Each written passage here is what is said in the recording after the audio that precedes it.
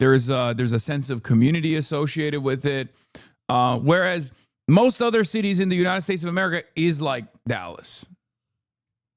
I was joking. Don't worry. Oh, okay. None of this is bad, by the way. It's just, it's beautiful in different ways, right? To each their own. I mean, I live in a dog shit city. What? Hasan Minhaj, the better Hasan mirrors your take in this recent interview. UK is a dead empire.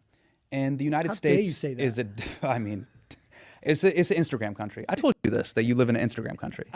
So there's like Instagram countries where you bring your girlfriend, you pull up with photos, you take photos, you whisper in castles, and you keep it moving. It's an Instagram country. You know, France is an Instagram country, Hungary is an Instagram country. Do you think why isn't America an Instagram country? I mean, just out of interest, like with the yellow taxis, and they're like, I'm walking around today going like, when is like Rachel and Ross gonna like pop out of the next? Okay, first of all, America doesn't really have a lot of Instagrammable locations. Like his assessment is just New York City, which is the only city in America. If we're being real, like I know there's other cities in this country. I certainly don't live in one. I live in Los Angeles, not a real city. You know, Philadelphia is kind of a city. You know, like the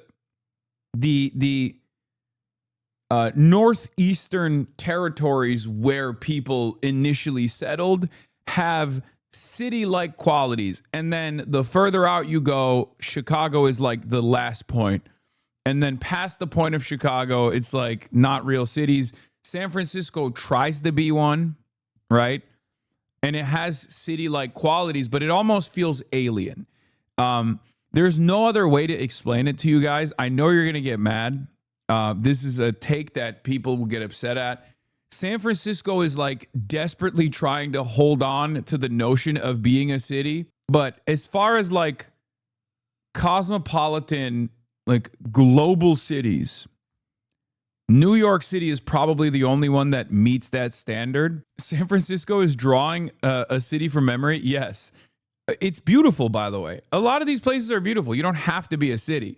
I'm just saying that like, I've been all around the world, okay? I've been all around the world, and the reality of the matter is like the United States of America has cities, but they're not like, it's not, I don't know how to explain it. Like it's just not a real, not a fully fleshed out city. It's very American. There's an American vibe associated with it that turns it into not a city kind of. You're sleeping on Dallas, brother. If you are a holding ground for like 11 exurbs, you are not a city. You're a parking lot.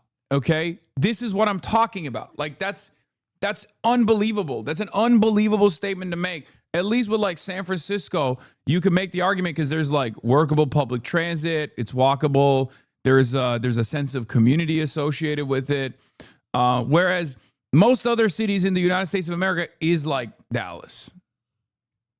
I was joking. Don't worry. Oh, okay. None of this is bad, by the way. It's just, it's beautiful in different ways, right? To each their own. I mean, I live in a dog shit city myself. I live in Los Angeles and I love this place. In any case, my point was he's in New York and he's like, well, that's Instagrammable. Well, it doesn't, you know, that doesn't translate to other places. It just looks like too many potholes. It's too shitty here. Yeah. It's not aesthetically pleasing. But we are, so you come from a dead empire. This is a dying empire. Yeah. The United States, we're here, we're on our deathbed, we're coding, we're about to die of cardiac arrest. As someone who is living in the future and has lived through the future, what do we have to look forward to as we see the light? What you have to look forward to is a lot of people. You never think about nature. It's infuriating. Oh my God, here we go. Communist Wyomingite. Yeah, I wonder why from Wyoming would be like, you never think about nature. Yeah, I don't think about the cows either, which happen to be your only neighbors. Okay? It's crazy. We're talking about cities right now. This is city slicker shit, okay? This is city slicker shit. Claiming that they can bring the empire back to life by doing increasingly stupid stuff, like Brexit. So, like, you know, the fantasy. HasanAbi, you talk big shit when the only real city in Turkey was just stolen from the Greeks. True. But it's the Turks now. It belongs to the Turks now, bitch. So of empire doesn't leave just because the reality of it has left. You know, yeah. It's that mythology is so intoxicating and powerful. and honestly, the idea of like, we once were great and we're gonna You're sleeping on Salt Lake City. Okay, now people are trying to get me to shit on their hometowns. Okay, Salt Lake City is unbelievable because I don't think it should legally be called a city. Here's why. Salt Lake City is the modern version of like what you see in Westerns when you roll up with your horse and there's like one strip where the saloon and the barber shop is like across from one another. That's literally Salt Lake City. It is literally what Salt Lake City is one strip. Is like 3 blocks long. I'm not even joking, bro. It's unbelievable when people were like, oh, you got to come to Salt Lake City. And by people, I mean Cutie Cinderella. I could not believe it. It is literally a Red Dead Redemption 2 town that was modernized. They basically went, all right, let's modernize this one strip. It's actually unbelievable. I've never seen anything like it. I mean, it's nice. The nature is nice, but if you don't with nature, like I don't really with nature, it's just not like that. It doesn't make any sense. You go there and you're like, what would they call this a city? Where's the city? It looks like they forgot to load the rest of the city, bro. It's literally 3 blocks. You think I'm joking? I'm not joking. Okay. It is straight up 3 blocks long. Okay. You walk from one end of the city to the other end, and you're like, where's the rest of the city? Why haven't the rest of the buildings loaded? Anyway, literally the streets were engineered to be able to turn around a team of oxen. It feels strange.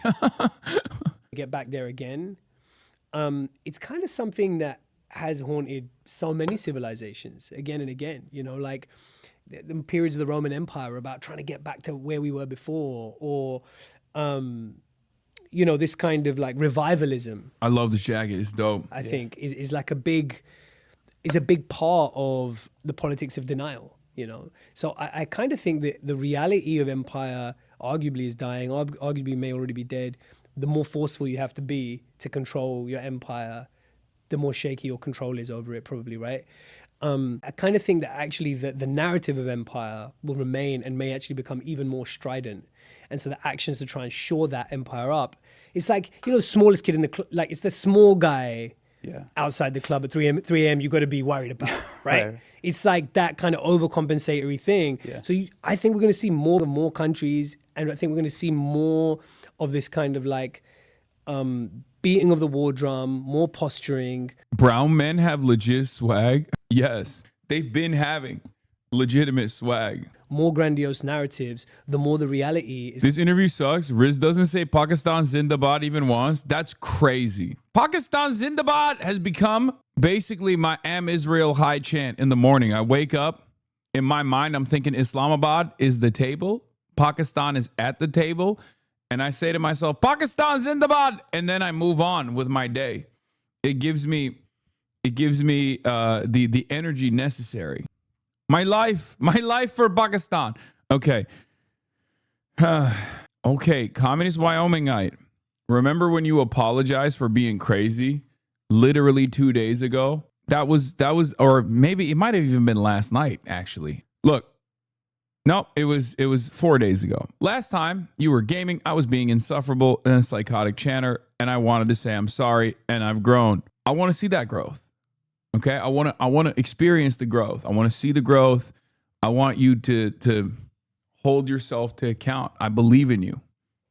Okay, it seems like some tensions are bubbling up inside of you once again, because you feel like maybe it's your favorite state that you're from is under attack. It's not under attack. Okay, you got me again. I'm sorry, I'm being insane again. It's fine. It's a beautiful state. One day I will visit and I will see it with my own 2 eyes. Okay. I understand being sensitive and being a little crazy. If you are literally the only communist in Wyoming, yeah, it probably feels lonely at times. Okay. Turkey is not and will never again be the table. Get used to it, buddy. Don't even bring this up, bro. Turkey is not only no longer the table, Turkey is about to get invaded by Israel, okay? It's the opposite of being the table or at the table. Turkey is close to being Israel's next target, or rather, Turkey is close to being 3 minutes away from developing arms, if you will. Yeah, Turkey's no longer at the table. Turkey's being served as a whole ass meal. Okay. All right. Anyway, we'll do all of this. We'll get to it. Rooted out. Fetterman says key issue should be 100% bipartisan. For Medicare and Medicaid services, Dr. Oz is putting governors on the clock to clean up the fraud in their states. Governors, I'm calling on you to act now. Fraudsters and other bad actors are draining Medicaid funds. Within 10 He means business Armenians. days, He means Armenians. I'm not even kidding. He literally is like, yeah, they're doing Armenian style schemes. Okay. I went to Glendale. I saw with my own two eyes. They're doing Medicare fraud Armenian style. We must put an end to it. Okay. If you got an Armenian in your neighborhood, ask them about what kind of medical fraud they're engaging in. the American people need to know, will you move forward with making sure that providers are revalidated and can be trusted with the care of our most vulnerable citizens? And in 30 days, they need to know what's your timeline and what's your scope. So will governors step up and protect Medicaid in their states? Let's bring in Senator John Fetterman. Why are you asking John Fetterman that? What the does John Fetterman know about anything? He doesn't have the talking points downloaded for this. Oh my God, they let him out of his cave, dude. They let the ogre out. He's no longer in the prison that he was in. This is I assume his Senate office. Wow. Big boy's in DC. He's no longer in the bunker. And Senator Fetterman, always great to see you. I know Dr. Oz was your former opponent. You beat him. You are the senator from Pennsylvania. But I'm wondering what you think of his effort and the government's effort to clean up fraud in these states. Yeah, no, I mean, I think it's a good thing overall. Absolutely. I mean, rooting out all the fraud, that should be absolutely bipartisan. I don't care if it's in a red state, blue state, wherever that is, root it out. I mean, that's all American taxpayer money. And the more money that you can root out in fraud, that means you can provide more resources for the vulnerable Americans that really actually use that service right now. Absolutely. That should be 100% kind of support thing, regardless of the party. Absolutely. Another thing that is befuddling me, really, is I was reading this Punchbowl article, and it's about Democrats, some congressional, many of whom probably would love to be a senator rather than a congressman, coming around and not saying whether they will support you in your bid for re-election, potentially. Why? Why is, first of all, number one, why is Fox News talking about the re-election of a Democratic senator? Interesting.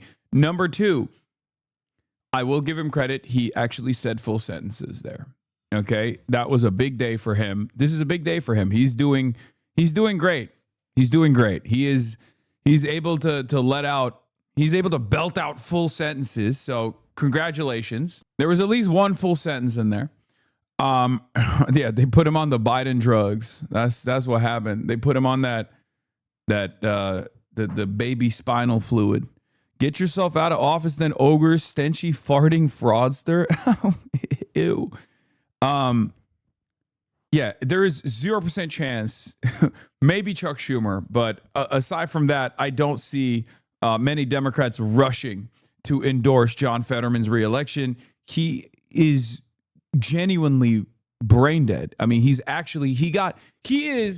the clearest example of conservatism born out of your mental faculties diminishing. Like, he got hit with a stroke, he stroked out, and he became conservative. And it happened in real time. It happened in front of people's eyes. Like, people saw it.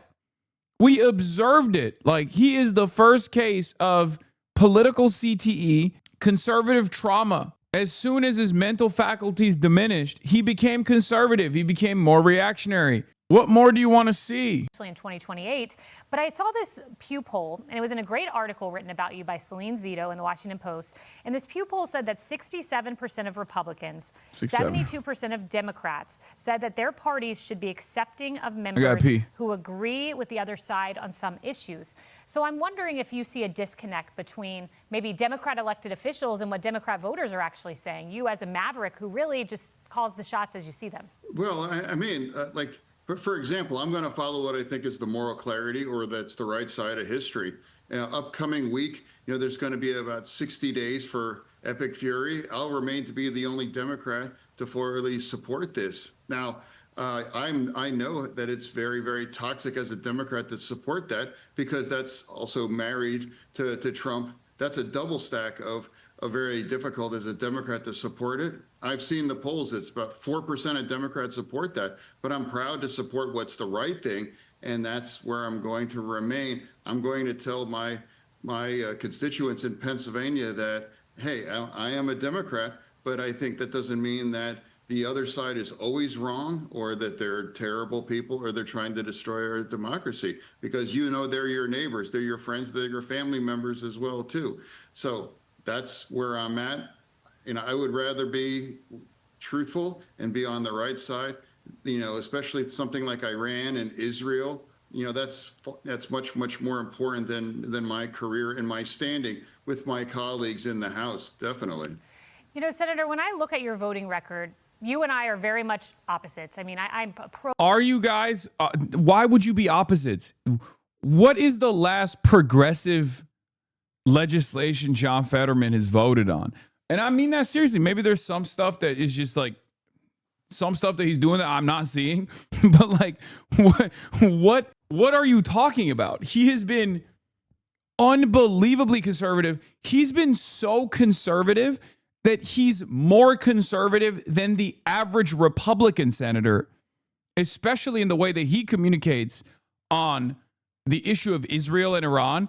I'm not even joking when I say this. Republican senators are at times more restrained than John Fetterman is. He is literally out meeting Lindsey Graham, okay? There are very few Republicans that speak this much about being openly and flagrantly Israel first. The last progressive legislation was allowing to buy hot rotisserie chicken with food stamps. Yeah, I mean, there's not a lot of progressive legislation anyway, but like I'm just saying, there's like messaging bills and stuff. He votes against that. So he's switching parties after the midterms 100%. Dem Senate Matt is cooked.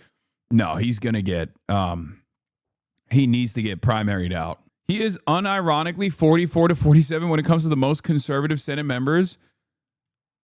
Oh my God.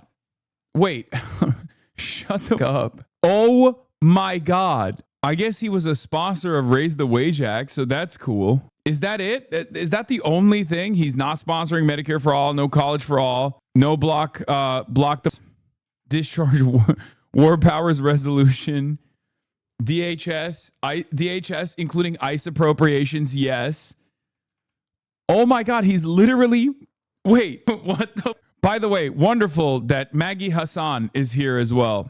Bro misclicked. Maggie Hasan is number 46 on this list, which also is very cool. Bro isn't a progressive, he's just P. I mean, he's not a progressive. The world's his oyster. What's next for Fetterman? Is he going to flee to Israel and live in a forest cave in the Smurfs? Senator John Fetterman receives no support for re-election from Pennsylvania House Democrats. Yeah, he's probably going to move to Israel, I guess. What else can he do? He doesn't love this country. He genuinely, I don't think he even loves Israel. I think he's just being kept alive by the latest Israeli tech to be a reliable vote in support of Israel, or maybe even being kept alive by the latest Republican tech in general. But it's over. Pro-life conservative, you vote like a Democrat. I mean, all the way down. I was looking this week. Okay, people are saying he's going to be a podcaster. He's going to be on Fox News. Buddy, if you think anyone will give a single solitary shit about what this ogre has to say after he's out of Senate, after he's no longer a Democrat, you're out of your mind. Okay, this is the Joe Manchin conundrum. I kept repeatedly explaining to people over and over again back in the day. Joe Manchin was only relevant and only was able to get tremendous amounts of fundraising dollars because he was a Democratic spoiler. If he was the regular Republican vote from the state of West Virginia, no one would give a shit about him. Okay? No one would care about Joe Manchin, and no one would care about John Fetterman if he was if he was just a regular unremarkable Republican senator from the state of Pennsylvania. So It's the same principle. He's only relevant because he is a Democratic spoiler. Okay.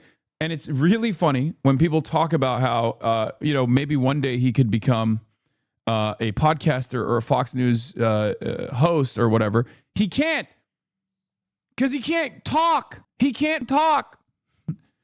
So how is he supposed to do this for a living? He can't lobby. Everybody hates him.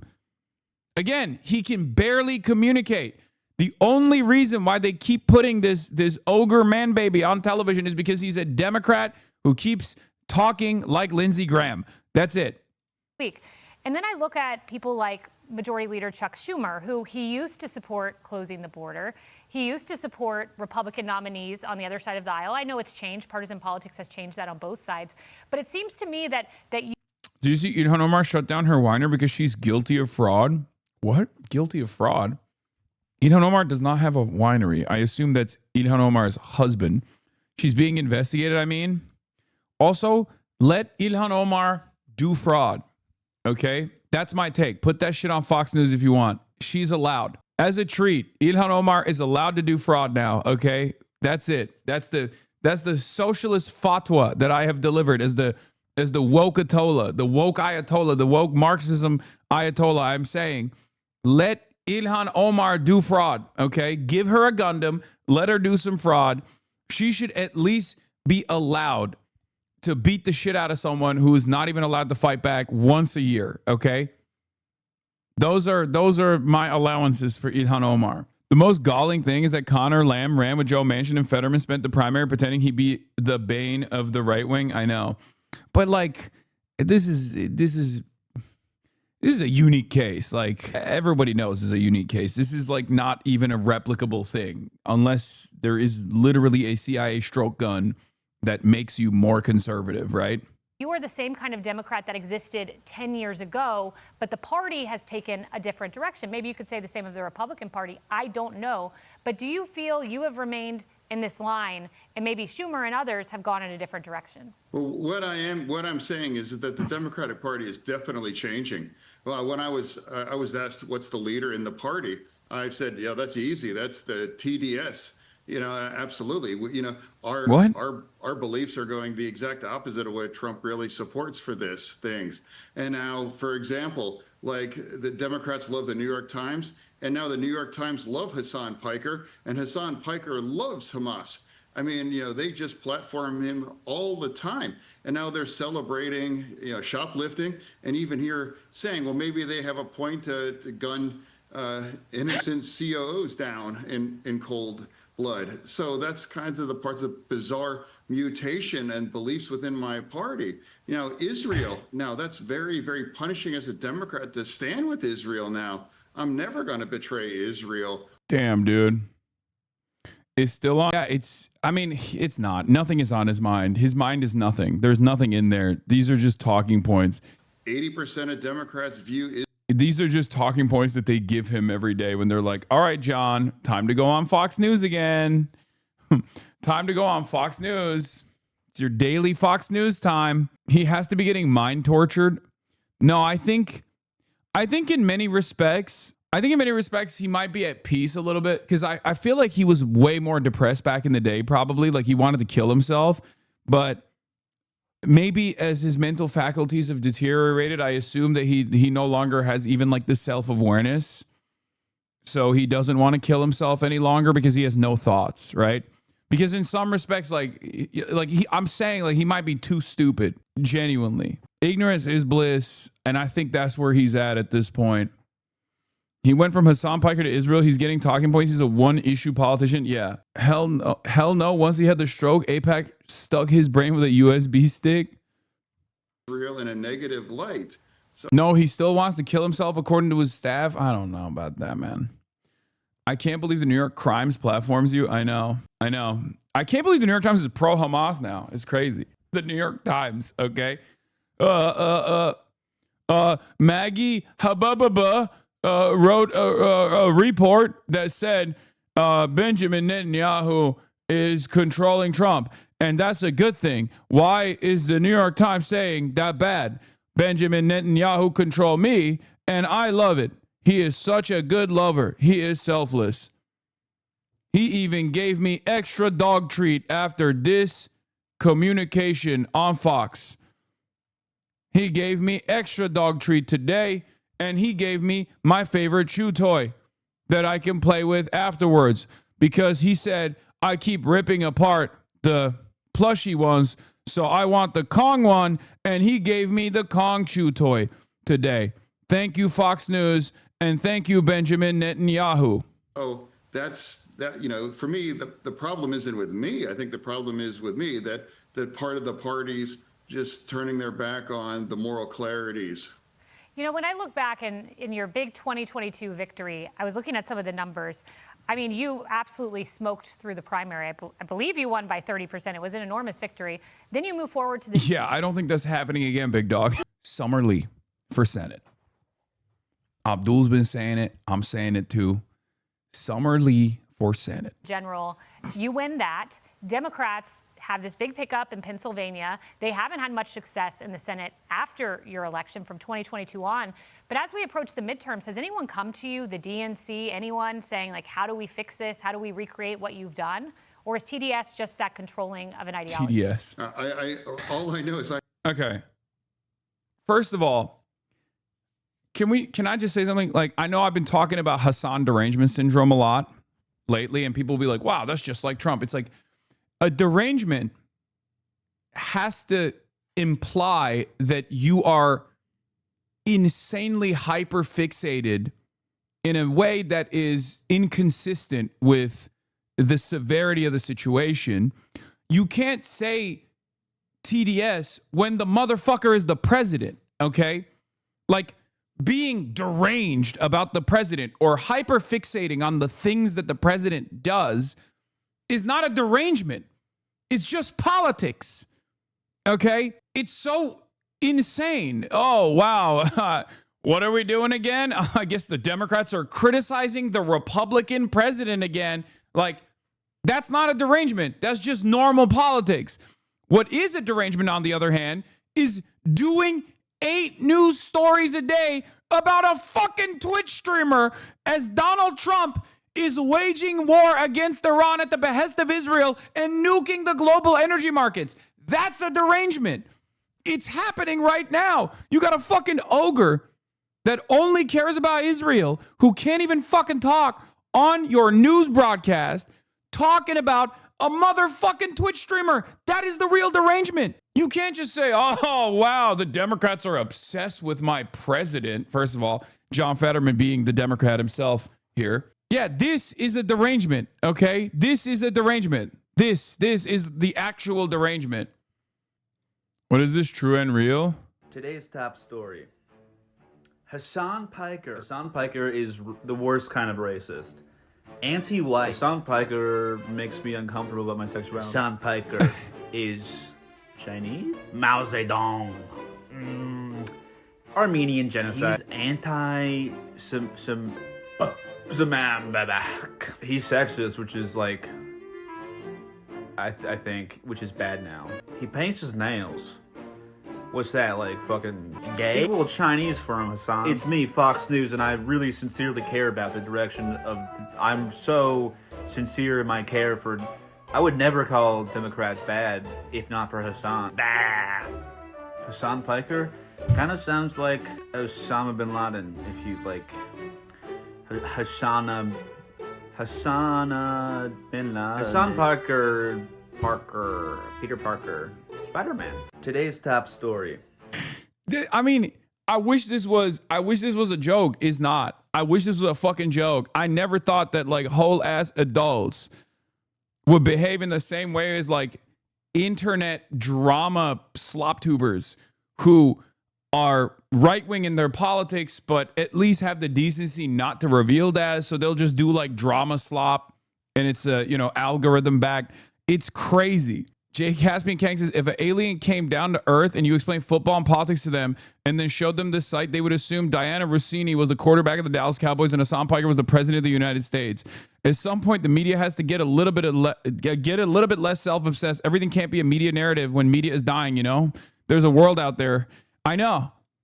They banned politics on LSF, so they had to outsource the mainstream news. It's just, it doesn't even work. So I don't even know why they're fucking doing it. Like, there is no real goal here, unless you're trying to get me killed, you know, at which point, I guess that's it. I guess that's the only goal that I can identify here with what all of these articles are supposed to do. Because, like, this kind of drama isn't necessarily a bad thing. There's a lot of negative polarization that has already taken place with mainstream outlets in general. So it's not going to work as far as, like, getting people to be like, wow, I really fucking hate this guy who says billionaires are responsible for the issues that we're experiencing, instead of what? Oh, wow, I really hate this guy who said Israel is evil. I certainly didn't think that way. Or better yet, I did think that way. I used to think that way. But now that you said this guy is bad for thinking that way, I no longer think that way. I think Israel's good now. It should get all of our tax dollars, as a matter of fact. You know, you're being Corbyn. I know, but it doesn't work, because Corbynism, like, the Corbynization only works if the environment has like positive opinions about Israel in general, associates any kind of criticism of Israel with anti-Semitism. Corbynism only works in 2016, 2017, 2018, maybe even in 2022. Corbynism doesn't, you can't Corbynify someone. You can't Corbynize someone in 2026. It doesn't fucking work that way. It literally only ends up boosting their fucking profile. Also, here's the other part of the story. I'm not running for office. I'm not running for office. I'm a fucking Twitch streamer. Oh my God. It's unbelievable. These motherfuckers are making it seem like I'm not only running for office, I'm already the president of the Democratic Party, okay? There's a shadow presidency here, and it's me. I'm running the show. I'm running the Democratic Party. I'm the real president of the country. The shadow president. You were my write-in? Okay, I got one vote, dude. I got one write-in vote. One. That's it. 80 million more to go. It can be just one voice and have be a voice of reason and standing with the things that all Democrats should, like secure a border, deport all the criminals, stand with Israel, critical ally. And now remind everybody, every single Democrat has said, you know, Iran can never have a nuclear bomb. Here we are now, we're at the cusp. Why are we able to just walk away from that? A lot of Democrats, you know, like, well, that could be a win for Netanyahu or Trump. So, like, I'm proud to be on the right side. And now I know that's very, very, very toxic as a Democrat to do that. That shouldn't have been toxic for a Democrat. In fact, that used to be a lot of things that our Democrats happen to believe. Yeah, I think you have a key attribute in politics that is hard to find. It's authenticity. I encourage everyone to read that piece by Selena Zito. I enjoyed reading about how you enjoy a hot dog, your big glass of water, your cucumbers, and I even saw in Braddock someone has a flag that says Fetterman for president. So I look forward to following your career, Senator Fetterman. Be sure to like. Oh my God. Oh, here we fucking go. All right. The world's, I mean, the greatest name in late night comedy, okay? The best name in late night comedy, Greg Buttfelt, okay? Apparently, in this one, the Buttster, the Buttmeister himself, actually talks about potentially coming to my house and testing out my locks, he says, which is incredible. Stupid, pampered douchebags defend looting. Would you steal from Whole Foods? You want to go first? Yes, and I have under very specific circumstances. I think that I feel so bad for Gia, bro, because, like, she just got caught in the fucking crossfire. No one, and I mean no one, experiences this level of scrutiny, this level of heightened scrutiny. When I say that, I mean it sincerely. Like, I know in this community, we catch this stuff all the time. So you're like, you are aware of how insane people get. But the average person, even if they have a profile, even if they have like, because Gia is a writer, right? So she has like somewhat of a profile in mainstream media. She's gotten mainstream attention before. She has never received this level of hatred She has never received this level of hatred before, just by virtue of sitting across from me on a New York Times podcast. I feel so fucking bad. Stealing from a big box store. I'll just state my platform. It's neither very significant as a moral wrong, nor is it significant in any way as protest or direct action. But I did steal from Whole Foods on several occasions. I'm pro stealing from big corporations because, you know, they steal quite a bit more from their own workers. But what about the argument that if everyone just starts stealing wantonly from these self-checkout machines, Whole Foods will eventually raise the prices? Yeah, chaos, full chaos. Let's go. Yeah, that's a great answer. Great answer. Corporations don't have locks on their doors. I bet those people do. And I would like to check on that and see if they do dig in. What do you make of this micro looting from these flippant, like, trust fund babies? I think all of them there are well off. I want to talk about the twit chick. Yeah. Yeah. Yo, that shit is fire, bro. Yo, I love laughter. I love comedy. Showing up at her Brooklyn townhouse with my Sawzall, and I'm cutting a portal right in her front door. It is true that I challenged Hasan to a debate years ago. I did it publicly on my podcast. This is verifiable. Yeah, I didn't see it, Dave. The fuck? I don't remember this at all. It is also true that Hasan much more recently sent me a message, give me props, and I didn't respond. There's zero contradiction here. Now stop stealing. I'm so confused. This motherfucker's like doing drama with me, and I don't even have any beef with him. It's so strange. Dave Smith lying on Hasan. Comic Dave Smith says he challenged Hasan the Hun to a debate a few times, and Hasan just ended up running. Hasan claims that not to be true, citing a DM he sent Dave Smith giving him props, and Dave never responded to it. He's like, it's weird because, like, I guess he's shadowboxing me, but also it's not even a fight. Like, I want to have a tickle party, and this motherfucker shadowboxing me instead, and I didn't even know he was shadowboxing me. So why is he coming out like this? It's very strange. Very strange behavior. Bro has been talking to someone completely random, pretending to be you. Yeah, maybe he's talking to one of those like bots who was like, Dave Smith, do you want to see my titties? Dave Smith, I'm Hasan Piker. Please click on crypto wallet and I will do debate with you. I'm Hasan Piker. Do you want to see my titties? Please click on crypto wallet link. Ooh, I'm horny for debate, Dave Smith. He saw your actual DM, though, so he had a chance to challenge you by responding to your DM, and he did it? Yeah, I'm so confused by all of this. You know you can respond to me via DM, right? I don't know what this one-sided shadow boxing thing you're doing is. We can talk about whatever you want to talk about, man.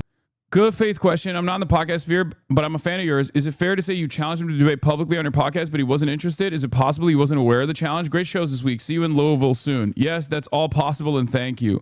So you said on your podcast to debate you, he responds and you run. Am I getting this wrong? You sure are. No, I didn't know that he was challenging me to a debate. What the fuck is going on here? Why are his fans like twisting themselves into a goddamn pretzel to be like, Dave, we really like you, but this sounds kind of strange. Why are you openly admitting that he DM'd you and you never respond? If you wanted to debate him, why don't you fucking debate him then? Yeah, I'm sorry. I wasn't watching the latest fucking Dave Smith podcast, you know? I don't watch the Dave Smith podcast. I have seen Dave Smith appearances, mostly around the issue of Israel, which I gave him props for, ironically enough. He's trying to get up off a crumb of your clout in the current media scrum. I know, but it's so dumb to do that in this way. I know he has to like position himself as this like independent thinker on the right. And obviously if you're anywhere ostensibly on the right, you have to say Hasan sucks. I get that. But you could just as easily be like, I'm a free thinker. Okay. I'm a free thinker. And as a free thinker, I will have a normal conversation with Hasan or something. I don't know. Bro, respond to why you haven't replied to the challenge to you. I did outside my house in the rainstorm last night. Bro, respond to why you haven't replied to challenge, replied to my challenge to you I did outside of my own house in the rainstorm last night. I know I yelled loud enough for you to hear me over the wind. Why are you so scared? Yeah. Respond to me. I issued a challenge to you in my living room yesterday. I know you might not have heard it. I am 4,000 miles away from you right now. And I was speaking to a group of friends. And I said I would destroy this guy in the marketplace of ideas. And you didn't fucking reply. You must be a pussy. I don't know why he's still going on with this. Like, I don't know what the fuck this is about. Like, I don't remember. I don't remember this at all. Yes, you do. Okay. I don't recall. Like, I do not recall this at all. But also, why would he just not respond to my DM then? To be like, hey, let's have a fucking debate about some of our disagreements or something. You know what I mean? It just like doesn't make any sense. The problem with a lot of these people is they know a lot of the manufactured outrage around me when I don't know anything about their worldview at all. So they could just like totally get away in a conversation that we have. They could just totally get away by lying, right? They could just make it seem like they don't believe certain things, or they can make it seem like they've never actually took on certain positions. So they already have that tremendous advantage. Anyone I talk to, they have a laundry list of things that they can pull, that they can lean into to not have a productive conversation, but instead one that is like shit smearing, right? They can just be like, you did this, you did this, you did this. And then it's all, it's just me turning around and being like, that's not true. This is what happened instead, right? So they already have this massive advantage. Why not accept this debate challenge now? What do you mean? I'm saying we can do it. What? Hello? Ball's in his court, buddy. What the fuck are you talking about? I just said, we can talk about whatever you want to talk about. Check Hoscord Comrade Board stat. Happened. What is going on? Oh, here we go. What is it? Where the fuck is Comrade Board? I don't even know where it is. Oh, you're fucking such a liar, dude. Get the fuck out of here. Did he DM HasanAbi Productions? Is that what it is? No, he's lying, right? He's lying. There's no shot. Because HasanAbi Productions would have fucking informed us. He is 100%. He's 100% trying to fucking farm. He is trying to farm Comrade Board points. He's trying to farm smugs. I don't even know if people do smugs anymore. It doesn't seem like it. Yeah, he's trying to farm get W's and sobs on the Comrade Board. And you guys are giving it to him. You guys are giving it to him. Don't give him what he wants. And I'm going in, because I did look up who she's married to. And I'm going to go in, and I'm just going to take some of her children's juice boxes every now and then. And I will... Dude, what's wrong with these people? Bro, Republicans are so strange. Like, you'll be like, hey, the real problem is the systematic looting that takes place against the working class in this country. So I don't give a shit if, like, a poor person is stealing a loaf of bread from Whole Foods. Who gives a fuck? Right? And they go, oh, yeah? Well, I'm going to rape and kill you. I'm going to come to your house with a gun, and I'm going to murder you. I'm going to steal your shit. I'm going to fucking kill you dead with a gun. I'm going to shoot you in front of your family. I'm going to horrify everybody. It's like, what are you saying? What are you saying? This is not how normal conversations take place. This is not like owning someone in the fucking marketplace of ideas. Why are you so fucking deranged? Why? Why are you so deranged, dude? She literally said, I'm going to steal your children's juice boxes, bro. Are you fucking all right? Is your brain okay? Yeah, moral panic about people with zero societal power shoplifting at Whole Foods while billionaires and corporations raise human civilization into the ground amid U.S.-funded genocide. Like, are you not embarrassed? No. I don't give a fuck about shoplifting because it doesn't harm anyone. Wealth hoarding and the commodification of basic human needs harms unsaid numbers of people and is actively violent, but is seen as acceptable behavior because punching down is the system at work while punching up is a crime, which is ironically the point I was making as well. What a fucking crazy world we live in. What's worse is that there are a lot of people, I think, that have that conservative demon in their minds, right? There's a lot of wonderful people in general, all around the world, people that you know, people that you might even love, who hear this and go, you know what, that's a fine point. There is this attitude that some Americans have, I call it peasant mentality, right? where they're like, oh no, I will defend the systems unconditionally. I'm its most loyal servant. I'm its most loyal vanguard. I am the vanguard that will defend the billionaires and the millionaires and the big corporations, even when they steal from me, even when they fuck me over, even when they poison my water supply. I don't give a shit. I'll defend it. And it doesn't make sense. I don't understand it, dude. Just like think. When someone tries to explain to you that like the reason why you feel the economic struggle on a day-to-day basis is because this system is designed this way. The system is designed in a way where it fucks you over. And it also it's also designed in a way where you never think about it. The moment of thinking about it shouldn't be met with immediate resistance to be like, no, how dare you say this system is designed in a way that fucks me over? I think it's the immigrants. Excuse me. I think it is the immigrants, actually. It's not the billionaires and the mega corporations. They would never harm me. They're good. Show back up with my reciprocating saw just after you've had your door fixed. Because that's what they're talking about. Yeah. And people who work in retail or who have to work jobs when they're teenagers actually understand the downside of theft, because if you work in a store that has too much shrink, your store gets closed. Yes. If it's a chain, and people lose their job. And they're always in like neighborhoods that actually needed the drugstores. Right. Those are the ones that close. Those don't know that. Excuse my language. Kennedy, I want to point to another elitist lefty douche. She's the lead singer of The Strokes, Julian Casablancas. Remember, his dad was like, king of late night comedy, baby. He's real mad. Julian Casablancas. I hate that guy. Why? Because he said American Zionists are constantly portraying themselves as fucking victims while they're actively trying to defend a genocide when the real victims are the Palestinians. Okay? American Zionists present themselves as victims, and not only just victims, but also they present themselves as victims akin to black people living under slavery, while their ultimate goal is to defend the state of Israel when the real victims are the Palestinians. That's what he said. It was incredible. John Casablancas. Yes. Wasn't he charged with like rape and stuff? He was a really bad perv anyway. We won't talk about. You're Greg Buttfeld. What are you talking about? You've dedicated. First of all, I have no idea what the fuck happened with Julian Casablancas, whatever. You're Greg Buttfeld. You're Mr. Me Too is fake. What are you talking about? The president that you defend is a rapist. The guy who threatened you got banned. Now he's definitely going to try and kill me. I mean, even the fact that he goes rape and stuff, the fact that he says rape and stuff undermines the argument that he's trying to even fucking present. About that, but they were all socialites. Now they're socialists and anti-Semites. King of late night, Greg Buttfeld. Omega woke. When did this happen?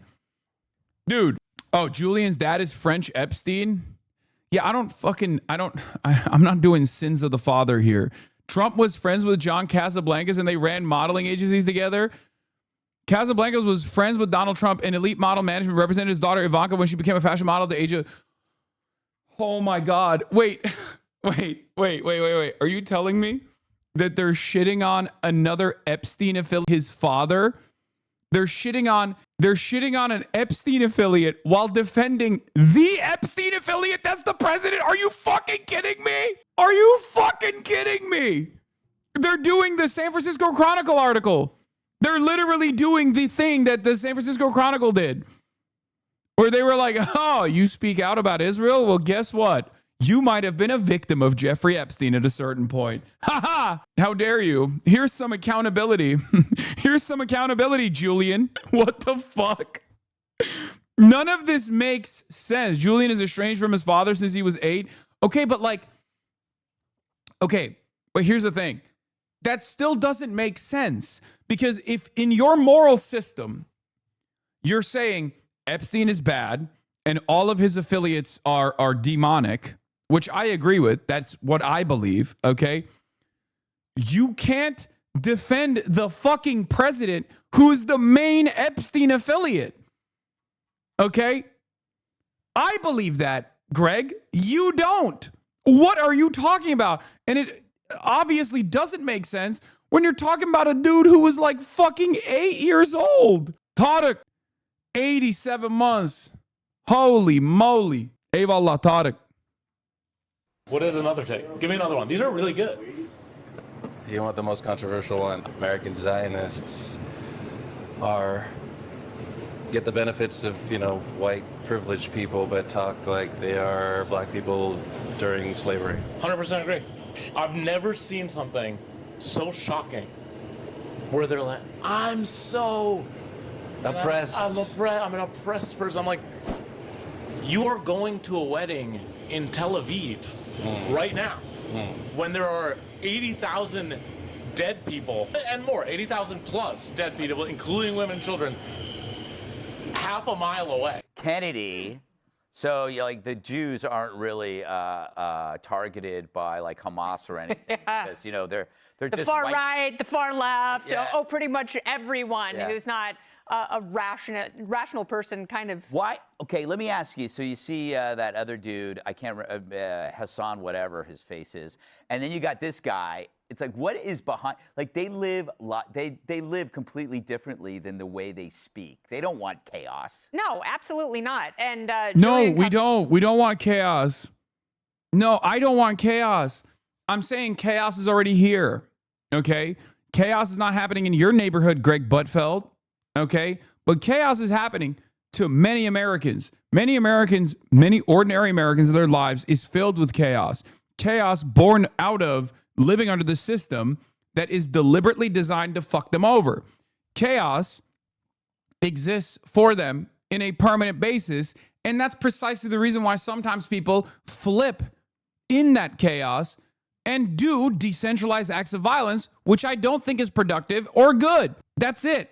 That's the argument that I'm making. I'm saying chaos is already happening. It's just not happening to you, so you literally don't see it, or you're tasked with refusing to see it. You're tasked, you get paid to make it seem like all this chaos that's happening to the poor people is happening on their own volition because of their own moral failing.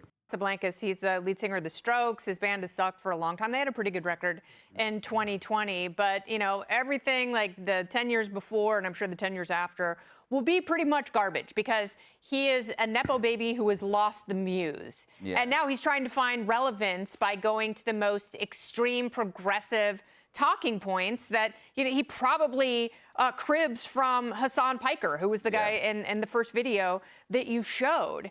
And the people they're trying to appeal to, like the radicals, they're already there, and they are one hot take away from completely turning their backs on these people. Yeah. Because the audience that they're going for is incredibly fickle.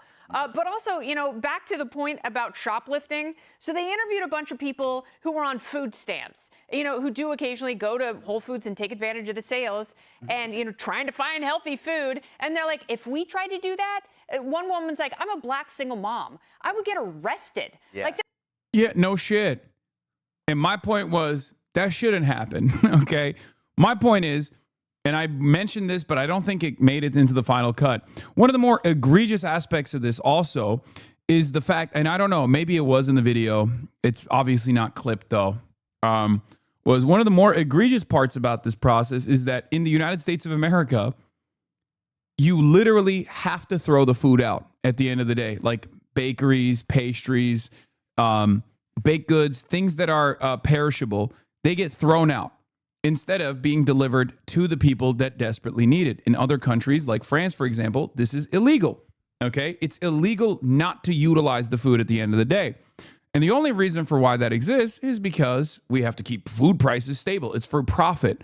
Okay? It's yet another glaringly obvious example of American corporations running the system and putting profits over the interests of people. No, it's not fucking liability reasons. That's bullshit. That is a bullshit. That is a bullshit ass reason that corporations have designed the system claim is the reason why they can't give the food out. No, it's to keep prices stable. Because if people know that you can just get free food at the end of the, if you get free food at the end of the day, it's definitely liability reasons. I was on a suit for that a few years ago. Not the only reason. Brother, One, you can literally make it illegal, or you can volunteer, you can revoke your liability. Okay, you can volunteer your liability if you want to get this fucking food. But once again, is there no liability in France? Why the fuck do they already have this in the law in a place like France, for example, where at the end of the day, your perishable goods are distributed? I'm telling you right now, the whole liability law is designed so they have a good reason to throw the food out instead of giving it away. Not exactly right about France. Someone recently got a sentence to pay a fee because they pick up food from dumpsters and distribute it back to the poor. It's an ongoing evolution, but sure, better than the U.S., absolutely. That law, that liability law exists so you can point to it to have plausible deniability as a corporation. Okay? Yeah. Bill Emerson Good Samaritan Act of 1996. We have protections as well, but companies still throw away the food.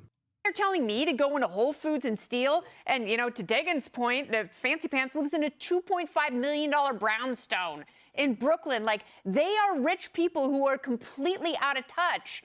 And what this guy is saying is also so out of touch because you're talking about a group of people who are subjected to a genocide, who in this day and age in this city are subjected to talk of genocide constantly. Like, they're worried about genocide. They don't have to compare themselves to anyone. They have their own unique problems that these guys very convenient. Are you saying that those who are pro-Israel in the United States of America, I think she's trying to say like Jews, right? She's doing a substitute for American Zionists as like American Jews, right? She just like jumped over that point immediately.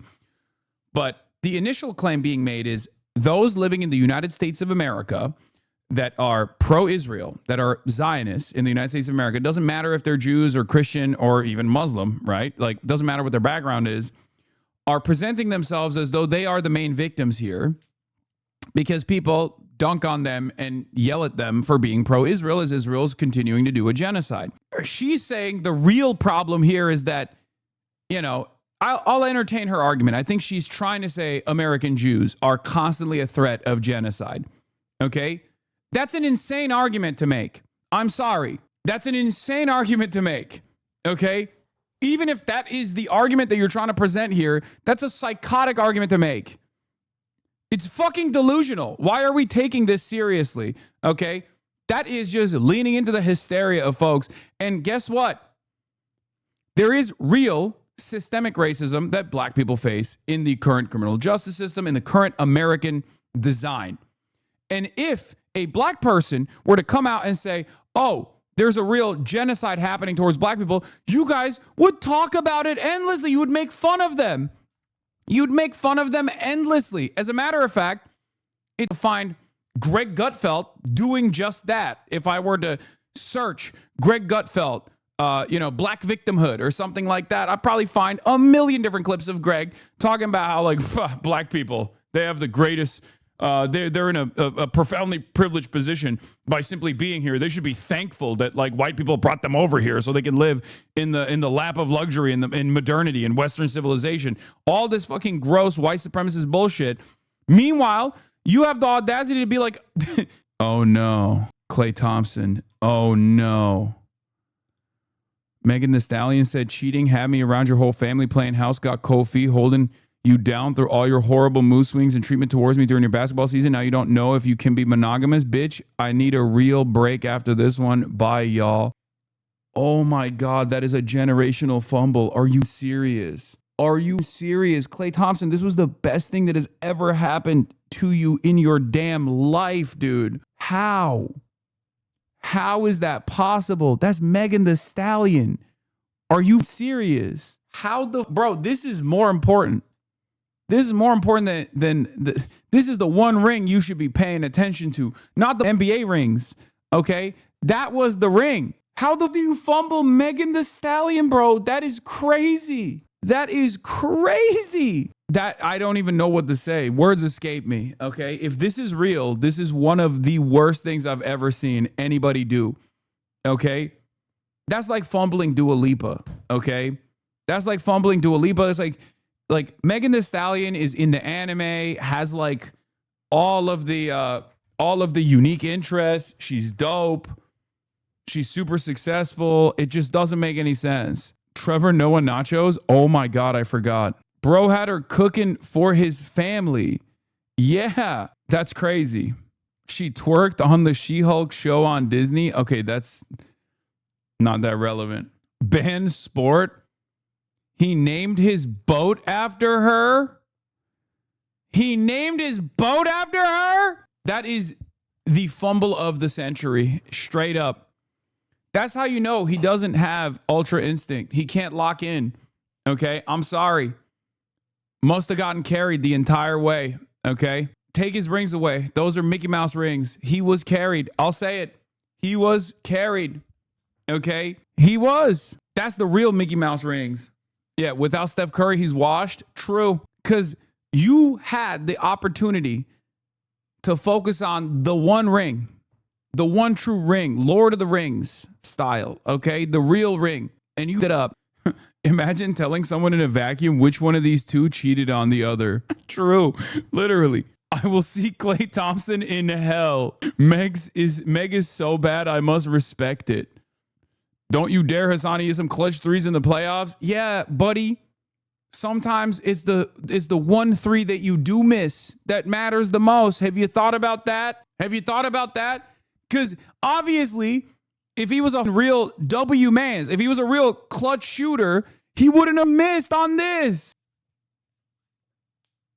This is the real buzzer beater. This is the buzzer beater of life, dude. What the are you talking about? This is the one that he had.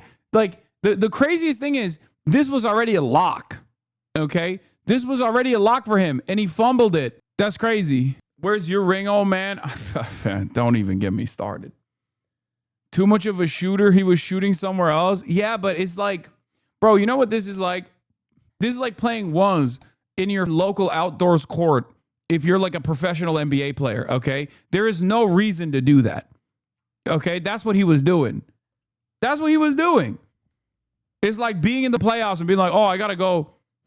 I got to go play some one-on-ones on concrete. Outdoors against dudes who are going to throw elbows in my face and put their feet under me as I'm taking 3-point shots, okay? That doesn't make any sense. This is the type of greed they wrote about in the Bible. What are you doing? What are you doing? All right, we're moving on. I'm getting pissed off. They also recently bought a house together. He had a 10, but he wanted 10 plus. There's no such thing. There's no such thing. You just, that's in your own imagination. That doesn't exist. It's not a real design. Klay has a history of cheating, and honestly, sometimes you get bored of the same person / sex. I get where Klay is coming from. What the hell are you talking about? What is this mentality? What are you... Bro, be an adult. Be an adult. Be an adult. Be a normal person, please. Be a normal person. I get where Klay Thompson's coming from. Chatter is sitting in his crusty boxers that he hasn't... I'm joking. I'm kidding, Lamau. Yeah, dude, if I was dating Megan Thee Stallion, I'd probably go around too, bro. That's so funny. Yeah, sorry. This is more serious than anything that we've talked about. So no jokes allowed here. Legalize comedy. No jokes allowed. No jokes allowed on this one, okay? Dude, that is, everyone's going to make fun of him, right? Like, that's one of those things where everyone's going to be like, what the fuck were you thinking, dumbass? Like, what an insane thing to do. What an unbelievable, spectacular flub. Greatest flub of all time. Megan Thee Stallion was sitting courtside with Klay's mother. Oh my God. Oh. No. That's crazy. He went from, oh, you're that basketball player to, oh, you're the guy who cheated on Megan Thee Stallion.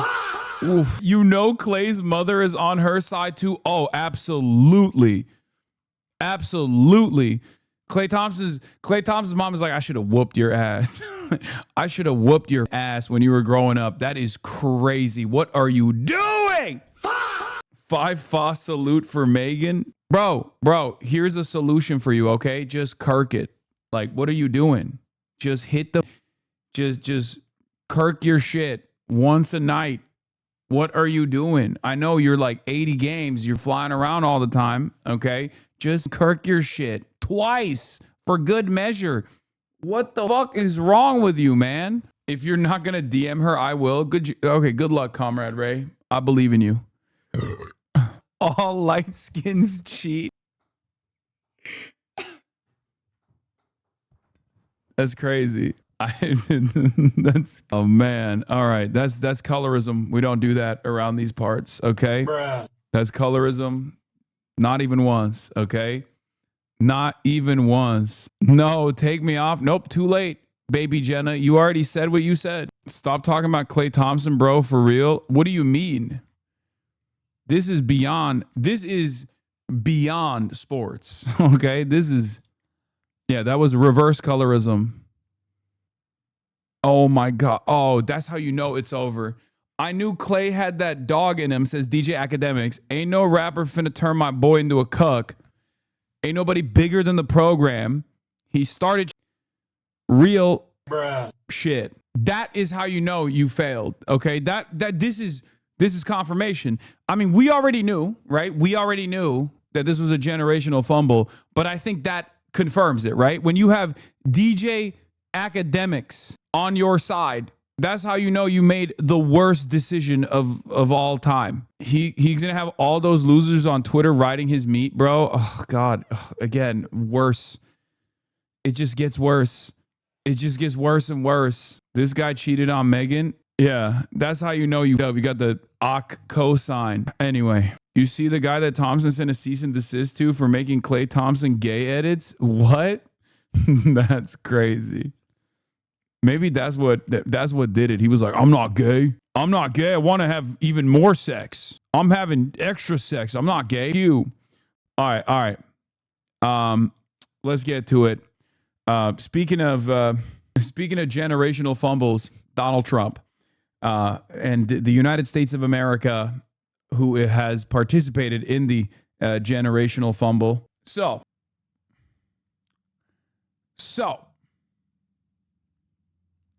Trump did the classic thing that you do when you have all the leverage, okay? When you have all the leverage in the world and you decide to be like, I didn't even want to do that. I didn't even want to do this deal. I didn't even want to negotiate. Shut up. The foreign minister of Iran was on a trip to Islamabad, okay? And a lot of people were speculating, does this mean that the talks are back on? But the Iranian government very clearly stated, no, this trip is just for bilateral talks between Iran and Pakistan, right? And Donald Trump has already done this. Donald Trump has already done this. You can't fire me. I quit bullshit like 15 times so far. And he chose to do it again. Since Arakshi was going to Islamabad, Donald Trump said, all right, fuck it. We're sending Jared Kushner and Steve Witkoff to Islamabad as well because Pakistan is at the table. Pakistan is the table, right? Amidst claiming that we have won and we've destroyed their Navy, we've destroyed their Air Force, we've destroyed Iran, and we're going to destroy it even harder over and over again for like the past 50 plus days at this point. Donald Trump was like, all right, I guess we'll send our envoys. We'll send our envoys to Iran. And then he straight up turned around and said, here's Trump an hour ago, literally saying what he tweeted, law. Yeah. Trump now says he's not sending Witkoff and Kushner to Pakistan after Foreign Minister Arakshi leaves. This has happened repeatedly. Trump claims the Iranians are begging for talks. Iran says it is false. The U.S. says Iran is lying, and then it becomes clear Iran meant what it said. And this has happened over and over again. And the media also plays a role in this, for sure. The media also absolutely reports on whatever the Trump is saying as though it's real. No, Trump is right. The U.S. is refusing talks with Iran like I'm refusing to be best friends with LeBron. Yeah, he keeps hitting me up. He's like, Hasan, let's be besties. I'm like, no, I don't want to do that. I don't have time for you right now, LeBron. You should focus on, playing games, right? Winning. You should focus on winning. You got the playoffs. Like, don't worry about it. I can't deal with it. I have too much on my timeline right now. I have too much work that I have to focus on. It's fine. Like, it's similar, like he's always hitting me up. I'm like, nah, it's fine, dude. Shengun, on the other hand, Alperen, hit me up. We can be homies. Kind of feels like you got more time now. So Şengün, LeBron up 3-0. By the way, I'm just saying, it's Şengün is a disgusting player, bruv. Yeah, I chill out. Okay, cool on that shit. Chill out. Well, you and LeBron do like to wear similar outfits. Probably like to go to the same parties too. Okay.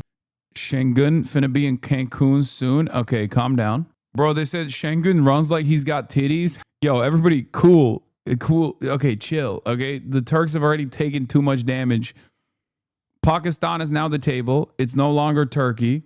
That's already a big hit. And now you're going to come after Alperen Şengün. Even me, I'm getting my ass eat on camera every day by Fox News and shit. Not a good time for Turks internationally. We are not doing all right, okay? Israel's talking about how Erdogan is developing nukes.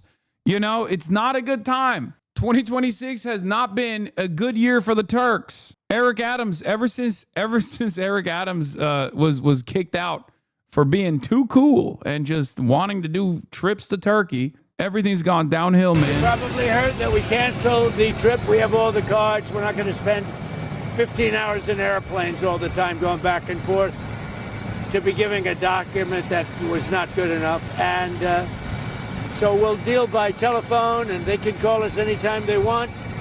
Oh my God, he's doing the same thing he did with Xi Jinping. Oh my God. Chat, remember when he was like, I'm doing Xi, he wants to call me so bad. He just lost my number. He wants to call me so bad because I'm doing tariffs. He's doing the same shit. Remember, he would go on television and be like, call me Xi. Call me by your name. I will be your twink. I will be your young twink friend. Xi, call me. Call me, Xi. Why won't he call me? He's gonna call me. He just doesn't have my number. He's lost it. Again, we have all the cards. They have no military left, practically. They have no leaders left. We don't know who the leaders are. Nobody knows who the leader. I don't think they know who the leaders are very. He never said that, by the way. Yes, he did. He said all those things. Spiritually. It is very funny. This has happened now 3 times and probably will continue happening. This is spiritually in line with the, why won't she call me? I bet he'll call me anytime now. And also it reminds me of him going, Vladimir, no. Remember when the Ukraine talks were supposed to happen and he's like, day one, I'll fix it. And then he started talking to Vladimir Putin and he's like, Vladimir Putin kept, entertaining the prospect of a ceasefire while using that as an opportunity to keep pummeling Ukraine. And he was like, Vladimir, Vladipo, why are you doing this? Come on, this isn't you, Putin. This isn't you. We're such good friends. So, you saw that. You probably. I cannot believe how motionless we are. It is unbelievable. Trump needs to fix this shit before the Xi Jinping summit, okay? It's supposed to happen in May. All right? It's coming. It's coming up in like a couple weeks, like 3 weeks from now. He needs to nip this shit in the bud before he goes to Beijing. If he still has this problem when he's going to Beijing, it's over, right? It's done. It's cooked. I don't know. I don't know what to say about this. I mean, it's a hilarious situation. But yeah, here is his truth video and some analysis. Breaking news, I gotta pee real quick. President Donald Trump has just posted on social media, on his Truth Social account, saying, I just cancelled the trip of my representatives going, Islamabad, I think it means to Islamabad, Pakistan, to meet with the Iranians. Too much time wasted on traveling, too much work. Besides which, there is tremendous infighting and confusion within their leadership. Nobody knows who is in charge, including them. Also, we have all the cards. They have none. If they want to talk, all they have to do is call. Let's go to Osama bin Javed. He's live for us from the Pakistani capital, Islamabad. So looking at that latest Truth Social, where does that leave the mediation effort by Pakistan that one assumes they were trying to arrange some kind of meeting between the two sides? Yes, Amy, we've just read it together, as you mentioned it on the air, that President Donald Trump has essentially cancelled the trip that the White House had just advertised about 24 hours ago. in reaction to which the Iranians had said there is no request that they have made. They're not going to talk to the Americans, and they will only speak to them once the blockade is lifted, as per the conditions which were set in the first round. Remember how the first round ended? Well, J.D. Vance, who was supposed to carry on with the negotiations, in the middle of them, after 21 hours, got up and left and said, this is our best and final offer, and the Iranians take it or leave it. And then you saw all that happened in the background. So now this statement coming from the US president essentially, again, just pours cold water on all of the hope that there is a diplomatic way out of this. As we've been reporting in the last week, there's been a multitude of efforts that have been made by various parties, spearheaded by Pakistan, where these talks were supposed to happen. Again, we heard from the Iranian visiting delegation that the Iranians are going to stand by the rules that they have set for these negotiations, the 10 points that were agreed upon between them and the United States, and they were willing to come back to the table if the United States abides by them. And then there's the sticking point. Why did we get here? Well, in the last week, when the ceasefire was extended by the US government, the Iranians opened the Strait of Hormuz, but the Americans insisted they do not want to lift the blockade of the Strait of Hormuz that they have implemented. And the US president said, again, that they have all the cards. So it appears that diplomacy, which had so much hope, is again taking a backseat. What does this actually mean? Well, we'll have to wait and see, because this has just come now. I was speaking to some of the reporters who've been texting and calling President Donald Trump, and some of them who the president had said should stay in Islamabad have been told to come home. What are you hearing, Osama, from Pakistani mediators? What's the bottom line here? Does this mean that at least the current round of efforts to try and arrange another face-to-face meeting are now, for now, at a dead end? Well, it is still very early, because this has all happened in the last few minutes. So we'll have to wait and see. But officials, including diplomats, security officials, politicians, and bureaucrats that I've been speaking to, I don't think that they will see this as the end of the tunnel, because you see, if you've been dealing with the presidency of US President Donald J. Trump, you expect there are going to be some waiting for you in the diplomatic track. So I imagine, and I will have to wait and see what they say, that they will try to reestablish some contact. As we've been told, that diplomacy is best done behind closed doors. None of the details that have been discussed between them, the Pakistanis, the Americans, and the Iranians have not been made public. We also know that the Pakistanis are not alone in this. They've got the backing of Saudi Arabia, the Egyptians, the Turks. This Quad has been spearheading efforts. We also know that in the last 24 hours, the Emir of Qatar has made calls to the US president, urging him to stick to whatever their deal is about a ceasefire and not going towards open conflict. But on the same coin, you've been hearing from the Iranians wary and warning about the US's track record, because the last two times, whether it was in Geneva or Oman, when they were in negotiations, the US and Israel have attacked them. And it was through various Iranian officials that you were hearing. What will he do about the 1973 War Powers Act? Ignore it? Brother, when's the last time an American president cared about that shit? Come on, dude. Of course, he ignores things. He ignores the Constitution in ways that previous presidents haven't. So, of course, he's going to continue ignoring this in ways that previous presidents have also ignored. Rules, regulations, legislation, the Constitution, these are all concepts that we now know only matter if there is an institution that is willing to hold the president to account. Okay? If there's no accountability, then these things are just niceties that you can choose not to abide by. And Donald Trump has openly shown that there's not really any mechanism in place that will hold him to account. I guess like there's one aspect of this, you know, winning the House of Representatives, winning the Senate, so you can at least have a little bit more leverage over the administration. But at the end of the day, even then you'll have a slim majority at best, and plenty of corporate Democrats who will always find enough votes to fuck over the goal of creating an environment of accountability against this president. So it's just not, social contract is violated over and over again. The notion of a competent government is gone. Everything is fucked. That they do not trust the United States. The trust deficit is huge. And this is something that the negotiators and the mediators were trying to pull them through, that this sea of trust that exists between them builds some bridges. And I've been told that they were able to build some bridges. That is why you were seeing all of those movements. Again, the US president has just said that he's calling it off. Does that mean diplomacy is dead? Does that mean that the Americans are pulling out? Well, we'll have to wait and see, because the US president makes a lot of statements that have a lot of clarifications coming after it from the White House. Okay, so Osama bin Javaid updating us from Islamabad in Pakistan.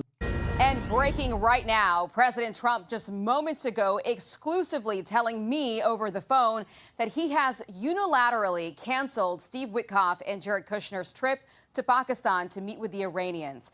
The president says it's not worth his people making the 18-hour flight when he says we have all the cards. He also told me the Iranians can call by phone anytime they want. Our Matt Finn is live in Dubai right now with much more on this breaking new information that sort of changes everything that we thought was going to happen. Matt? Yeah, here we are again, Aisha. Our team just returned from Pakistan, where we were waiting for the second round of peace talks that never manifested. Our understanding was earlier in the week the vice president was ready and willing to fly to Pakistan. And then we hear from Fox News, like, this is an endless cycle, right? Donald Trump lies. Even normal media outlets, like the supposedly unbiased, like liberal media outlets, will cover that lie as though it's serious, as though it's real. And then you'll go to Fox News, and Fox News will be like, this is incredible. It's brave, really. It shows how mighty America is. Like, there's just a range of different news coverage that we see every day. Donald Trump lies about something.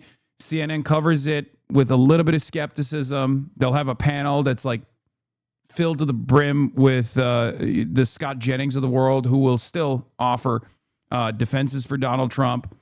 And then we'll turn to Fox News, and Fox News will be like, Donald Trump showed exceptional bravery and strength by claiming that peace talks were on the table when there was no indication that they were from the Iranian side, and now that he realizes that Arakshi has already left Pakistan, then it would look embarrassing for Trump to send his envoys to Islamabad after Arakshi left, the foreign minister. So he chose to pull back, as though there was any sort of ceasefire talks on the table. It's very obvious that Iran is not going to play ball until America abides by some of the initial demands that Iran had made, and the American blockade on top of the Iranian blockade.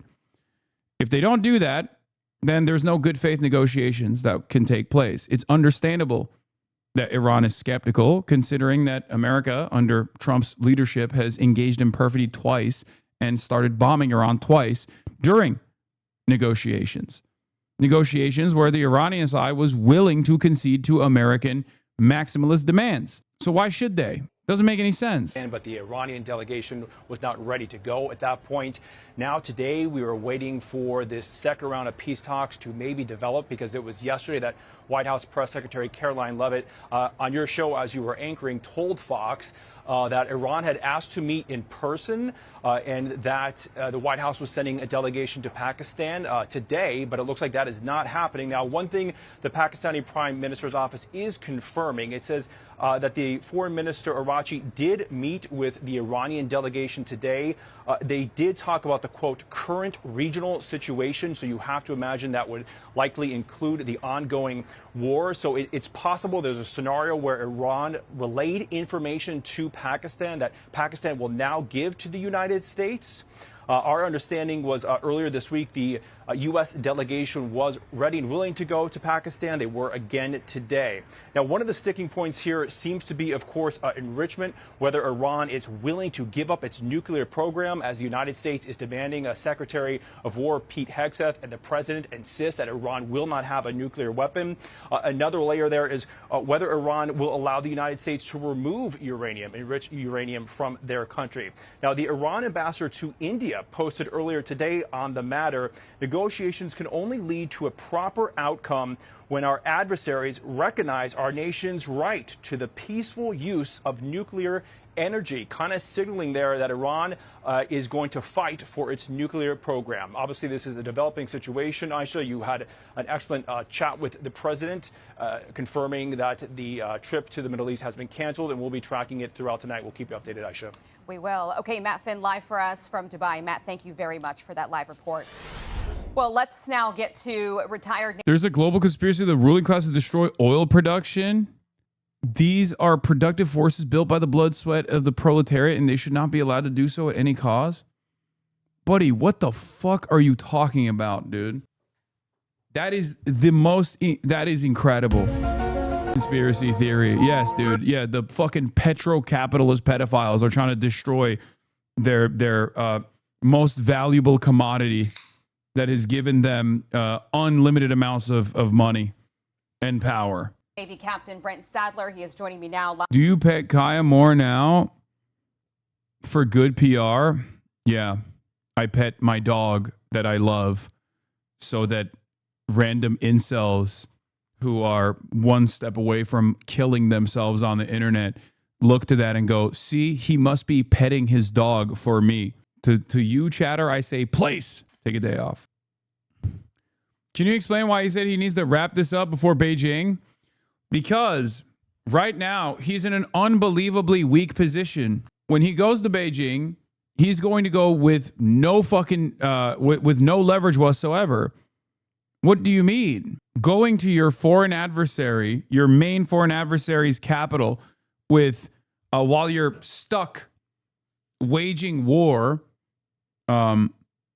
against a much poorer country and failing to actually finish the war, failing to accomplish your goals in this region is unbelievably bad. You might as well be begging Xi Jinping to actually create stability in the world at that point. How do you think that's going to look? What do you think that's going to look like for all of America's allies, especially in that region? Murtaza Hussein says, Trump has a high-profile summit scheduled in Beijing with Xi Jinping set for May 14th. That was the new date chosen after the previous one was postponed. Why was it postponed? Because the war was going on. That is just over 2 weeks, which offers a highly compressed window to reinitiate open-ended military confrontation with Iran that may wind up escalating out of control and derailing the intended agenda for that meeting. Every day that passes, in fact, further compresses his time frame to do anything concrete. There's an open front. There's an open front in a region that is unbelievably important for energy for the Asia-Pacific theater. All of the countries that are aligned with the United States of America that is supposed to encircle China in this war in this Cold War that we're waging against China, our number one foreign adversary, are looking to Trump to be like, dude, fix the situation, please. You're destroying our country. You're destroying our countries. We will use Iran as a negotiating tactic with China. They need Iran's oil. That is an unbelievably stupid argument to make, in my opinion. Okay? Like, I'll tell you this much. If America did not go to war with Iran and came into the summit in Beijing, having freshly taken over Venezuela, this would be a different conversation. Obviously, China still has tremendous power over America, being China has tremendous power over the United States of America, being the manufacturing hub of the entire planet. But now they're going to China with no force projection capabilities whatsoever. Many U.S. military bases, there are nearly 800 around the world that we know of, are sitting ducks. That's one lesson to draw from this current war, a lesson that won't be lost on other USA adversaries, right? So this analysis is something that we knew about already, NBC is now confirming for the first time what many of us already suspected or knew. The Iranian Air Force bombed U.S. bases in the opening phase of the war. Okay? Washington, American military bases and other equipment in the Persian Gulf region suffered extensive damage from Iranian strikes that is far worse than publicly acknowledged and is expected to cost billions of dollars to repair, according to 3 U.S. officials, 2 congressional aides, and another person familiar with the damage. It was so extensive, okay? It was so extensive, the damage, that we went to Planet Labs, the American government went to American commercial satellite companies and made them stop publishing imagery from the region. And at first it was supposed to be for like 7 days, and now it's permanent. We knew that was confirmation even back then. We already had confirmation. If you were following open source intelligence on Twitter, you already saw many of those strikes. Mizar Vision did, extensive work on this too. The Chinese commercial satellite company. We knew about this already. Now it's confirmed in mainstream news, right? That's why I say Piker Broadcasting Service for tomorrow's news today, right? Subscribe to the People's Broadcasting Service, the Piker Broadcasting Service, for $6 a month or for free with a Twitch Prime to know about tomorrow's news today. We've known about this for like the past fucking 50 days at this point. I told you Iran was cratering American bases to the tune of billions of dollars of damage over and over again. Many people were completely oblivious to this reality, and many people still are completely oblivious to this reality. And on top of that, they have no understanding of what this represents for America's force projection capabilities. They are also completely oblivious to what that even means. What is America's force projection capabilities? That's why you come here to the Piker Broadcasting Service to understand all of these concepts. And hopefully I do a decent job of explaining all this stuff, and it's no longer seen as so complex. The Iranian regime swiftly retaliated after the Trump administration attacked on February 28th, hitting dozens of targets across U.S. military bases in 7 Middle East countries. Those attacks struck warehouses, command headquarters, aircraft hangars, satellite communications infrastructure, runways, high-end radar systems, and dozens of aircraft, according to the U.S. officials, and an assessment by the American Enterprise Institute, a conservative think tank in Washington, D.C. In the initial days of the war, an Iranian F-5 fighter jet bombed the U.S. base in Camp Beering in Kuwait. An F-5. Not only were, I don't know what's more disrespectful, $7,000 lawnmowers with propellers flying over the Strait of Hormuz and hitting these fucking Gulf bases and taking out billions of dollars worth of equipment, or a fucking F-5 fighter jet. An F-5 fighter jet that hasn't been modernized at all because of the sanctions, okay? The F-5 made its first flight in 1959. That's fine. We still use a lot of ancient tech. The difference, of course, is when Iran is using that ancient tech, they haven't been able to modernize it because they have no components. They're not allowed to get the parts. They're not allowed to get the fucking proprietary technology. So they're using the 1950s version of the F-5. Despite the base having air defenses, a rare breach that marked the first time an enemy fixed-wing aircraft has struck an American military base in years, according to 2 of the U.S. officials. The 3 U.S. officials familiar with the damage to the U.S. bases in the Middle East described it as extensive. The headquarters building for the U.S. Navy in Bahrain, the nerve center of the Navy's operations in the region, sustained serious damage, the official said. I mean, remember, the quadrant in the Iranian mosaic, the IRGC mosaic that was pummeling Bahrain, was holy fuck. They were going crazy in the first couple of weeks. If you remember, they just never stopped hitting Bahrain. It was the Dubai quadrant and the Bahrain quadrant that were just pummeling. And if you recall, I was like, I don't know what the fuck is going on here. Maybe the dude got cucked by some dude in Bahrain or something, but they were hitting that shit like they had revenge fantasies in mind, okay? Multiple hangars. Oh, yeah. They said other parts of the base in Bahrain also suffered significant damage that is likely repairable. Multiple hangars and warehouses in the Ali Al Salem air base in Kuwait also were struck, according to the American Enterprise Institute's unofficial assessment that was reviewed by NBC News. The assessment also shows a munition storage facility at a military base in Erbil in northern Iraq that was damaged, and a runway at the sprawling Al Udeid Air Base in Qatar was destroyed. Al Udeid Air Base is the air base for CENTCOM, Central Command. That is the heart of the American military operations in the fucking region. And Iran destroyed one of its fucking runways. That is unbelievable. Okay?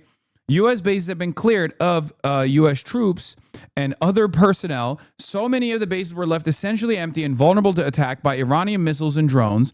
Many of the troops who were temporarily relocated are expected to return to the bases once the tensions in the region subside.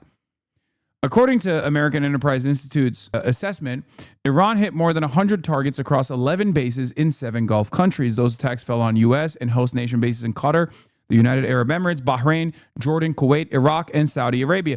The reason why this is, I guess, unique for some, maybe not interesting or unique for you, is because there was no information. There was an informational blackout in the GCC. People were literally being thrown in prison. There are still people in prison, including a friend of mine that I talked about as well, who just got released, as a matter of fact. He's an Al Jazeera reporter. But it was insane. Like, there was tremendous information blackout. The Planet Lab satellite imagery was frozen from the region, so we couldn't see the extensive damage. And yet we still knew, but most Americans were completely fucking oblivious, right? As a part of Epic Fury, the potential future costs to rebuild American military infrastructure overseas may include repair, reconstruction, outright replacement, or even abandonment and decommissioning of locales. Mackenzie Eaglin, a senior fellow at American Enterprise Institute, said in a statement about the group's assessment, war damage also includes estimated costs for infrastructure that is unsalvageable. Eaglin's cost estimate for repairing the infrastructure is more than $5 billion. Oh my Lord. But that amount does not account for some of the radar systems, weapon systems, and aircraft and other equipment destroyed in the Iranian strikes, she said. Eaglin has worked on defense and budgetary and military readiness issues for years and is a former Pentagon official. The Iranians damaged at least 2 air defenses in the region, according to the U.S. officials. It's worse than that, by the way. In Bahrain, the base of the 5th Fleet headquarters, 7 reports of damage to satellite communications, radar protection structures, and large warehouses. Just know that those are gone, okay? If they're reporting that there was extensive damage, that means it's over. It's done. Remember the AWACS plane that they were claiming was dinged, right? There were 2 Strato tankers, and they were like, well, one was, there were 2 AWACS planes, and one was reported as being like somewhat damaged. It was obliterated, right? It was just fucking obliterated. So whenever these guys talk about like lightly damaged, dinged, it just means it's over, okay? It's been boomed out of existence. There's a video of the 5th Fleet headquarters getting bombed in the first few days. Yeah.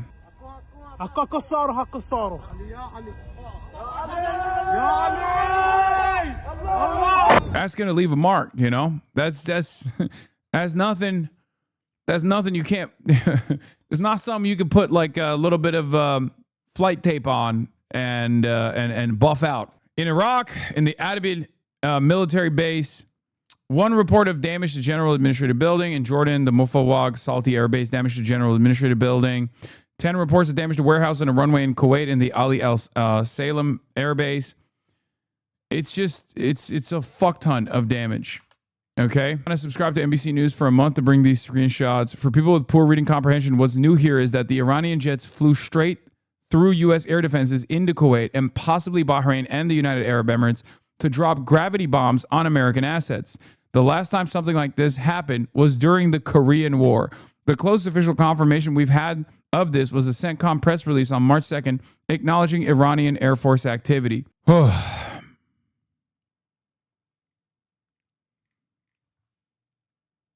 This also makes a little bit, this also clears something up, specifically in Kuwait, where the Kuwaiti Air Force, the Kuwaiti Air Force pilot shooting down American fighter jets makes a little bit more sense now, because it was just like, what the fuck? Did this guy just go rogue or something? Well, it turns out he might have accidentally thought that it was Iranian fighter jets or something. And then the Ghost of Kuwait took out 3 American fighter jets thinking it was an Iranian fighter jet, potentially. Yeah, anyone who gets their news about the Iran war from sources outside of the Fox neocon sewer of Sean Hannity and Ben Shapiro already knows that Iran absolutely pummeled U.S. bases in multiple countries. This new reporting shows billions of dollars worth of damage and even cites a study from the neocon American Enterprise Institute for support. If you talk to any trustworthy U.S. officials, they'll give you the real story about the war. Not just that Iran inflicted far more damage than known and that the U.S. government hid it, including the number and severity of U.S. casualties, but also that, as happened in the last war with Iran in 2025, both the U.S. and Israel, and now the Persian Gulf dictatorships, are very low on munitions and especially anti-missile defense systems. Guy on Reddit in the know says they were jumpy because of the F-5 leading to 3 jets getting shot down. They shot down the F-15s the day after the F-5 because they were jumpy from the F-5 getting through from the mouth of someone in the know. Okay, that's just speculation. That's no different than me fucking speculating. You went to Reddit for that. Come on. What is this? Breaking the rules with Hasan Piker, very important. Got me, dude. It starts with the implicit biases. It's Bro, you good? Brian goes hard with the fit. All right. Let's continue. We'll look at memes later. Okay. Where is it? The erroneous. Oh, Ryan Grimm also has some words on the reporting from mainstream news, mainstream outlets about Trump potentially going into talks with Iran when no such talks were taking place. The erroneous news reports indicating that the U.S. and Iran would be restarting talks were produced because Pakistan's ISPR sent the following incorrect update to many journalists. They didn't send it directly to me, but I was forwarded it. This was the message. Breaking. Attributable to government sources. Iranian Foreign Minister Abbas Araghchi is expected to arrive in Islamabad tonight with a small delegation, according to government sources. Okay, I'm not going to lie. I'm not saying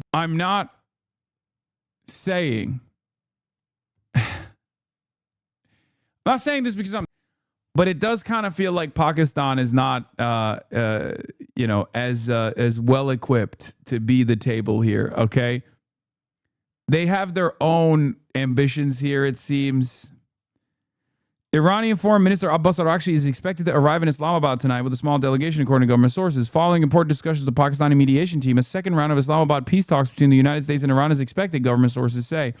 A U.S. logistics and security team is already present in Islamabad to facilitate the negotiations process. It was never true that Araghchi had any plans to re-enter negotiations last week. Why would the Pakistanis say otherwise? Anyway, odd stuff. Are you being paid by India? No, but this is like... I guess this is growing pains for Pakistan a little bit, but you're not supposed to do stuff like this. You know what I mean? It could be because they want to be in good favor with the United States. So they're trying to play ball, but it seems to me like bad diplomacy.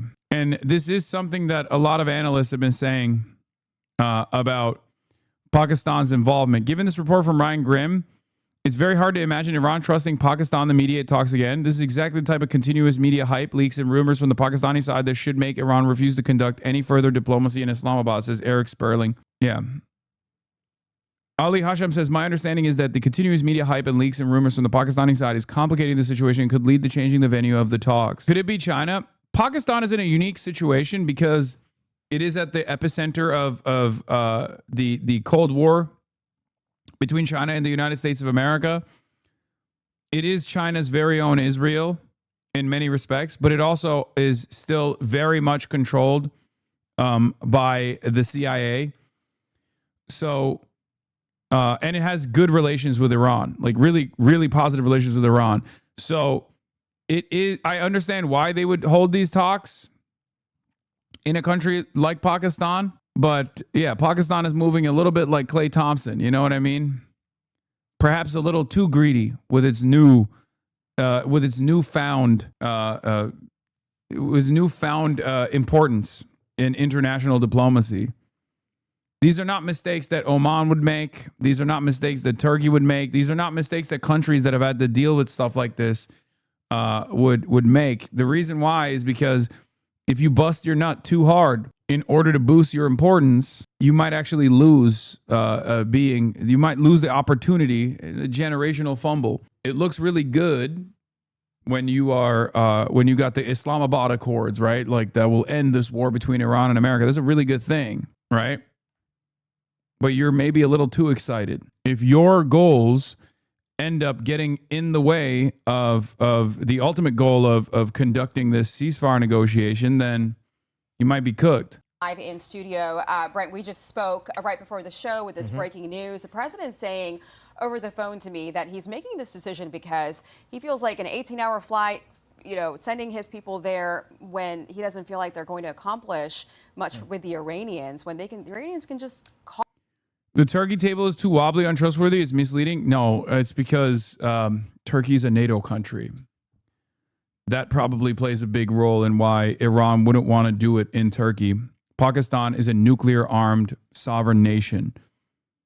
A nuclear-armed sovereign nation that it has very close relationships with China, extensive and very close relations with China, but is also, from the American perspective, has like an established American presence in it as well. All us here. What do you make of that? Well, I think it's the right move. It's again, this is a negotiation that we're still kind of going back and forth on. The Iranians, I think, are trying to recover some form of leverage. I mean, this note that they brought with them to Pakistan was more like a list of complaints than a serious, like, opening our next phase in a serious ceasefire negotiation, some solution. So clearly, the diplomacy, I think, has run its course again, and it's going to probably require, and I think the time is ripe for another round of more strong or forceful diplomacy using the military hammer, the military tools. And I think on the Straits, that's their strongest leverage still, unfortunately. There's going to be a need for demonstration of American might and to demonstrate who really controls access through the Straits, and that's the U.S. Well, let's talk about who really we're negotiating with. I mean, it's hard to tell who's in charge of Iran right now in the IRGC. There was some reporting that the IRGC sort of pushed out the parliament.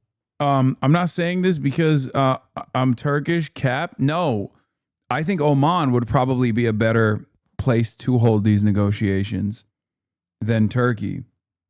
Speaker from negotiations, and the president has said over and over again that Iran's leadership is divided, that there's a lot of infighting, and we really don't know who's in charge. But Ghalibaf, the parliament speaker, pushed back on that on Twitter. He wrote, "In Iran, there are no radicals or moderates. We are all Iranian and revolutionary, and with the iron unity of the nation and government, with complete obedience to the supreme leader of the revolution, we will make the aggressor criminal regret his actions." Who do you think, what do you think is going on inside Iran? Who is in charge?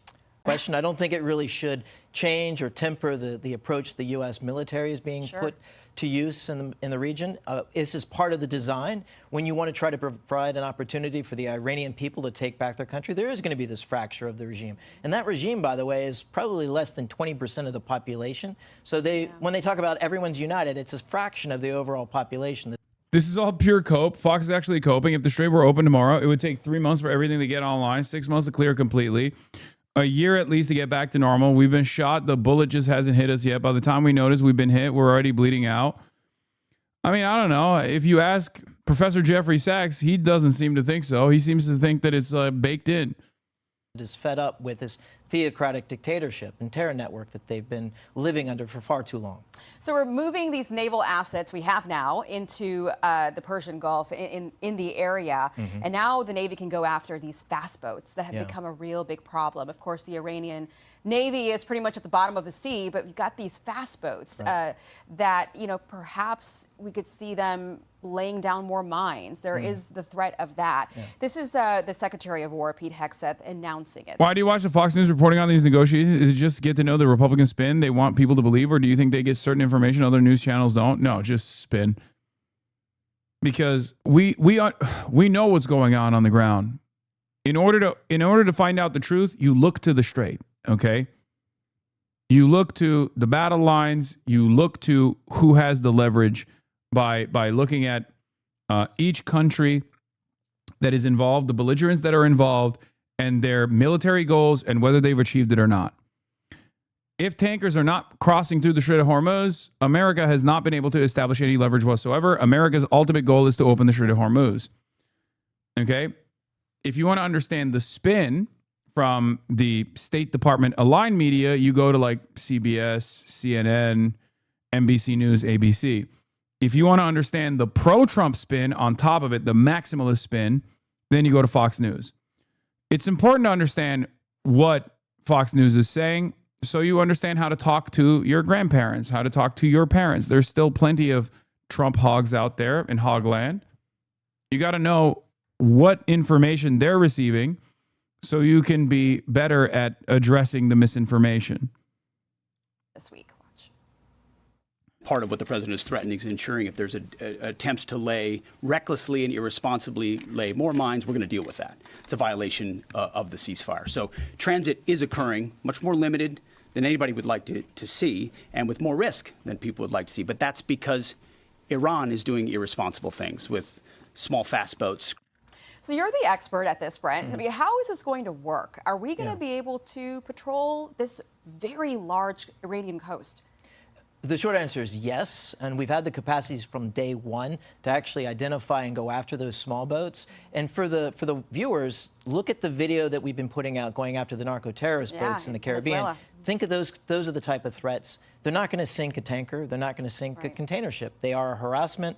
They can be identified and seen fairly early. Now we have more forces there, notably the Marines, because now that you can put Marines on U.S. flagships, like there are 4 right now that could get underway with U.S. merchant mariners, you could put the Marines on board so that if, for example, these small boats or drones get close enough, well, the Marines have crude-served weapons to deal with that. We need to show a demonstration of American strength and that the shipping is not at risk. And you'll see the insurance rates drop. You saw that early on when the blockade was first put in and the first round of negotiations, very clearly evaporating the Iranians' leverage there.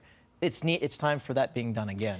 So we've got the military might, and we've shown them what we can do and what we're capable of doing. But we're also showing them we can squeeze them economically. And some experts believe that this is actually perhaps the way that we're going to get them to cave. And State just put out that they are now targeting some Iran's oil network in China. Are we going to get them to cave by taking some of these measures, hitting them with more sanctions, going after their oil? I think so. I mean, this is the genius of the blockade. And that is, if it works, it applies economic pressure on the Iranian regime, and it forces more trade to the United States. It's long overdue that our allies and partners come and buy American energy instead of from very risky or hostile countries like Russia. So it works either way. Now, the Chinese are the ones that are the biggest and the disadvantage, and the Iranians are being pressured, I suspect, by Beijing, because Beijing is getting a large amount of its oil on sanctioned vessels, the Dark Fleet. And those ships going to fuel China's economy is a real, very large motivator for them to get the Iranians to capitulate. And so the blockade fuels that on top of the economic pressure directly to the Iranian regime. Okay, we'll keep watching it. It doesn't sound like we're going to see talks anytime soon. The president telling me over the phone, he told his people, you're not going to make that 18-hour flight to go there. We have all the cards. They can call us anytime they want, but you're not going to be making any more 18-hour flights to sit around talking about nothing. That's how he feels about it at this hour of the day. Brent Sadler, great to have you. Thank you. Have a great weekend. Great to see you. Be sure to like and subscribe for all the Fox News latest on YouTube and catch full shows streaming now on Fox One.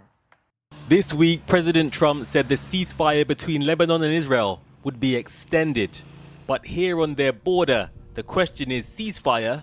What ceasefire? Today, Israeli strikes hit Lebanon, with 4 declared dead so far.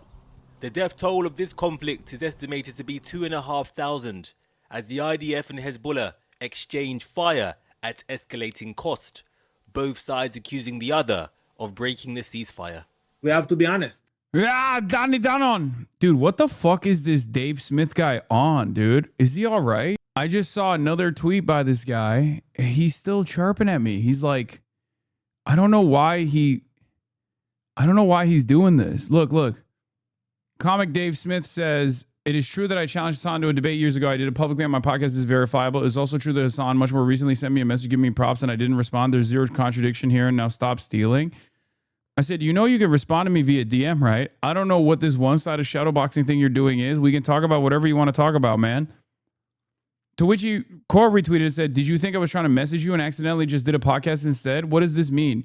You've done several segments on me in the past. Was that one-sided shadowboxing? Do you want to debate if advocating stealing is good? I'm down. I said, I can set up a debate whenever you want. I'm saying you covered that you want to debate me on your podcast. I don't recall. However, I'm asking why you haven't communicated this directly to me and we're claiming I'm ducking you when I'm clearly not. Why not have a conversation where you agree on some things and discuss other issues you disagree with? That would probably be more interesting than a debate on one topic. Okay, sure.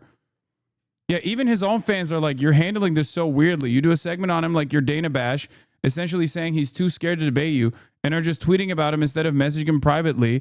DM him and invite him on the show. Don't do this performative debate me shit. I'm realizing how much of a bad faith clout chaser Dave Smith is based on that quote retweet. It feels weird. I think he's trying to get media pickup so we can weasel a debate with you on Fox News specifically as Weasley. I don't understand why he's doing it like this. He will permanently pretend to not understand because he's view farming. Yeah, but I don't think he gets this. This makes him look bad to his own audience as well, because his own audience would love for us to have a conversation. So this kind of makes him, I mean, this is strange. You know what I mean? You're going to debate a guy with zero emotion, by the way. He's so irrelevant. I don't care. And I don't even think it will be as much as a debate as you think it is. I think that's the problem, though. These guys understand that their audience is like nonpartisan on the issue of Israel, right? So he's already cultivated an anti-Israel audience, and he's too scared to lose his like right-wing credibility by coming across as though he's in total agreement with someone like myself. I think that's what the problem is. So he's just trying to max out on the clout farming by presenting himself as like, oh, I'm not like this guy at all. I don't agree with this guy. I want to make sure that I don't agree with this guy at all. It's very strange. I have no issues having a conversation with people that I disagree with on issues that I agree with them on. It would be akin to me being like, oh, I would never talk to Tucker Carlson because we agree on Israel. No, I don't mind that conversation, but it does. Carlson is the one who's avoiding that conversation. You responding to him publicly fucked up his strategy? Yeah. In a way, like they're trying to continue positioning themselves as like anti-me to make sure that their audience knows like they're the good kind of commentary people, right? Like there is this real fear. There is this real fear amongst right-wing content creators that they're going to come across as agreeing with someone like myself. I'm the boogeyman of the right for many, many years at this point. And I think that's the real problem. That's what it is. It's the same reason why Tucker Carlson won't have a conversation with me either. I don't think Dave Smith is interested in a good faith debate. It doesn't fucking matter, dude. Most people who want to debate Hasan aren't interested in a good faith debate. They want the attention and clout. Hasan crushes them in general, and then they start screaming about all the fake outrage shit because they're losing. Yeah, I hope it doesn't happen, but it is what it is. It might happen. There's a high likelihood that it does happen. Is all explained here by Vanguard? What the fuck? This is 24 minutes of... This person says, I'd love to see you go on Breaking Points again and maybe bury the hatchet with Kyle Kalinske and go on Crystal Kyle and Friends. You know, that's an interesting suggestion, given the fact that Dave Smith and Kyle have beefed and Kyle's called him out a number of times. Dave Smith responds and says, I'll go on Breaking Points anytime they want me on. I love all of those guys. I don't really have any beef with Kyle. He started talking shit about me for some reason, and I responded in kind. I think the way he's going at people for voting for... I just don't get it. I'm like legitimately confused. I can assume, I can speculate as to what is the reason why he's maneuvering like this. As I mentioned already, like he can't come across like he is in agreement with the things that I'm saying, but he has to find like areas of disagreement. Right? St. Peter will condemn you to hell for your cowardice. Stop ducking Dave Smith. Admit you steal cars. Yeah, that's how I made my money. Piker Broadcasting Service. All of your donations go to me in my car theft endeavors. Anyway, Hasan joining the Kia Boys. I am the Kia Boy. All right. Trump pulls U.S. negotiating team from Iran peace talks. Here is Danny Denon. You know, the Lebanese government, they have no control of Hezbollah, and Hezbollah is sending rockets trying to sabotage the ceasefire, and Israel, we have to retaliate. Every time we see a threat, we take action. And I think the main question is whether the Lebanese government is capable of enforcing a ceasefire. But Israel too has a record of breaching agreements, as another attempt by Pakistan to broker a meeting between the US and Iran Israel has a record in breaching agreements. collapsed. Today delegations were set for Islamabad. But as the US claimed a deal was possible, Iran said there would be no direct talks. The conduit would be Pakistan's Prime Minister Shehbaz Sharif. Here the Prime Minister greeted Iran's Foreign Minister Abbas Araghchi like an old friend. But as the Iranians left, the Americans cancelled their flights. And breaking right now, President Trump just moments ago exclusively telling me over the phone that he has unilaterally canceled Steve Witkoff and Jared Kushner's trip to Pakistan to meet with the Iranians. The president says it's not worth his people making the 18-hour Breaking news, me. flight when he says we have all the It's not that special, lady. He picks up the phone for everybody, it seems. cards. Just weeks ago, Iran and the US appeared closer to a deal with Pakistan again, the middleman. But today they cannot even sit in the same room. Iranian officials have been Israeli assassination targets, and trust is a commodity in short supply. Military bravado is in abundance. On the Strait of Hormuz, Iran released videos claiming control, as America said the same. Conflict over this crucial route is just one of the barriers to a deal, in a process defined by talks that were not talks and ceasefires that have not stopped strikes, in a pattern across the region. This is Gaza today. Among those to be buried is a baby, a young mother and her unborn twins. Their lives were ended by Israeli strikes, despite the October ceasefire. For every delay and diplomatic failure, this is a reminder of what's at stake. Well, I'm joined by Elliot Abrams, who was the US Special Representative for Iran and Venezuela during President Trump's first term. He served in senior foreign policy roles for President George W. Bush and President Reagan, too. Thanks so much for joining us. And hopefully we'll get to President Trump's relationships with his NATO allies in a bit. But first to the Middle East. We've just heard that Donald Trump has pulled his team literally as they were about to get on the plane by the sounds of it. What do you make of that? Well, I think on that, you cannot blame. When did I claim you were ducking me? I responded to segments you did about me years ago and challenged you to a debate. If you were unaware, then I take you at your word. I'm down. What do you want to debate?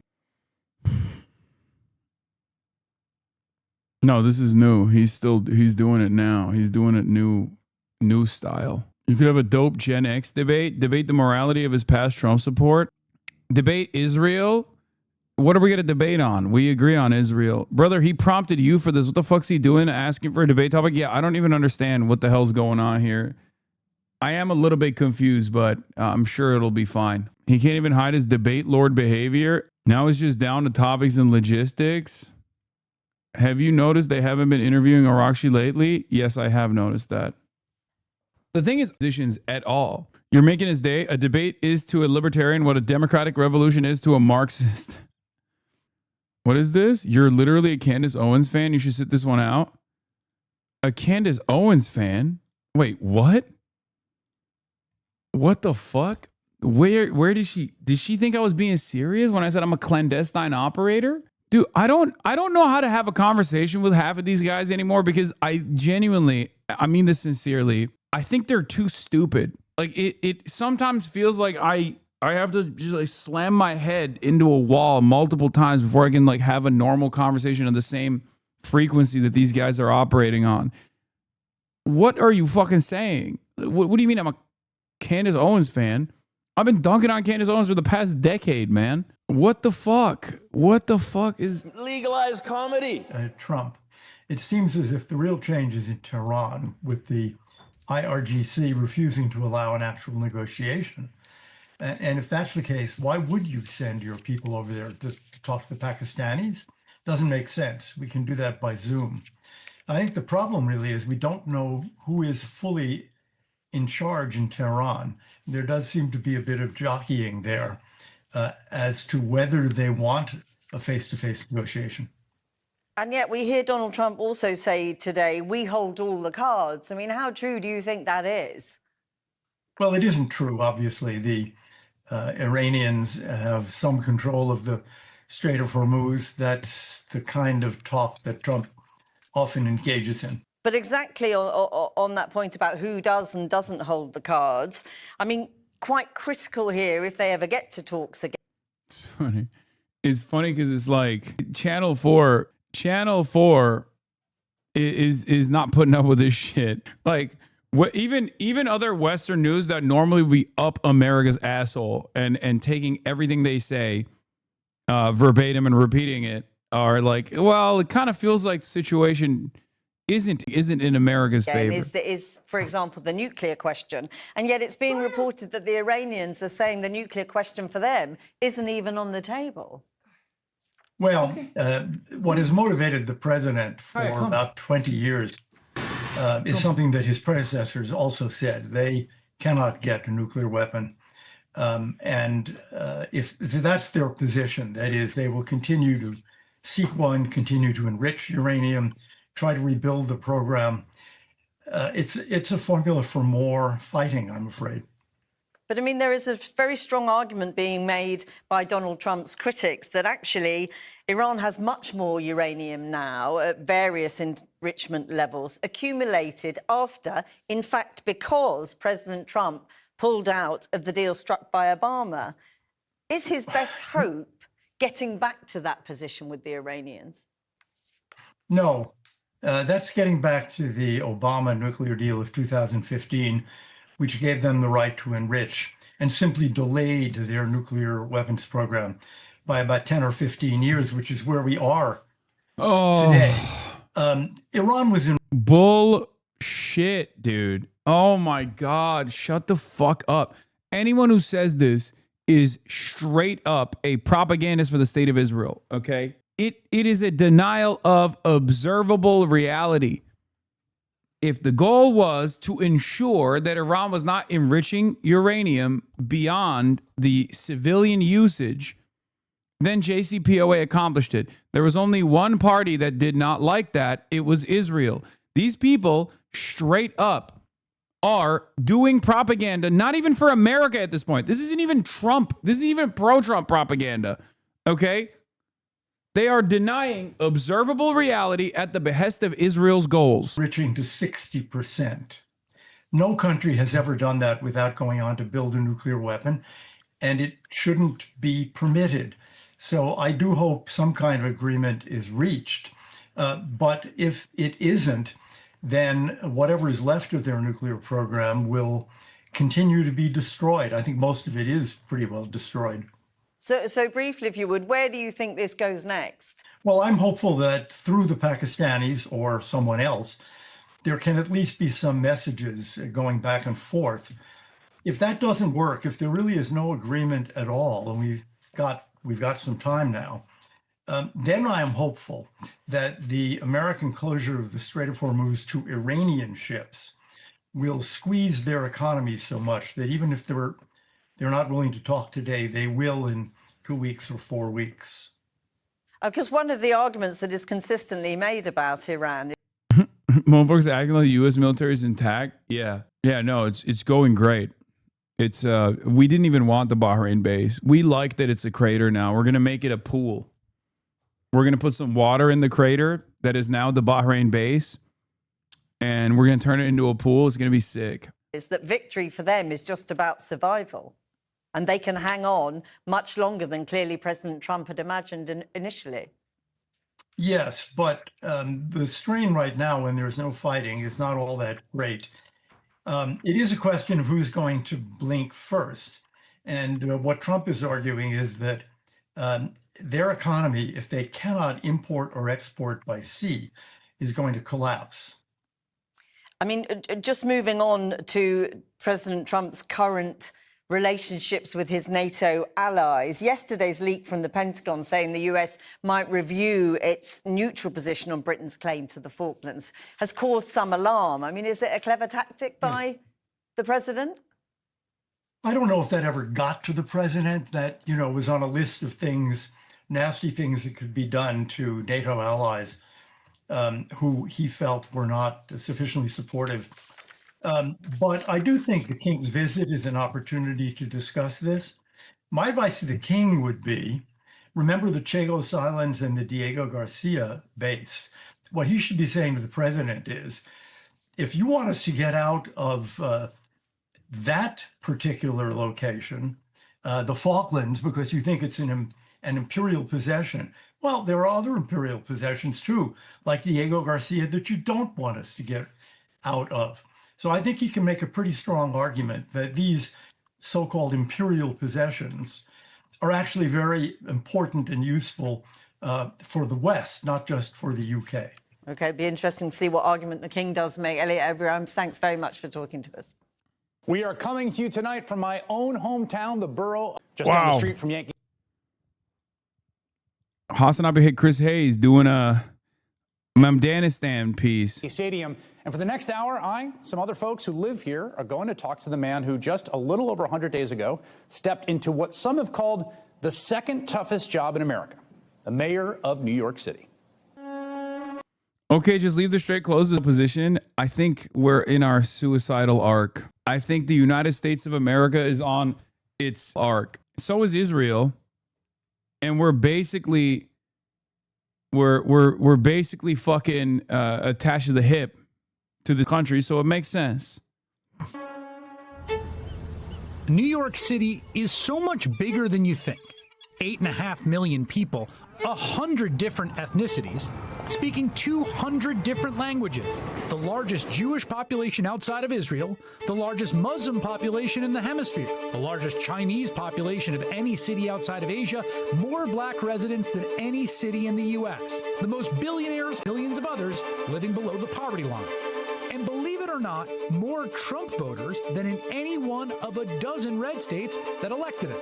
This past November, this city, for its 112th mayor, chose this guy. How's it going, guys? Do you have 60 seconds to talk to us about the election? Zohran Mamdani came from near obscurity to change the way winning campaigns are run. New York, will you accept this rose? With a populist message to do something about the cost of living. How about the cost of living? Sucks. We're going to make buses fast and... His rise made him a rock star on the left and a boogeyman on the right. We put in a communist. No one is safe. I have friends of mine in New York. They are officially depressed and scared. And even if he's managed to tame the man in the White House, we agree on a lot more than I would have thought. In the end, he's still got to run this city. I've been watching you. Tonight, All In comes to the Bronx for a special town hall with the mayor and the people. This is All In America with Mayor Zohran Mamdani. Good evening from the amazing Bronx Children's Museum. I'm Chris Hayes. This was the front page of the New York Post the day Zohran Mamdani was elected mayor of New York City. The red apple. Very good at that. It's the culmination of one of the most improbable political stories of the Trump age. A grassroots progressive campaign like no one had ever seen before, with more opposition from Republicans, from a Democratic political dynasty, from the president, from the media that we'd ever seen. And he won with a laser focus on a core affordable for the people who live here. It's been a little over 100 days. The city has not fallen into communism just yet. But he does have a job to do. Boo. We've invited an audience of New Yorkers to join us here, some of whom voted for this mayor, some of who didn't. Some are supportive of his policies and others are not. But this is New York, so no one is ever going to be shy about sharing an opinion. And the mayor isn't shy about hearing that. So let's welcome now Mayor Zohran Mamdani. Good to see you, Mr. Mayor. Thank you for having me. No, it's not live. I wore a suit so I can match your energy. Thank you. You were an assembly member just like the last time, maybe the last time I saw you, actually, and just a few months ago. It's a very different job than this job. Can you get captions, please? No. What's the biggest thing you've learned? The biggest realization never mind. You can get actually captions. Being in that position. I think the biggest thing, first and foremost, is that New Yorkers trust for all of the big ideas that we have about delivering universal childcare, about making the most expensive city in America. By the way, in half an hour, I will be talking to Trita Parsi. Trita Parsi will be on the broadcast again. We'll be talking about where the ceasefire is going, who's winning, who's losing, all that stuff. And yes, I turned the volume up a little bit. Affordable for working class people who help keep it running. That trust starts when you fill in those potholes. Because you can't tell someone to trust city government in its ability to deliver free childcare for 2-year-olds for the first time in its... I thought you were going to say Dave Smith. What time is the debate? What time is the debate? Greek communists. I thought you were going to say Dave Smith. No, buddy. That's not how this works. We can't just like, I mean, I would debate him right now if he wanted to, but no, I have like actual serious analysts that are coming on the broadcast to deliver commentary on where we're at on, you know, the news of the day. History, if they can look out the window and see the same pothole unfilled as it was the day before, the week before, the month before, the year before.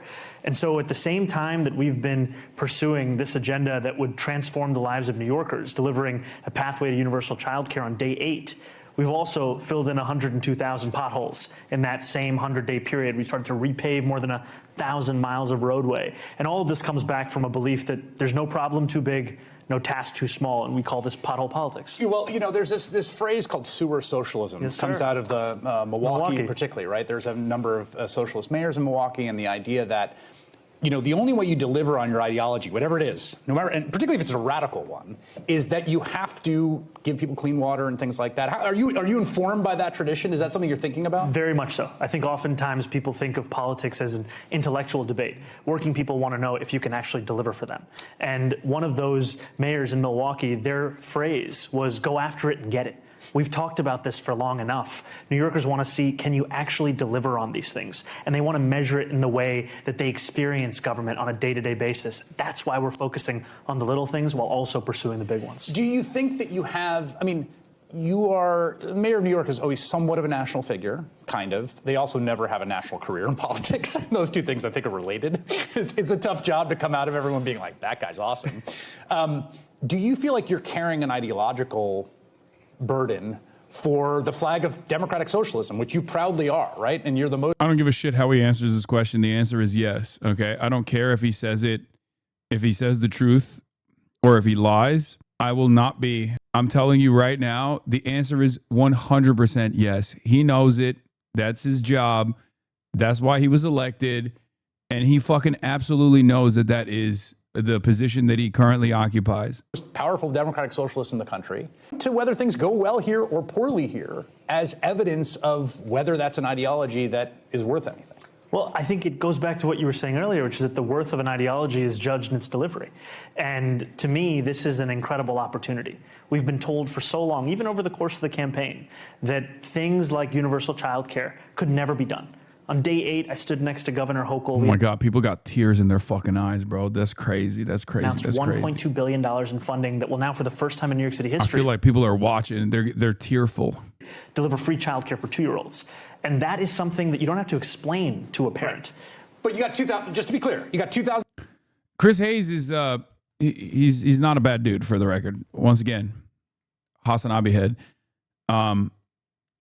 He's asking that question, and it's a very good question to ask, because it is the goal here. Seats. It's a big city, 8 million people. 2,000 seats this year, right? 12,000 seats next year, and then every single 2-year-old by the end of year 4. And the importance of that. By year 4, if it happens, right? It will happen. This is not an inshallah promise. Right, okay. This is definitely happening. And I say that to you because, you know, Senator Warren talks about childcare as infrastructure. The way that you deliver this, it's not just a question of securing the funding. It's also working with the childcare providers who have been at the heart of what's made it possible for so many families to be here and building out their capacity to deliver for more children than we've ever seen engaging in this kind of service in New York City. You know, affordability, which we're going to talk through throughout the hour, was the sort of central. I was thinking about it. Note. Yes. Well, you're very on message, which, you know, to your credit. You know, in the mayoral election before you were elected, and particularly coming out of 2020, 2021, there's a huge amount of attention on policing and crime, right? And we saw a big uptick in crime in New York City and nationally. We're seeing something pretty remarkable happening, which is basically the inverse. Breaking: Muslim mayor speak Arabic. Terrorist language. Terrorist language. How dare he? I don't like it. Scary. And, you know, you came out and celebrated the lowest homicide rate I think the city's recorded in many, many decades. But it's not just New York City. Mayor Lurie in San Francisco is going to take credit for it there. And Brandon Scott in Baltimore, Kash Patel at the FBI, and Donald Trump in the White House are going around saying, hey, we've got the lowest crime rate ever because of what I did. What is your understanding or thinking? Someone said a chatter, inshallah is Arabic. I mean, it's Turkish too. We say inshallah as well, but you say inshallah, it's, you know, its origination is Arabic. Theory for what is happening with crime in your city?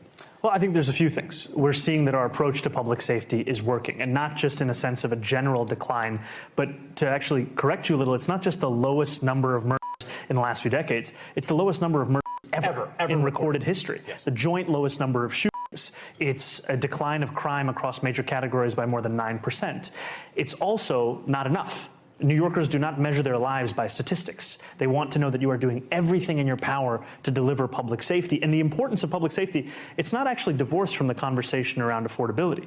It's the cornerstone. It's the platform that allows you to do that work of affordability. Because if someone is not safe in their city, then yeah, inshallah is an Anne Hathaway reference. That is the first concern they have, even before the other ones that we speak about. I mean, let me give an interpretation of what I've seen, and you could respond to it, which is that progressive governance is impossible if people are scared. And progressive politics essentially become choked off. And what I've seen is you're someone who has had these commitments to fast and free buses and universal childcare. When you look at policing, there's things you've said you want to do. You want to get rid of this gang database, which is you've been very critical of.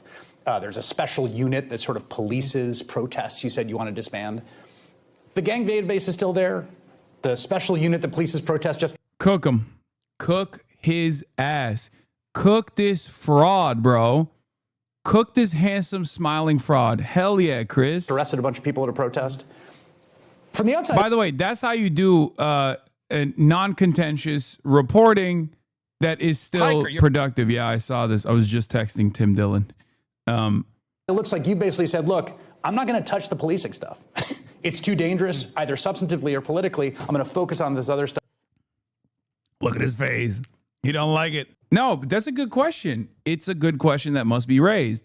There's a way to do it, and this is the way to do it, as opposed to the way that like Meet the Press was doing it, right? And I'm going to let the commissioner and sort of status quo policing continue. Is that a fair characterization? Both HasanAbi heads, by the way. I remember Zoran liking your Instagram post in 2021 when you wore the pink dress. Wait, really? Really? I mean, it's not surprising. He was a DSA New York guy. That's Hassanistan. Let's be real. But do you believe everything? That's not surprising. Zoran is, again, like I said, DSA New York. I wouldn't be surprised if that was the case. Chris Hayes is a HasanAbi head, though. I do talk to him a lot. I wouldn't say so. I'll push you on it a little bit for a few reasons. He was not familiar with the stream when you talked to him last year. Maybe he was keeping it cool. I didn't think so either. That I made the decision to retain our police commissioner was not just because of what she was delivering in terms of public safety, but also how she'd been able to uproot corruption from the upper echelons of the NYPD.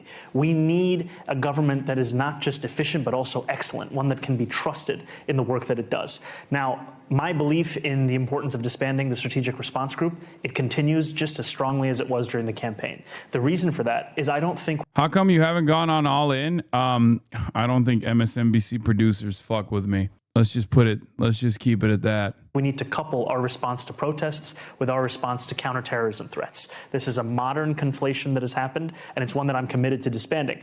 The disbanding of it is one that we're going to do thoughtfully to ensure that we are also respecting the right to protest and keeping New Yorkers safe. But again, it's not an if for me, it's a when. You've gotten a lot of attention for the relationship that you have cultivated with the president. You've been asked about this a lot. It is, I mean, I got to say, again, from the outside, it's an amusing thing to watch, particularly when you said to the reporter in front of him, like, no, he is a fascist. And he said, no, it's okay, go ahead and answer, you know. What's going on there? Like, what is it? Explain it. Why? How did this happen? You know, when you were introducing this and we were stepping out, you were saying, these are New Yorkers. It's a USB thumb drive I just mailed you. Send it to the mods. And in many ways, one of the few things the president and I have in common is that we are both New Yorkers. For all of our political disagreements, we have one agreement of chief importance, which is that we love this city. And with the president, he always I'm says honest, this shit. I'm direct, and I try and always bring it back to what would actually benefit this city. So when I'm sitting there We with the get it, president, bro. You I'm love the talking about city. We get the it. opportunity to work together to Trump deliver loves the city more too. We housing got than it. we've seen in a single housing development since the early 1970s. I'm also speaking about the fact that I think that ICE raids are cruel and inhumane, and that the fact that that morning they had detained a Columbia student is part and parcel of why this is not something that is actually serving the interests of public safety. And so I gave the president a list of 5 names of people who were detained in or around Columbia. He called me 30 minutes after the meeting and said, I've made the decision to release the student that you brought up. He's not happy with the new tax plan on the basically second homes for very, very wealthy people. He said, you're destroying New York. It has no chance. The United States of America should not contribute to its failure. It only get worse. The tax policies are so wrong. People are fleeing. This must change our ways and fast. History has proven this stuff just doesn't work. Thank you for attention to this matter. It did seem a little more in sorrow than in anger. He felt a little betrayed. Well, I think the president knows exactly where I stand on these issues, and I know where the president stands on these issues. I ran a campaign speaking very plainly about the fact that in the wealthiest city in the wealthiest country in the world, it's unacceptable that 1 in 4 New Yorkers are living in poverty.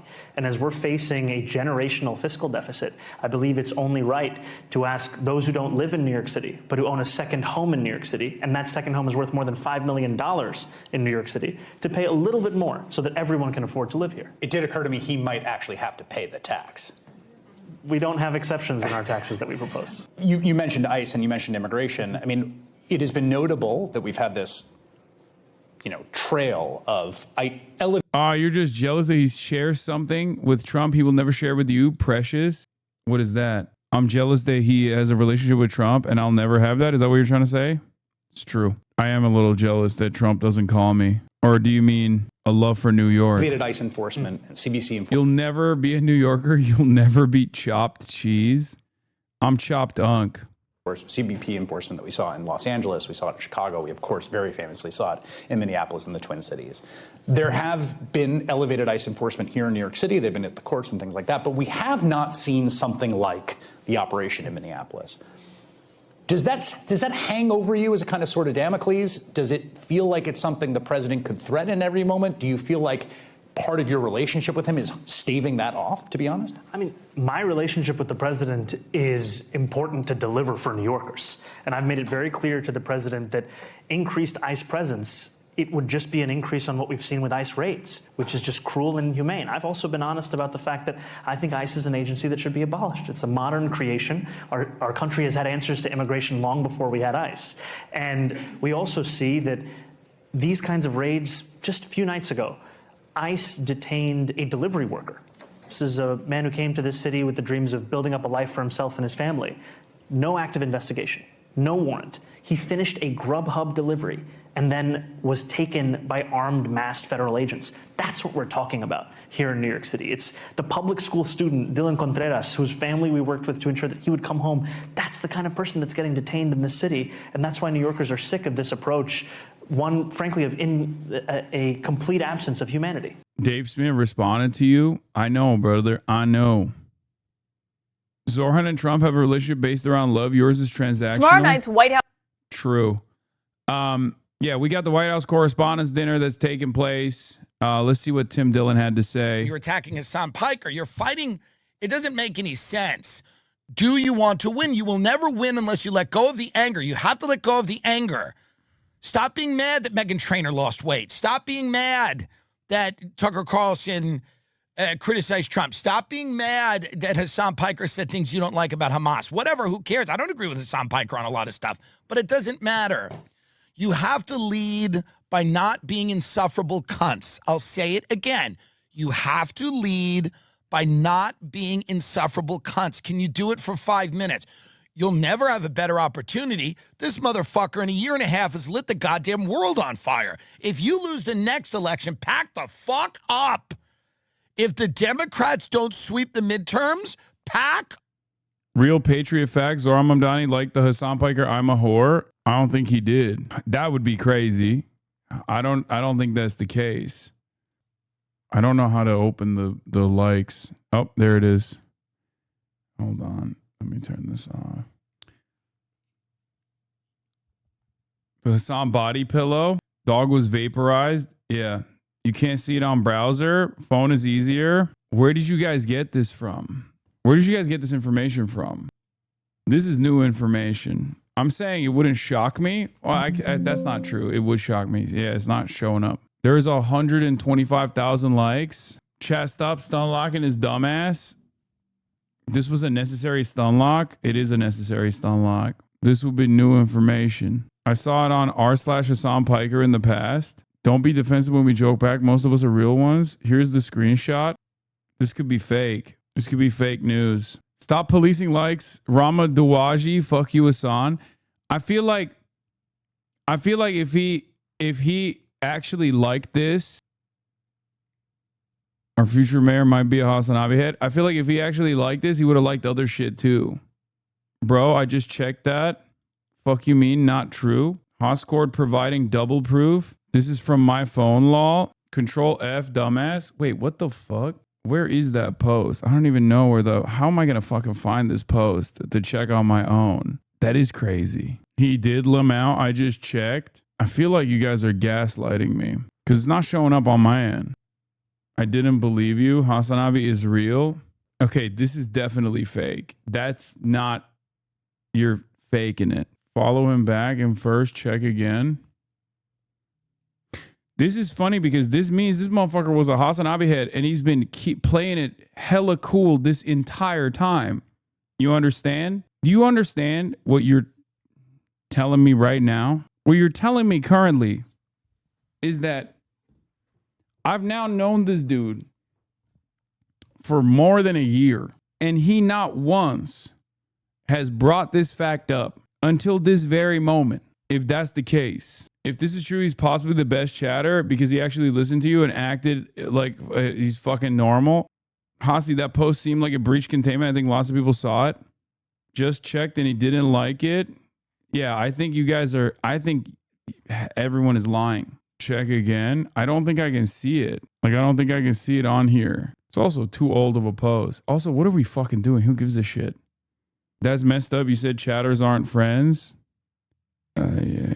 See, it doesn't show up. Oh, shit. Okay, never mind. You were not wrong. It did show up. Okay, I guess you weren't lying. Bro, that's a post from 2021. Apologize to me and the other chatter right now. I apologize. This dude was an actual HasanAbi head. I thought that chatter played the long game. He played you. Don't get cocky, kid. Doesn't IG feed show you random shit like any other social media feed? I don't know when Zoran started following me. I have no idea. I remember you waited a whole day to confirm Hunter Schafer was a Palestine protest. You get your facts right? Yes. We don't. Giving a whole new meaning to 1,000 Mamdanis? Yeah. I hope you guys understand, not to get all, brown parent with all of you, but you do understand that you just put this on all of yourselves. My expectation is that all of you will now join your local DSAs and become the next Zoran Kwame Mamdani, no matter where you live, right? You understand that, right? This means that you have a lot more work to do in order to be chatter of the year. I'm just saying. Motherfuckers be like, oh, I live in Canada. Who gives a shit? Okay, then join the... Okay. What? They don't have political parties in Canada? They don't have... You can't join your party? Your local... You can't run for local office in Canada? They don't got that? Chatter of the year in my own universe. I don't need your validation. Okay, respect. Chatter of the year does not mean shit. 2025 winner is Mega Penis. Self-imposed title by himself. Megaphonics does not call himself Mega Penis. I smoke too much crack to be mayor. I don't know. It kind of feels like in Canada especially, that's a benefit, not a burden. He does on Discord. Bro saw Zoran liked your post in 2021 and immediately became a brown parent saying, why aren't we like Zoran yet? No, this actually kind of fucked me up. I'm not going to lie. Maybe it's just like, because I did not think this. I did not think that he was in this community at all from our interactions, from the stream that we did together all the way to the last, year. So I still think it's probably like, it's like me watching him on the Gravel Institute. It's Probably like that. I will be asking him though, for sure, to be like, you were fucking watching the streams? You didn't fucking tell me? I wonder if there's any other, I wonder what else he has liked potentially.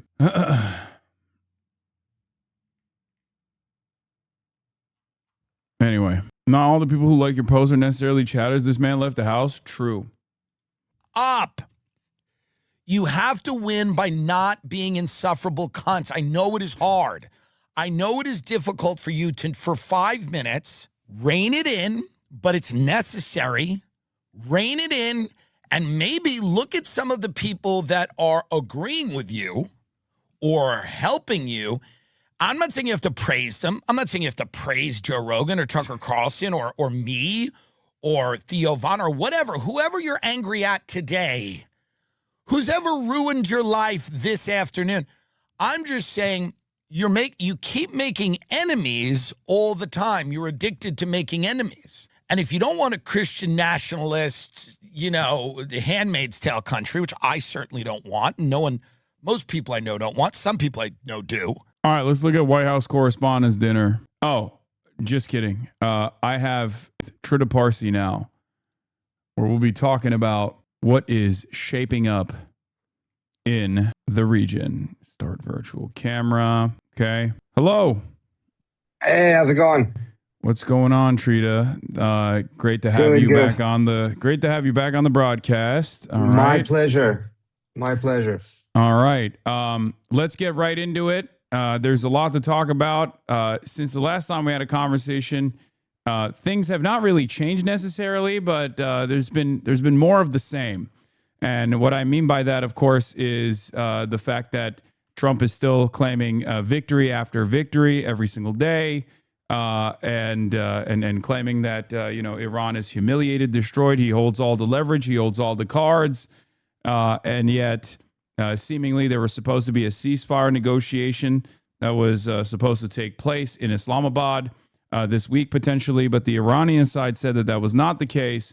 And Abbas Araghchi, the foreign minister, went to Islamabad for bilateral talks between Iran and Pakistan, which the Trump administration seemingly wanted to take advantage of to make it seem like there was a real ceasefire that was going to be implemented.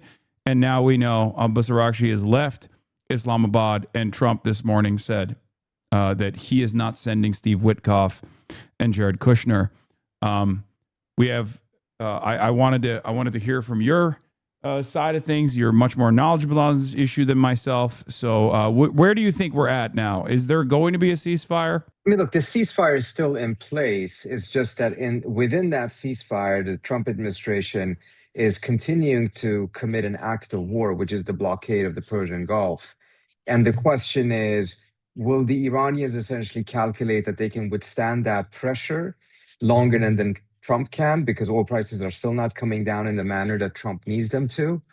Or will this be painful enough for the Iranians that they will start escalating on other fronts, mindful of the fact that Trump essentially is still conducting something that, according to international law, is still an act of war while there's supposed to be a ceasefire?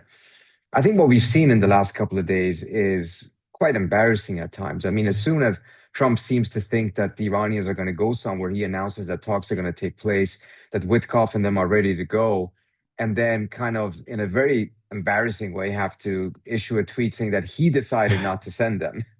Its reality is that it's very clear. The Iranians have made it utterly clear they're not going to come back to the table unless Trump lifts the blockade. And I think it's important to go over what happened prior to this, because it's a perfect example of how Trump is undermining, self-sabotaging his own diplomacy because of this inability to resist the urge to declare victory, to humiliate the other side on Twitter. So there had been some engagement through the Pakistanis. Face-saving exit for both sides had been essentially agreed upon, in which the Iranians said that they're lifting their siege or their blocking of the Strait of Hormuz, allowing the ships to go through according to their own rules. Still, nevertheless, it was a bit unclear. But this was supposed to last as long as the ceasefire lasted, and the U.S. was supposed to reciprocate by declaring that they are at the same time lifting the blockade. Instead, Trump issues a tweet saying that he's won, that he's not going to lift the blockade, and tries to humiliate the Iranians. And the Iranians immediately declared then that, okay, well, then the blockade is back in place. So they're closing the Strait of Hormuz once again. And then since then, it's been really difficult to get to the table. And part of the reason why this is self-sabotage is because Trump actually had a bit of an edge, because he still managed to get what he wants, which is to get out of this war through this ceasefire, whereas the Iranians have not gotten the key thing they want, which is to get sanctions lifted. They can only get that if diplomacy takes place. But then he is eliminating that edge that he has by proving himself to be so untrustworthy. If you're in a scenario in which the other side is actually in a slightly greater need than you are to come to the table, then you should do everything you can to make sure that that happens, because you do have a bit of an edge.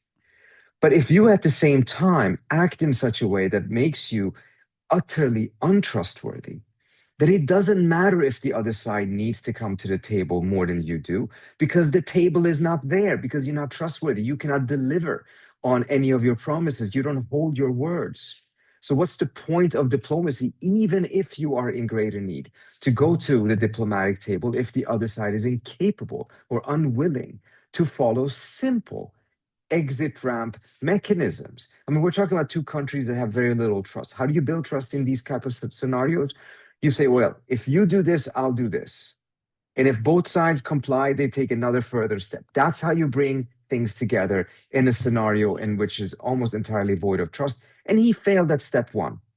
He was supposed to do something very simple, refused to do it, and incidentally, don't take it from me, he said it himself. He said it in an interview 2 or 3 days ago that everyone was happy. His advisors advised him to do it, to just follow suit. But he said, no, they're going to get $500 million in tolls, so I'm not going to do it. And I essentially called for it to collapse. And here we are. Now he's pretending as if the other side is begging for talks, where it's very clear that the other side is actually avoiding the talks. So this blockade of the blockade did not become leverage for Trump. It became something that blocked diplomacy. Yeah. So speaking of the table is now Islamabad. And what I was wondering is what your assessment is on some of the reporting that has taken shape now about the way that the Pakistani mediators have been dealing with both sides here. It's in a unique predicament. It's new for Pakistan as well to center itself in these negotiations, and they clearly want to get the prestige of having the Islamabad Accords be the place where this situation comes to a close. However, there's now reporting that the Pakistani side has often played a role in overemphasizing the Iranian interest in having ceasefire negotiations take place at direct odds with what the Iranian side has communicated over and over again. Do you feel like this is Pakistan trying to engineer a situation in the way that they're used to, in the way that they've dealt with respect to the United States, or is there something else going on here? Well, if we take a step back and then we see that there are three key actors in this dance: the US, Pakistan, and Iran. And we just ask ourselves a very simple question. Whose conduct right now seems to be the most erratic, the most unpredictable, the most untrustworthy, the most undisciplined, the most unhinged, the most incapable of treating social media in a responsible way? It's definitely not Pakistan. It's not Pakistan. That doesn't mean that the Pakistanis may not have overstepped their mandate. They may not have oversold something at times. That's quite possible. Even the most experienced mediators at times may commit that mistake, and the Pakistanis, at least in the US-Iran context, are not experienced. I think there's a bit of frustration on the Iranian side in which they believe that the Pakistanis actually oversold to them the American agreement to that step-by-step de-escalation that had been designed. And I'm not so sure that even that is the case. To me, it sounds much more likely that the American negotiators, once again, agreed to something And then last minute, Trump pulls the rug under his own negotiators. This is not, in that reading, it would not be the fault of the Pakistanis because, the American negotiators are there as well. They are negotiating what they think is what Trump wants. And then last minute, Trump changes his mind. He's done this numerous times now, just in the US-Iran context, in which Kushner and Witkoff said that they thought that the Geneva proposal would really please Trump, and they left with that message to the Iranians. And 2 days later or 3 days later, Trump is at war with Iran. So I think the most likely scenario is that you have Trump changing the goalpost, not caring about how he cuts the credibility of his own negotiators at the kneecap. It's part of the reason I was wondering whether this was, from a political standpoint, the smartest thing for JD to do, to actually take on this issue, given how difficult it is to negotiate on behalf of Trump when he keeps on changing his mind, when he also keeps on listening to Mark Levine and the Israelis and Netanyahu, who then come in and influence him last minute in the negotiations, and everything that has been agreed upon before ends up collapsing. So could there be some error by the Pakistanis? Certainly. Is that the most likely scenario, just given what we can openly see with our own eyes? This is not where I would be looking first, nor would I be looking at this other narrative that the White House is pushing out, that the whole problem is because the Iranian leadership can't get their act together and that they're in disarray, etc. Again, not implausible that there's a lot of disagreements within their leadership. There always are.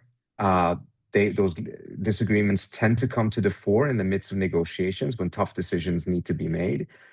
But is that really what we think is happening, given what we are seeing happening on social media? It's funny to me how the Western media is always looking for the least likely explanation. Well, the reason why I wanted to start off there is because by process of elimination, I want to go through the different parties that we aren't currently discussing, because obviously Pakistan is where these talks are being held, and it's between the United States and Iran. However, there are other parties not involved in the direct conversations that are very clearly involved as far as the influence that they hold over the American side and even influence they hold over the Iranian side. I'm, of course, referencing Israel.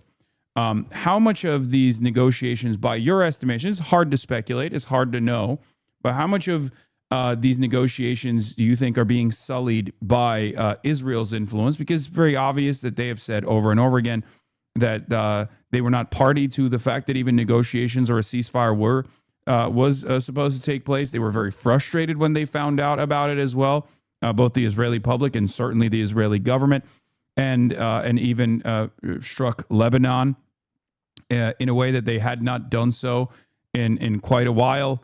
The 300 civilians that they slaughtered in a matter of 10 minutes.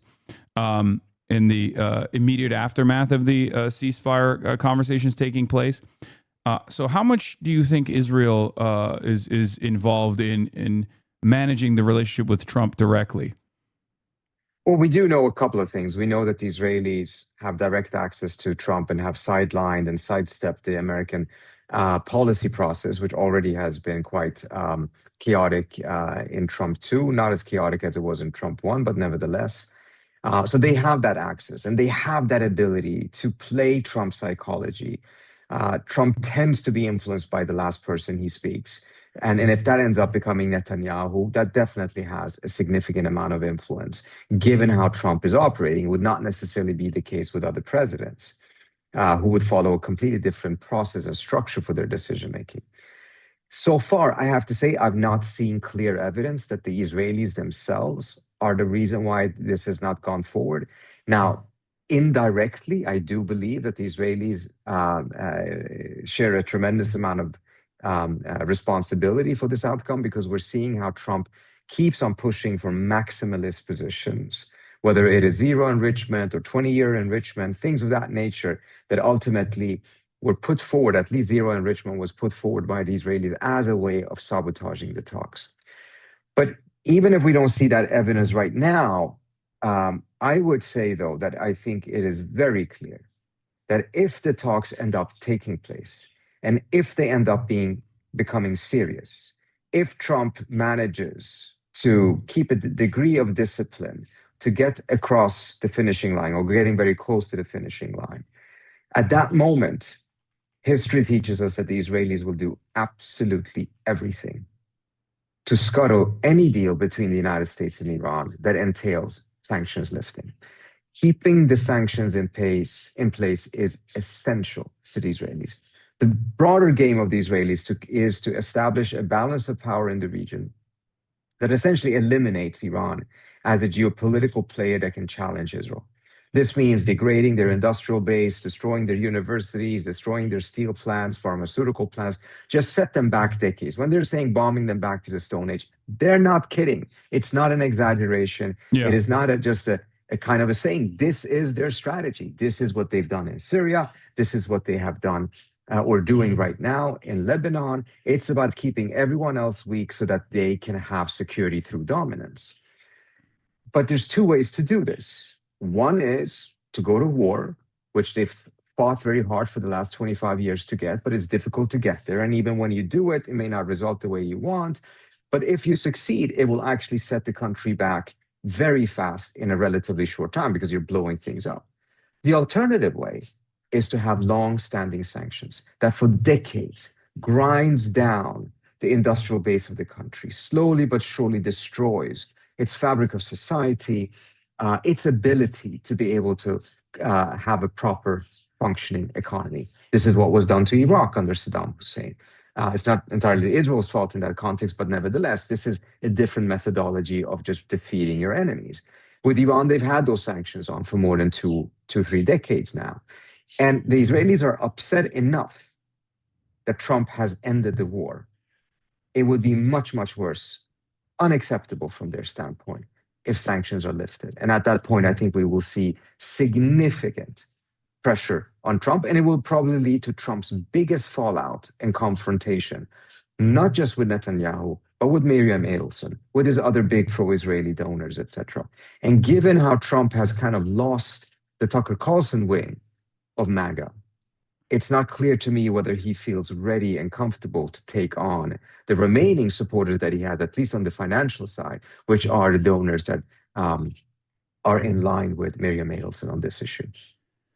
So I also want to ask the last party involved here, which is, of course, China. It's not a secret that China gets an overwhelming amount, if not the overwhelming majority of its energy needs from the Strait of Hormuz, and not just from Iran. As a matter of fact, Iran, I believe, made up pre-operation Epic Fury approximately 10% of, or even smaller than that, of China's oil and energy needs in particular. Most of it still comes from the other Gulf states. And now, with the Strait of Hormuz being effectively shut off, it's getting a lot of the additional Iranian oil tankers. Having said that, however, China wants stability. It's good for trade. All they care about is trade for the most part, and continuing to develop these other countries in the One Belt, One Road initiative.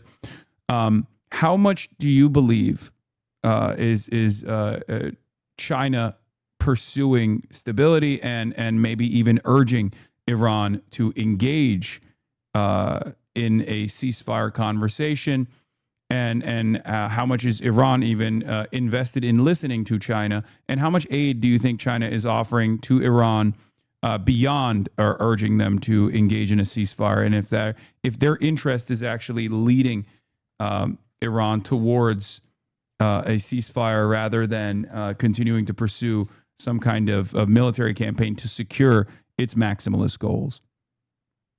So you're, first of all, absolutely right, Hasan, that the Chinese are primarily focused on stability and their economic development. They're very strongly disciplined in avoiding getting entangled in other countries' conflicts.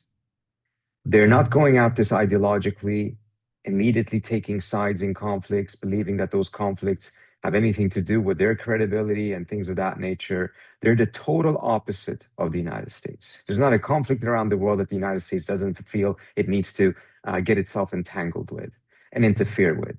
fully not understanding at all what the conflict necessarily is, but nevertheless, this sense that because it is a superpower, because apparently global stability depends on the United States, in this mindset, everything touches U.S. interest. And it's been disastrous for the United States to pursue this path, in my view, and it's part of the reason why multipolarity is arriving earlier than it otherwise would have. The Chinese are the opposite. They don't have any particular attachment to Iran. They have strategic arrangements economically with almost every country in the region. And Iran is certainly not more important to them than the GCC are. But they have managed to make sure that they don't get entangled in Iran's conflicts with the GCC or vice versa. Now, would they intervene in such a scenario in order to get the Iranians to agree to a ceasefire? I believe that in the earlier case, the Chinese may have, at the last moment, convey their desire for the Iranians to go along with this. But I don't see the Chinese pressuring Iran unless they believe that the proposal on the table is a relatively reasonable one. Because otherwise, if there's an unreasonable proposal on the table and they end up pressuring Iran, they have made themselves an instrument in America's or in Trump's losing negotiation. And that's not their interest. They don't want to own this at all. Even if they intervene, they will do so quietly behind the scenes without saying anything to anyone. No press release, no press conference, because they don't want to have responsibility for the outcome. But if they intervene too early, if they do it publicly, and if they do it in a manner that actually is pushing Iran towards something that clearly is not going to work because it's unreasonable, it's imbalanced, then they have made themselves an instrument in Trump's game. And that would be the worst outcome for them. So I don't think they're right now putting much pressure on the Iranians. Are they unhappy with the situation? Absolutely. Who do they blame for that situation? I don't think they're blaming the Iranians.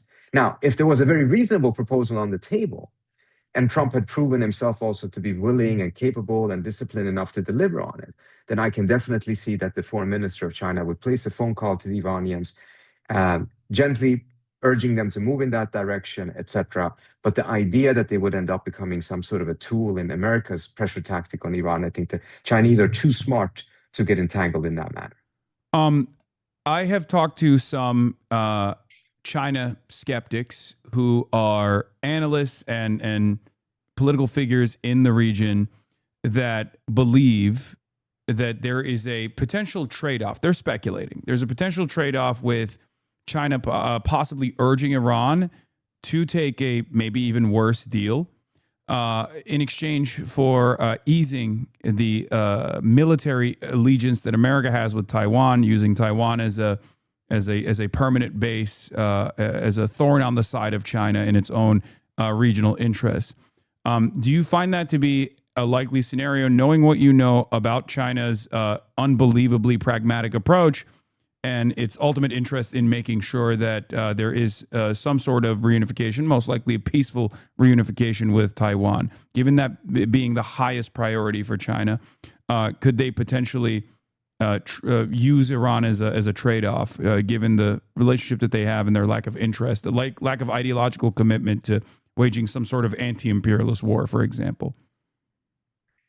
So I personally, and I want to make it clear, I'm not a China expert, so I'm not going to try to pretend to know exactly what the Chinese calculations are. But from where I stand, I find it somewhat unlikely, at least at this moment, for the Chinese to make calculations of this kind, because it would be entanglement at the end of the day into this issue, in which is first principles. Don't get involved. And if you suddenly have made that type of a deal, that triangular deal, in which is reduced support for Iran in return for this from the American side, you're already starting to entangle yourself a little bit in a way that I don't think the Chinese would do unless the situation is much graver and they're much more likely to succeed. They want to have a much higher likelihood of success for anything. Secondly, this presumes a degree of trust and confidence on the Chinese side that Trump will deliver on his promises to China. I don't see them having that. So that would make it very risky for them to damage potentially their relationship with Iran, which at the end of the day is not unimportant to them, for a very flimsy likelihood that Trump will deliver on his end of the bargain. So under normal circumstances, could it perhaps have been more likely? Perhaps. But you add the Trump factor into it, and you add the very clear track record that we see, that the Chinese see, of how Trump is conducting himself. And I just don't find it likely that the Chinese, who are so cautious, and many would legitimately, in my view, justifiably at times, criticize them of being too cautious. I mean, there's been much easier That's me. I'm scenarios. that guy. Yeah. I mean, there's been plenty of situations in the region in which much more much higher likelihood of success for the Chinese to step in and do something diplomatically, and they just decided to stay out. Yeah. They decided to stay out because, again, they're very risk averse. They stepped in when it came to Iran and Saudi Arabia because of a specific request from MBS himself.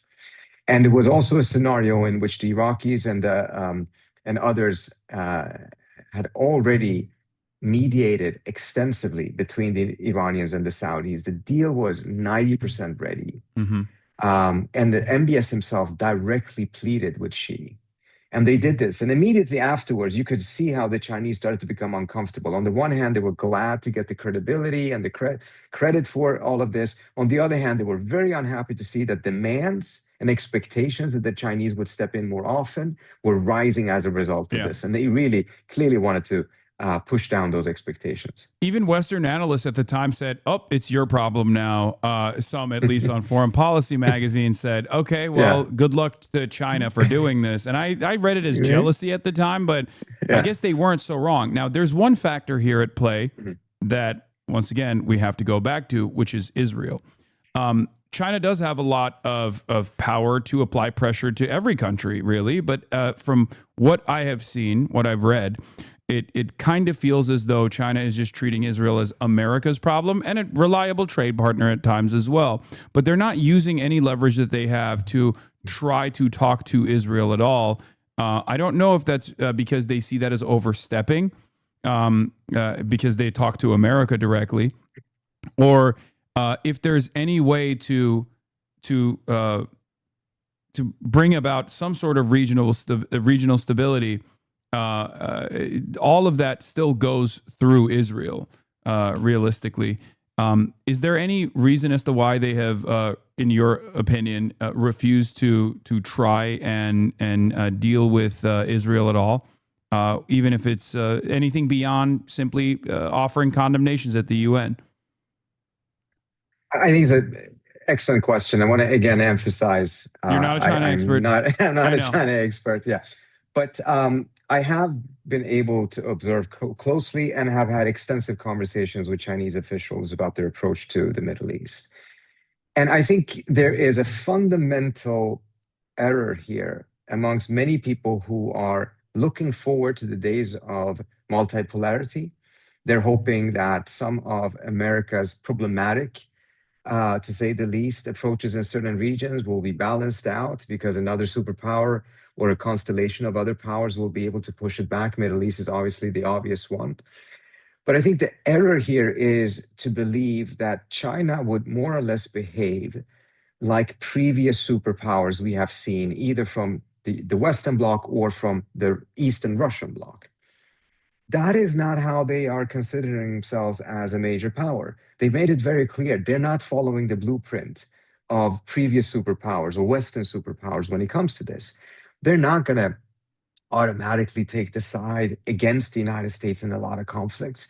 More than anything else, they want to manage the world together with the United States, not in an antagonistic manner, but in a manner that maximizes stability and further enhances China's ability to grow economically. This is their main objective. You know, they can look at a lot of these different injustices. They may feel bad about it, but they don't have that same type of a messianic urge that you see in a lot of Western states in which they think God wants them to get involved in this, or that God has decided that they are the ones to solve this issue. That's just not how they're approaching these things. Yeah. And so even in some cases in which they could easily have come in to really embarrass the United States by solving some issues or pushing for some sort of a movement towards a solution and show how much more of a responsible actor they may be, they've refrained from doing so because their game is not about embarrassing the United States. Their game is about making sure that the world moves towards some sort of a new constellation It will probably be some sort of a bipolar plus multipolar context. And in that, they want the United States and China not to have the relationship that the US and the Soviet Union did, but have a very collaborative approach in which they together take responsibility for security and manage the world's problem and maximize its security. And that partly means that they will not pick fights with the United States on issues that the United States seems a degree of attachment and commitment to. And that brings us back to Israel and the Middle East. So I think we should have, I mean, they will make their statements at the UN. They will take nominally the position that is way more in accordance with international law. But to expect them to really put political capital to push something that would be seen as antagonistic by the United States, at least for now, and probably for the next 10 years, I don't see the Chinese going in that direction. You know what the first thing they did after they negotiated the Saudi-Iran deal and it was a success? After they clinched it, the first thing they did, the next day, they went in and they fully briefed the White House on all of the details of it, etc., with full transparency. The United States never does that with the Chinese whenever the US does something, even if it happens in China's own neighborhood. But this was part of their way of saying, we're not doing this to screw you over. We're not doing this to embarrass you. This is just something that we could do. We hope that you will find use for it. And here's how we did it. Given that the United States' approach is almost single-handedly in the hands of Donald Trump at this point, regardless of what more calmer minds or whatever kind of sober analysis and assessment they're offering to Donald Trump, he ends up making these erratic decisions. And given that Trump's tendency, as he has demonstrated over and over again, is to perceive concessions or reasonable moves that his opposition are making to be a sign of weakness, as he's done so with Iran over and over again. Do you feel like Trump is going to miscalculate even China's restraint in this process as potential weakness and then do something erratic there as well? The reason why I keep asking about this, the reason why I keep asking about China, even though you're not a China expert, is because there is now going to be a talk that takes place in Beijing. It was supposed to have taken place already last month or this month, and now it's been pushed to May 14th. And I wanted to ask you, this deal that is in place right now in Iran, that's supposed to be implemented, that is currently in a legal limbo, if it's not completed by the time Donald Trump travels to Beijing, do you feel like America will have a significant weakness in these talks with Xi Jinping?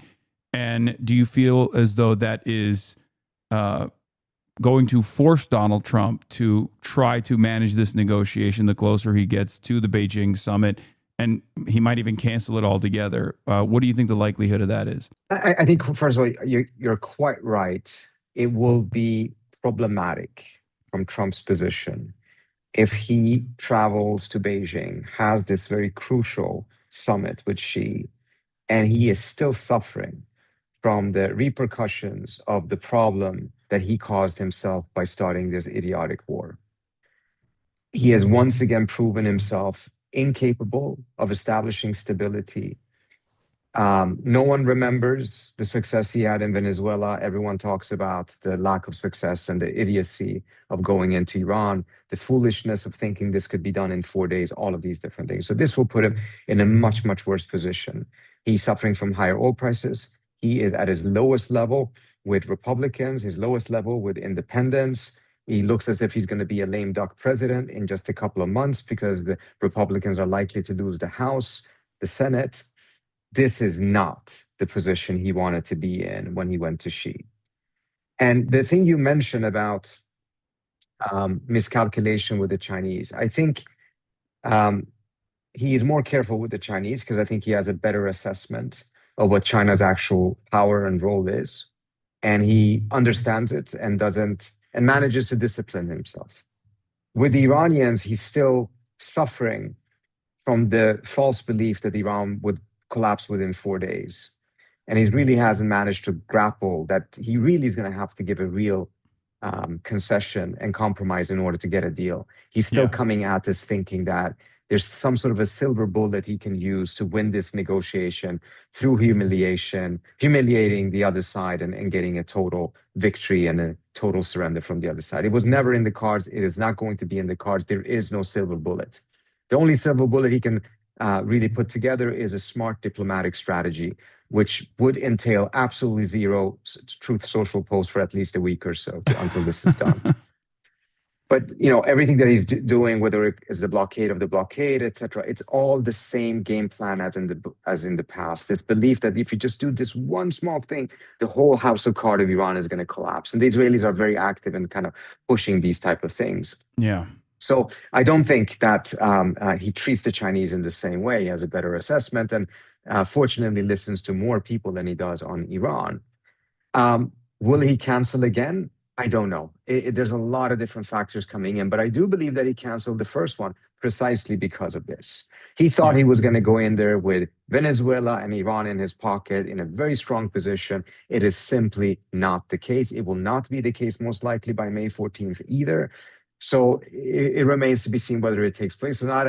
I had conversations with the Chinese who were very frustrated, very angry that he had canceled it the first time. So I don't know what the repercussions from the Chinese will be if he postpones it once more. And remember, the Chinese agenda has very little to do with what's going on in the Persian Gulf and Iran. They have their own issues that they want to talk to the United States about. Yeah. I think what you said about assuming tremendous leverage leading up to these talks in Beijing with Venezuela and potentially with Iran is exactly what America thought was going to happen. But it's very clear by now to everyone with 3 working brain cells that the false information that was fed to Donald Trump about how easy and how similar to Venezuela this operation in Iran would look like was fed to him by Israel. Is there any point, do you think, where Trump will say, okay, enough is enough. You guys have lied to me over and over again about your capabilities, the capabilities of Iran. It's very clear that Iran is not destroyed, and you're feeding me this false information in an effort to push me further and further up the escalation ladder because it suits your purpose, and there is now no longer a convergence but a divergence in interests. We can see that, but do you feel like Donald Trump will actually see that at any point? I think to a certain extent it has already happened because he did agree, or he pushed for that ceasefire and he got it. The Israelis didn't want. So I think to a certain extent it has happened. Will he do that type of a complete break with them and said, everything you guys have told me to do has been complete nonsense. I'm not going to listen to you guys at all any longer? No, he will not do that. Because that means that he will lose his biggest financial supporter right now, which is Miriam Adelson. Yeah. And to do that before crucial midterm elections, in which a lot of other people already have lost faith in him because he was supposed to push out the neocons, not put them at the center of his foreign policy. But yet there he is, retweeting Mark Levine and repeating a lot of the stuff that FDD and others are saying. So I'm not saying that he's completely lost that other wing, but confidence have really been shaken. And that confidence is not going to come back easily, even if he does that break, particularly mindful of the fact that that break is not going to be complete. Now, will a lot of people from what I would call the Tucker Carlson wing of the party be extremely happy if he strikes a deal, gets out of this mess, and even pushes back hard against the Israelis? Absolutely. But Trump will be in a situation in which he will have ticked off both of the main wings of his party. And without knowing for certain exactly where the end balance is going to be for him just months, weeks before the midterm elections. And I think that's going to weigh heavily on his mind. And again, this is not the same as some of the YouTube influencers or very critical people within the MAGA movement, from Megyn Kelly to Tucker to others, Steve Bannon, criticizing the policies, etc., online. This is about the Israelis pulling out all of the stops and trying to undermine and sabotage Trump, not just his diplomacy, but everything else they can do, just like they tried to do and did with Obama in 2015, between 2013 and 2015, including, as we all saw, that Netanyahu even went to Congress to give that speech against Obama, which of course could only have happened because the Republicans invited him. This would not happen now, but nevertheless, it's just a sign of there how were also far- Democrats too. There were plenty of Democrats that also were in support. Chuck Schumer being one of the key allies there. Absolutely, absolutely. But the point being, it's just a sign of how far they were willing to go to undermine him. Again, mindful of the fact that this would be not only an end to the war, it would be sanctions relief. And what I think will happen if there is a deal, there will be a deal that is far bigger and deeper than the JCPOA, in the sense that the sanctions relief will be far more massive. Sanctions relief in the JCPOA was only UN sanctions and then secondary American sanctions, meaning the sanctions the US imposes on Chinese, Indian, and European companies if they trade or invest in Iran. What's at the center of this negotiation is primary sanctions, meaning the sanctions that the US imposes on American companies. That would be devastating for the Israelis. They will do everything they can to prevent that. And again, if you're sitting in Trump's shoes right now trying to figure out which political path to take, it has to be intimidating knowing what hell will break loose if he actually agrees to a deal. Doesn't mean, by the way, that I'm not arguing that he shouldn't do it. He absolutely should strike that deal. We should just be very clear about the intense fight that will follow if he goes down that path. So the actual deal in place. There's a 10-point plan that Iran has basically had publicly revealed since, I believe, the second week of the war. There's been some changes on it. I have a degree of emphasis on, from my own estimation, what I think Iran cares about a lot and what I think is likely and what I think Iran doesn't care about as much. And I wanted to run that by you and see if you have any disagreements there. I think one of the most consequential elements of this deal is the Lebanese ceasefire. And the reason why I say that, consequential as in it's the most, I think it's the hardest one to accomplish. Why is it the hardest one to accomplish? Because it goes directly against the interests of Israel. And it's a demand not made specifically to protect Hezbollah in the way that it's being presented, but I think it's a demand being made to the United States of America to enforce maximum leverage that Iran has to force America to restrain Israel, something that has not happened in the last 2.5 years, almost 3 years at this point. I think that's probably the most significant ask that Iran is making, even beyond the sanctions relief, although obviously the sanctions relief would be the most consequential one and the most beneficial one. I think from the perspective of the Iranian side, driving any sort of wedge between the relationship between the United States of America and Israel, or at least forcing America's hand into taking action against Israel, is the maximum leverage position. So that's my first statement, and I want to hear if you agree with that or not, or where you're at on that side of the bargain.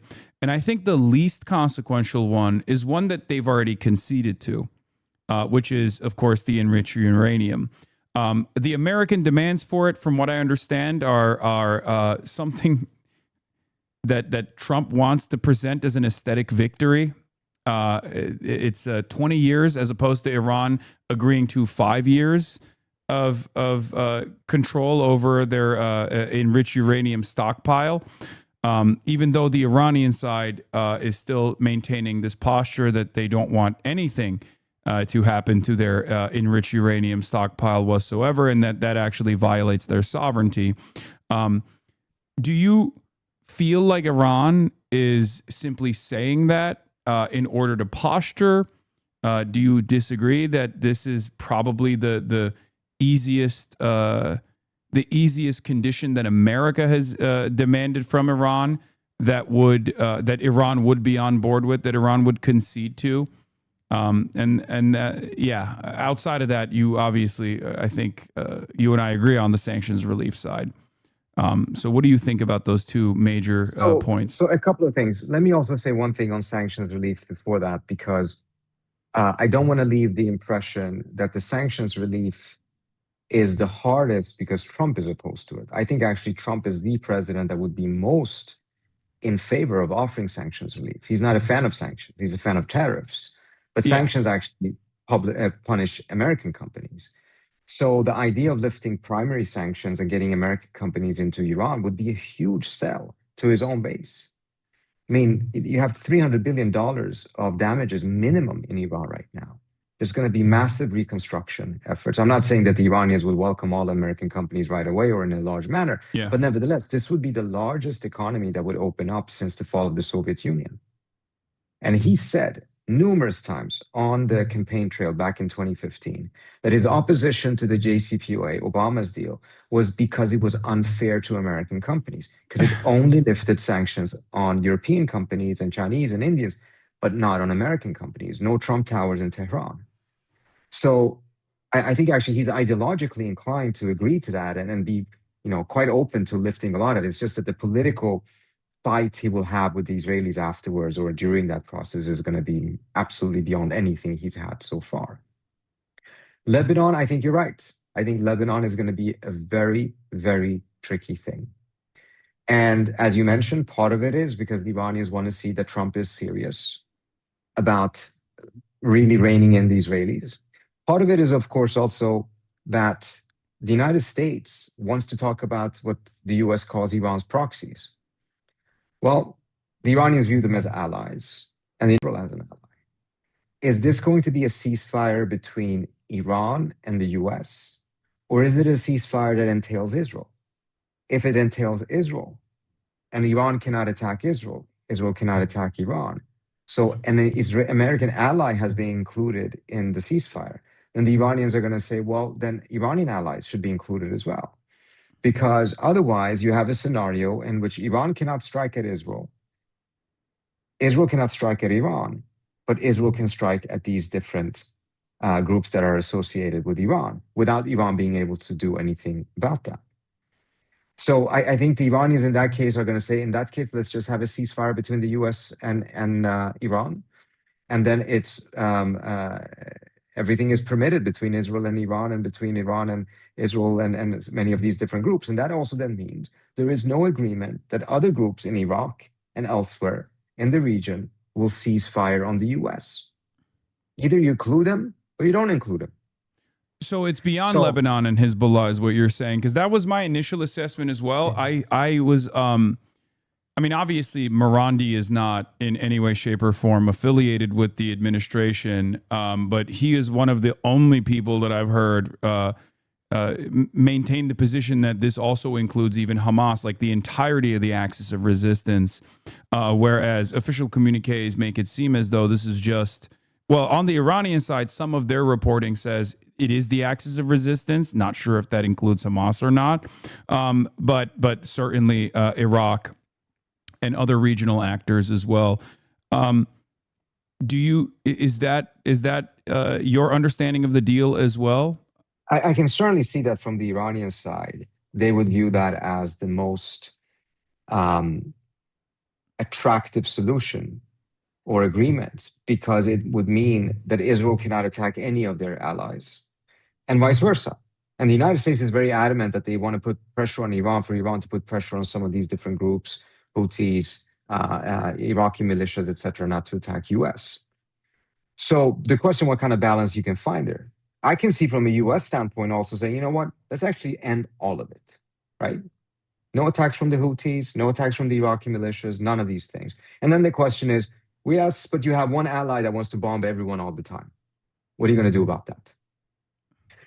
So I think it's going to be a tough negotiation on that issue, the maximalist position from the Iranian side, which could be accepted by the US. I don't think necessarily is going to end up.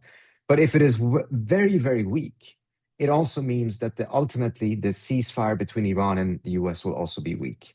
Not because the US and Iran would want to go back into the war, but if fighting in Lebanon can continue, in West Bank and Gaza can continue and Israel can strike the Houthis, it means that we will have the same scenario that we did after October 7th. And remember, back then, a lot of the concerns were this conflict, if it's not stopped, will spill over into the rest of the region. More than twice now, it has done exactly that. And the second time, it led to this disastrous regional war. So if you really want to avoid a recurring scenario of this kind, you do need to pacify all of these other theaters, not just the ones between the US and Iran directly. So I think there's a strong argument, regardless whether you're coming at it from the US side or from the Iranian side, that it would actually be better to get a complete ceasefire throughout the entire region. Now, what was the other? It was the third factor, and I forgot right now. The third Your factor dog was distracted me. It's a beauty. Yeah, she's a big guard dog. The third factor was the enriched uranium, and how much of that is actually, I guess, not negligible necessarily, but like, what are the red lines there? And because my estimation is, considering that they had already conceded to, according to the Omani negotiators, in the beginning phase before America engaged in perfidy again alongside Israel, was the idea that Iran was totally willing to lean into American demands on that front. Obviously, the red lines are, the ridiculous asks were on, restricting the missile strike capabilities. Like, that's, totally ridiculous. But the nuclear side has always been Iranian leverage. They have, in a way that I might even say is naive, have refused to engage in enriching uranium beyond, or the only time they've engaged in enriching uranium beyond civilian grade is specifically to gain leverage to bring America back to the negotiation table in exchange for sanctions relief. Trying to force America to abide by something similar to the JCPOA.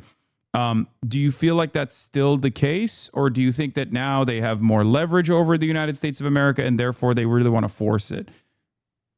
Yeah.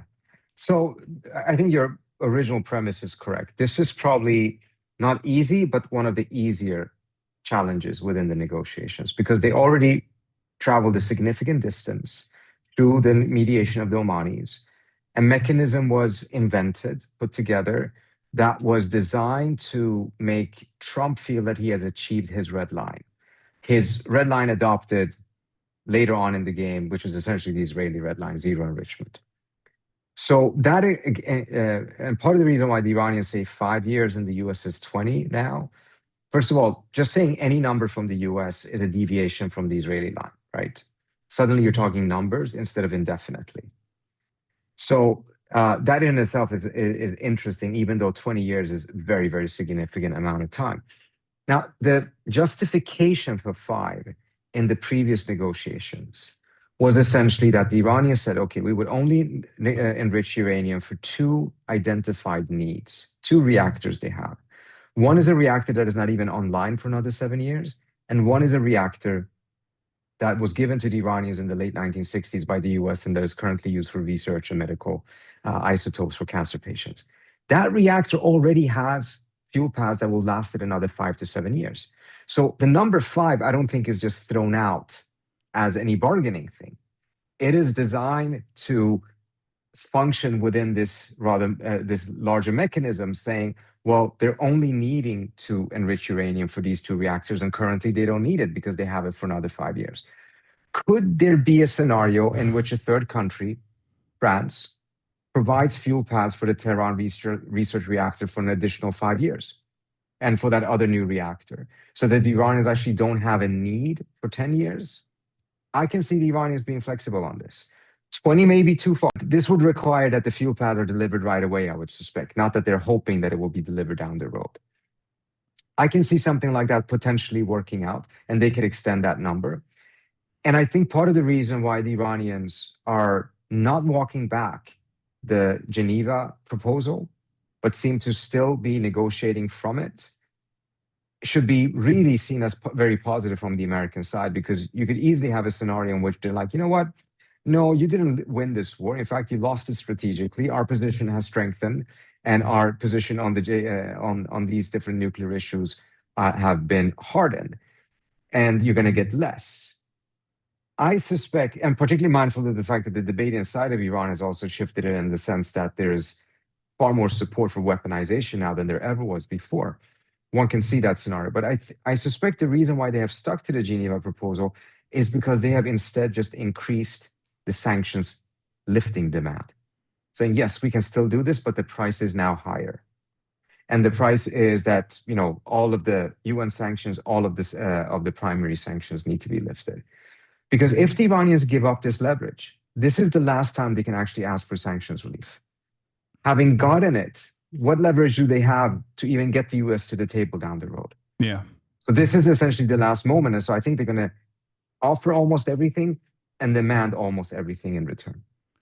But unfortunately, Donald Trump sees any kind of concession or even a willingness to cooperate with coming to the table as a sign of weakness, unfortunately.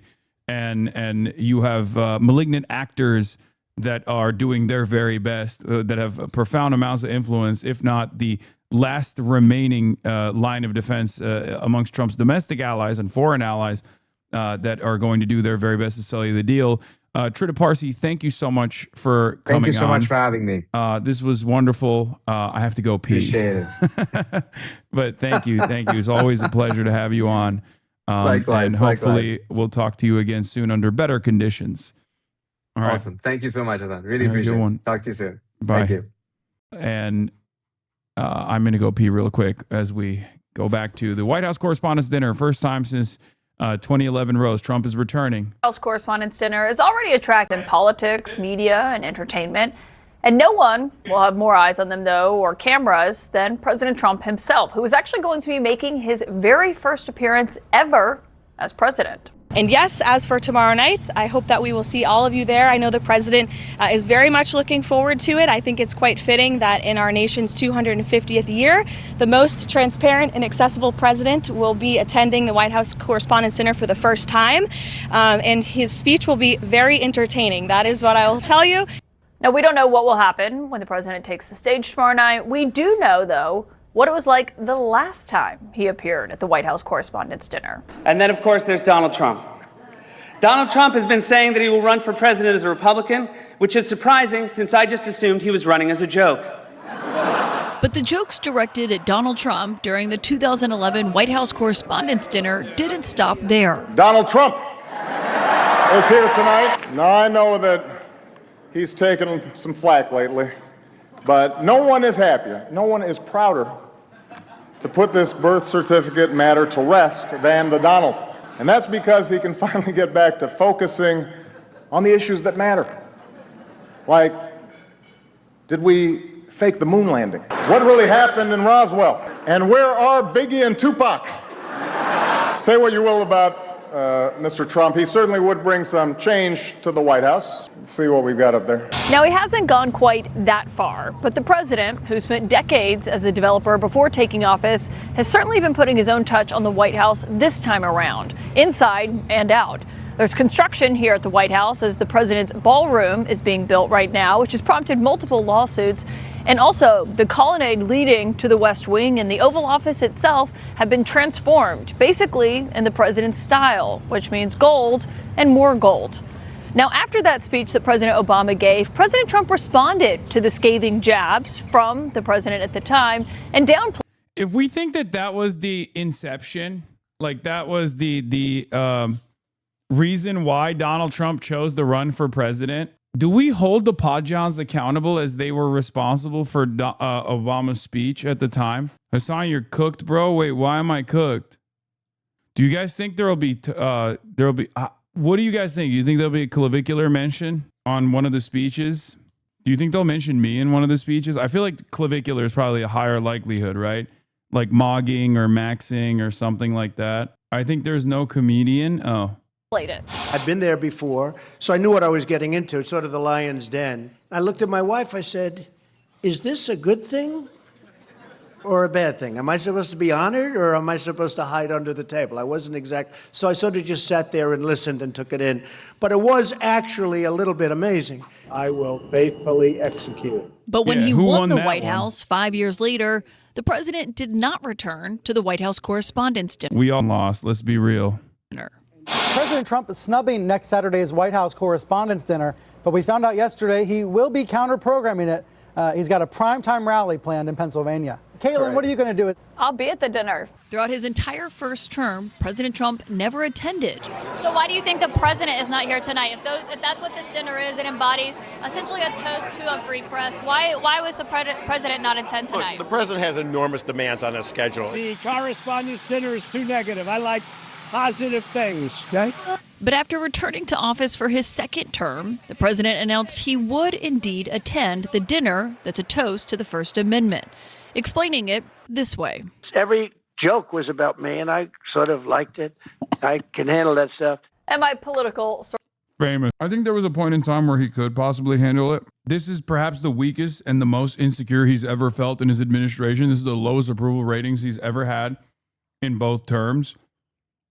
I wouldn't be shocked if he just ends up arresting everyone that made jokes, or just all the journalists in the room after he's done. sources are back with me, Scott and Paul. I mean, it really did become this urban legend that Trump ran for president because Obama made fun of him at that dinner in 2011. Is it an urban legend?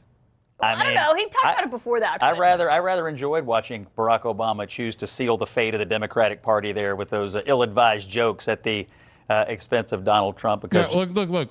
Everything these guys say and do should be read as like a dude who got bullied his whole life exercising a power fantasy through another bully. Oh, they better not think about cracking jokes ever again. It's like, dude, shut up.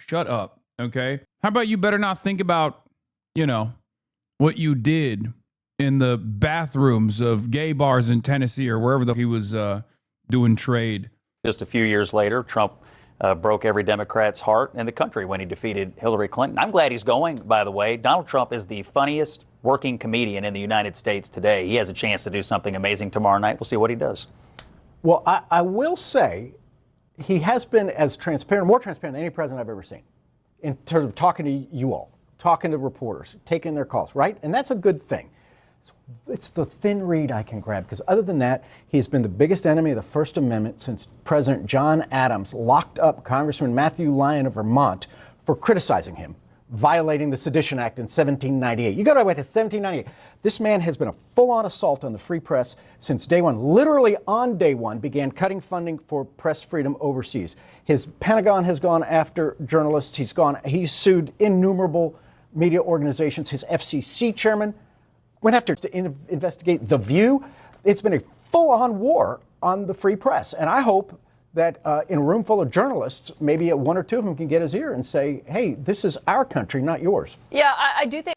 Yeah, right, dude. They're going to be too busy polishing his shoes with their tongues. I mean, there has been criticism, Scott, of the fact that he's attending the dinner at all from people who say that he's not an advocate of the First Amendment. I mean, people are reporting reports just this week from the FBI trying to investigate a reporter who was reporting on Kash Patel's travel and his girlfriend. What would you say to those people? I mean, I think the first 5 seconds of what Paul said was true. He has absolutely been the most transparent president we've ever had. I mean, you're there every day. He meets with the press on a regular basis, answers questions for hours at a time. I mean, he takes calls from individual reporters on a daily basis. He's calling into shows all the time. The President of the United States is not shy. And he sues them and uses the power of the government to censor them. You think the media is being censored in this country? I think the FCC tried to get Jimmy Kimmel fired, and he was fired for a brief moment, and then the American people brought him back. I mean, I should note the Wall Street Journal is getting an award tomorrow night for its reporting on Jeffrey Epstein and the birthday card that Trump had signed. Groundbreaking. That birthday book. Yeah, but my point of that is. What do you mean groundbreaking? Trump literally tried to sue the newspaper for that reporting. Clearly, he thought it was groundbreaking enough. You can't just say, groundbreaking. Yeah, if it was irrelevant, Trump would not have tried to unsuccessfully sue Wall Street Journal for that exact news report. Well, I don't think that's a nice comment. But my point of that was that Trump is suing the Wall Street Journal over that. and trying to get in this huge legal fight with them, which, was thrown out, but he did take legal action against them because they wrote a story he didn't like. He has stood up for himself, what he thinks he's been treated unfairly, and sometimes it works out and sometimes it doesn't. But I'll tell you one thing, he doesn't take things lying down. That's one of the things Republicans love about him. But regarding the press and their access. What a way to reframe that. Remember, the entire conversation right now is supposed to revolve around whether Donald Trump is respectful enough to the First Amendment or not. Now, we obviously know the answer to that question, but it is really funny that Scott Jennings is like, on the one hand, being like, who cares? He's just defending himself. It's like, really? Is he just defending himself? How about defend the fucking Constitution? You're the goddamn president. That's the whole point. To the president and the Oval Office and what's going on with decision making, compare him to Biden, compare him to Obama, compare him to Bush, Clinton, any president. It's not even close. The amount of questions he takes and answers, the transparency is off the charts and is undeniable. I don't deny that. But it's not his job to stand up for himself. It's his job to stand up for the Constitution. He swore an oath before God that he would preserve, protect, and defend the Constitution. He attacks that First Amendment every day. One thing you mentioned in terms of Democrats, there are some 2028 hopefuls who are in town. California Governor Gavin Newsom. The idea that, no, he's right. The Paul Begala is right. I mean, do we care about these things? Do we not? Obviously, I don't think anybody gives a shit if we're being real. But like, it's still technically the truth. The fact that he says, Trump is the most transparent, I don't like, because that's not true. Leave it to a media guy to equate transparency with accessibility. Trump is never transparent. He's just friends. And a media apparatus that can't comprehend that difference exists is not going to be able to do adequate reporting. That's the problem. Transparency requires Donald Trump to also be a decent person. Transparency requires Donald Trump to say the truth. He's accessible, but I wouldn't say he's transparent. He's accessible, but he's also belligerent. He's accessible, but he also lies all the time. He is honestly dishonest. Is apparently here. He was spotted tonight on the party circuit. I mean, he might be there tomorrow night. It is interesting to think of who will be in that room and what this could potentially look like when the president is there tomorrow night. Every dinner needs a clown. We'll welcome Gavin to town. I mean, I think the president is going to be the center of attention. What he says tomorrow night to and about the media will be obviously well covered. I expect him to be funny, and he should be funny, and has a chance to do you think he should attack the media like he does normally? Do I think he should, or do I think he will? Do you think he will? Do I think he should? I said, do you think I have no doubt at all the jousting that we're used to between the press and the media. Oh, my God. Scott Jennings, just say what you actually think, dumbass. Scott Jennings doesn't want Trump to attack the media. He's already deeply fucking unpopular. But he can't say that because his primary purpose here is to suck Trump's cock. And he knows Trump is definitely going to do it, so he can't be at odds with what he perceives Trump is going to do eventually. So he has to sit there and be like, well, I think he will. I think he will. Okay, do you think he should? Oh, well, it's just jousting. It happens. For tomorrow night. It's censorship. Every president is frustrated with the press. Who is Go all the censored? way back to There's Thomas literally Jefferson. nobody that is censored. He shut down the Voice of America. He defunded NPR. He is. See, this goes back to the point that if both sides are liberals, both sides are liberal Atlantists. When it comes to their foreign policy, they're on board, right? Scott Jennings turn around and be like, why are we spending so much money on propaganda when Donald Trump is actually destroying the global South with hard military power, hard dick military power? We're done with this libtarded bullshit, right?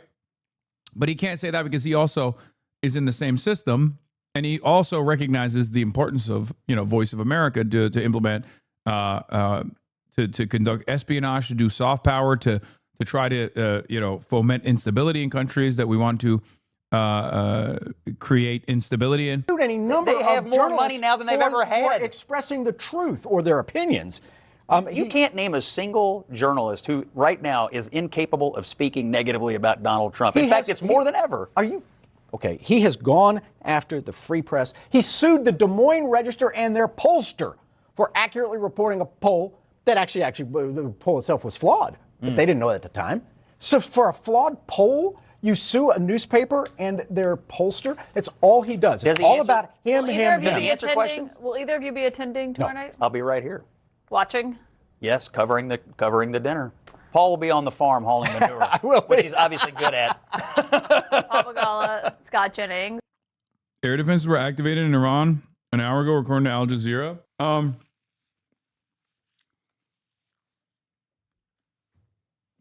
So that could be a test. Kash is potentially getting fired, by the way. Kash Patel is next to go. MAGA made the greatest fan art of you.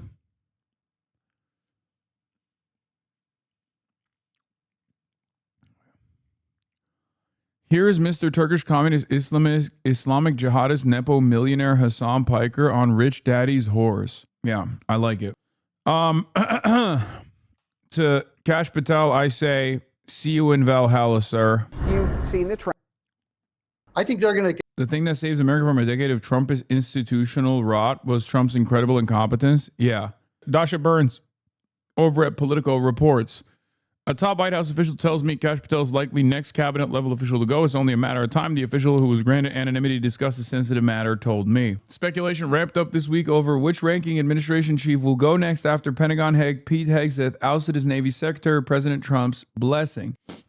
Now a top White House official tells Dasha that Patel is likely the next cabinet level official to go. Do we know when the White House Correspondents' Dinner speech is going to happen? Is it going to take place? Like at what time? It's only a matter of time. The official who was granted anonymity to discuss sensitive matter told of the FBI director. There are several other reasons for the official said, but the top among them is a number of negative stories centered around FBI director is not a good look for a cabinet secretary. Oh, in an hour? All right, let's go. I will be watching that shit. Let's be real. But before we get to that, let's look at some other stuff. Let's do some different reacts. Well, first, Dave Smith with his drama with Kyle Kalinske, so I can get a better understanding of what this guy's about. Trump is dumb, but I'd still do his show. And for one, it's like, we do live in a democracy. It is low-key the fault of the people that voted for Trump, that Trump is in power.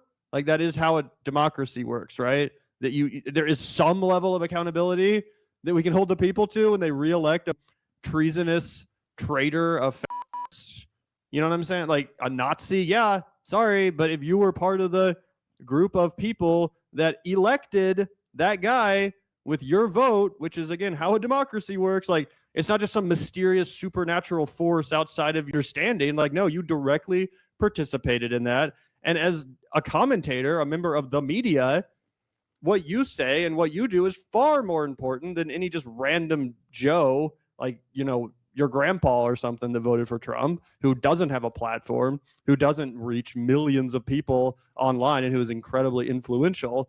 Like, yeah, sorry, bro, you're going to have to be reminded about it. You're going to have to face some level of accountability for that, as you've even admitted. You admitted that you were wrong about that. So sorry, dude, but other people are also going to point that out. It's not Kyle, like, you know, enforcing something that's unfair, or just like going up to random voters on the street and scolding them. You're not just a random voter. You're a highly influential member of the media. Yeah, and for being a guy that talks shit for a living, he's so soft. He name searches on Twitter, and that's how he blocked us. We had a totally innocuous tweet where he was tweeting about how, life was simpler when the government was saying boys could be girls and we all had to stay inside a lockdown. And I was like, Donald Trump was president during all of the supposed lockdowns, you idiot. He got triggered about it and blocked us. But he can't take any ounce of what he dishes out constantly, right? And that's why he's all butthurt about the fact that Kyle made content talking about how he was wrong. Admirable that he still wants to try and be able to wiggle his way in front of Kyle's audience, I guess. But yeah, this was pretty interesting. He follows up and expands upon it on the after party. And imagine, Gavin, only one of these people voted for Donald Trump in 2024 on this podcast this right-wing podcast that we're about to react to. Pretty crazy. Yeah, 100%. We've talked a lot about Dave Smith, so I'm excited to watch this. Before we take a look, though, Zach, do you think there's any chance he would get invited on Crystal, Kyle, and Friends? Like, he's obviously had friendly conversations with Crystal, but do you think Kyle will make any attempts to bury the hatchet or squash the That's beef. my and dark actually woke invite this commander. loser on. I'd give it a 50-50. I'd say that there's a chance that you catch Kyle on a day where he's like, yeah, I'll talk to this guy. I'd like to get to the bottom of this. I'd like to talk to him, whatever. He's a guy with a lot of media presence. I'm a guy with a lot of media presence. Let's just talk about it, right? He's anti-Trump now. We need all the people anti-Trump that we can get. I also could see Kyle being like, no, that guy, I don't care about him. I don't want to have him on the show. You know what I mean? I feel like it could really break either way. What do you think? I totally agree. Yeah, I think it's like a 50-50 shot. I kind of hope it happens, though, just because I really do like when Kyle debates people and disagrees with people. And I do think that Crystal, Kyle, and friends would be even better if they had more contentious sort of debate style conversations. Like, not that I don't really enjoy that show, but I do think that both Crystal and Kyle really excel, when they're in, those sort of contentious debate settings. And I would like to see more of that. So like, yeah, might as well hash it out. Might as well have him on. But I could also see why Kyle would say, not worth it. I don't want to give this guy any more attention. Yeah. This is the Vanguard. They're like a left. They're like the Brian Stelter. Is that his name? The media, the media commentary channel of left media. TMZ of the online left, kind of, yeah. I'm the angry teenager that I always am. I hate him now.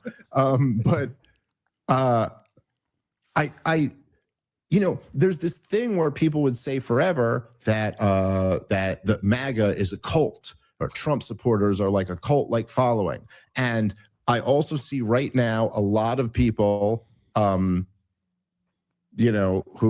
who have been like really calling people out who voted for Donald Trump or something like that. And, so I say this again from the position, which I understand is a weak position to argue from, where I'm already admitting that, like, yes, probably it was wrong to vote for Donald Trump, but also, bro, you mean probably?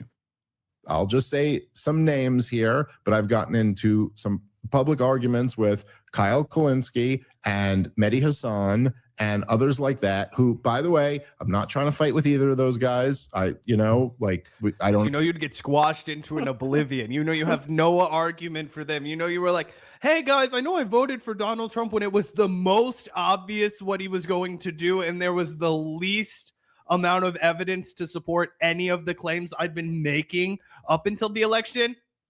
Let's forget all of that. And actually, I would like to stack the deck in my favor again. Like, it's totally nuts. It's and also again, just trying to be like, oh, well, me, I'm just a voter. Why are you vote shaming? It's like, bitch, you're not just a voter. You're not just some like 80-year-old lead poisoned Fox News grandpa who voted for Trump or whatever. Like, you're a member of the media. You're an influencer. It matters more what you say and who you promote than just your average voter that you're trying to lump yourself in with and act like, Kyle's just going after the voters. Can you believe it? He's just going after the voters. It's like, you're more than just a voter. And as I said, we live in a democracy, and that's how Donald Trump got elected, because the voters voted him into office. So therefore, yeah, we do have to, offer up some accountability. Totally. Agree with them on everything, but we sure do agree on some really important stuff. And I'm not, but they're going. It's funny that he doesn't talk about me like this. Like, with me, it's way more interesting that it's like far more contentious when he talks about me. Because like, what do you think you agree with Mehdi Hasan and also with Kyle Kulinski, but have some disagreements over when I'm pretty close to their worldview. Going around like constantly going like, hey, you voted for Donald Trump. Well, look at you, Joe Rogan. You're criticizing him now, but what do you think you voted for? And just like everyone who's and this is just infuriating me. And I publicly went back and forth with Mehdi a little bit, and then we messaged privately a little bit, and like, we're cool and everything. But I just there's something about this where, like, I said this publicly, and I'll say this again, that when I remember, I was so anti-war, so hardcore anti-war, I'm and gonna face plant with this, and I'll tell you why in a second. And I never voted for anyone. The only presidential candidate I ever voted for was Ron Paul. Like, I have complete clean hands in terms of voting before 2024.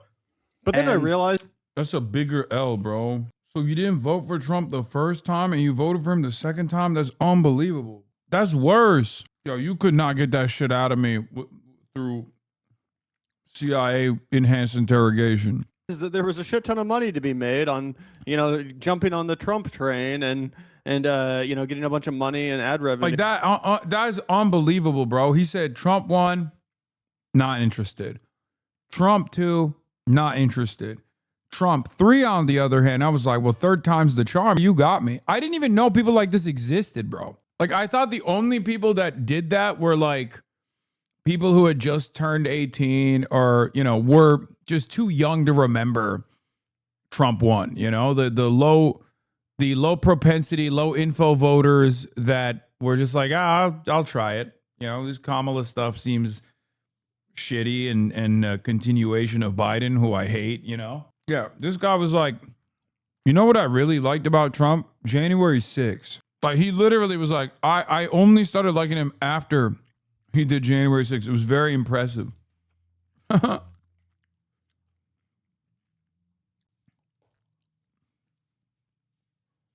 Okay, Chatter, you keep saying this person is hosting the dinner. He's a mentalist on Basement Yard. I'm sorry. I don't believe that anyone that's affiliated with Basement Yard is actually hosting the White House Correspondents' Dinner. Is that for real? It's something that doesn't really exist, that's just in your brain. Close your eyes. Close your eyes. Someone who knows the Basement Yard is doing the White House Correspondents' Dinner. That's insane. Be nice to Basement Yard. No, I love Basement Yard. It is precisely because of that love that I have for the Basement Yard that I find this to be unbelievable. Joe, you look. Come over. Can you see this? Don't see. Yeah. I don't know about this. This is crazy. And you go, this would make for a great episode. Open your eyes. Spontaneous, off the cuff, pops in, and you go, I didn't even know I would think about this. It would make an insane episode. What happened in that dream? What were you doing? Say it. We were like hanging out in a bath. What was it? Just what's in the bath? Like clay or mud or something like what? that. Yo, get out of here. Yo, get the out of here. Yo, no. No. Call the police. Yo, like I'm not. I'm serious. I'm serious. Yo, I'm literally. I can't. Yeah, See? I'm not having fun. Timeout. What the is that? That's the idea you came up with? I don't know. I'm just trying to think of like something out there that'd be crazy. And if we were in just like mud baths, not together. You have your bath. Okay. We have our bath. It's a little weird, but yeah. Yo.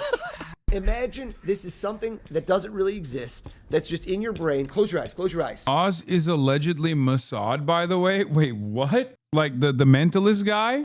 Yes, Trump is such a thin-skinned baby that he couldn't have a comedian host because he cannot take the roasting. A mentalist is the host. Wait, someone said all mentalists are Mossad. Okay. I can't tell if you guys are fucking memeing or if you're being serious. Well, not on the mentalist thing, on this one in particular. Is this mentalist Mossad or not? Not all mentalists. I know that that's not the case. I'm sorry. Is this white culture? I have no clue who Basement Yard Porch is. Basement Yard is a very funny podcast that I really like. They're very funny. But I guess they have an affiliation with a Mossad mentalist. A Mossad mentalist that is doing the White House Correspondents' Dinner hosting. No, they were before the Yard. Ludwig totally ripped their shit. From all of his idiot, gullible, fucking stupid supporters. Yeah. More money to be made doing that than supporting the actual nominee of the party that I claim to be associated with, the Libertarians, because they nominated a gay guy. And Dave Smith is apparently a fucking homophobic piece of shit and couldn't stand the fact that Chase Oliver supported. Wait, really? No, there's no way. Is Dave Smith homophobic? Trans people and took a photo in front of a pride flag. So because of that, he completely threw his own. Dude, what the fuck is up with libertarians, bro? I thought libertarians were like libertarian. Yeah, he's a HasanAbi head. He liked the same post Zoran did. Who is? Who are you talking about? Check my log. Why are you guys looking at all my fucking posts and who's liking it? The mentalist? The mentalist, bro. Trust. So he's not Mossad.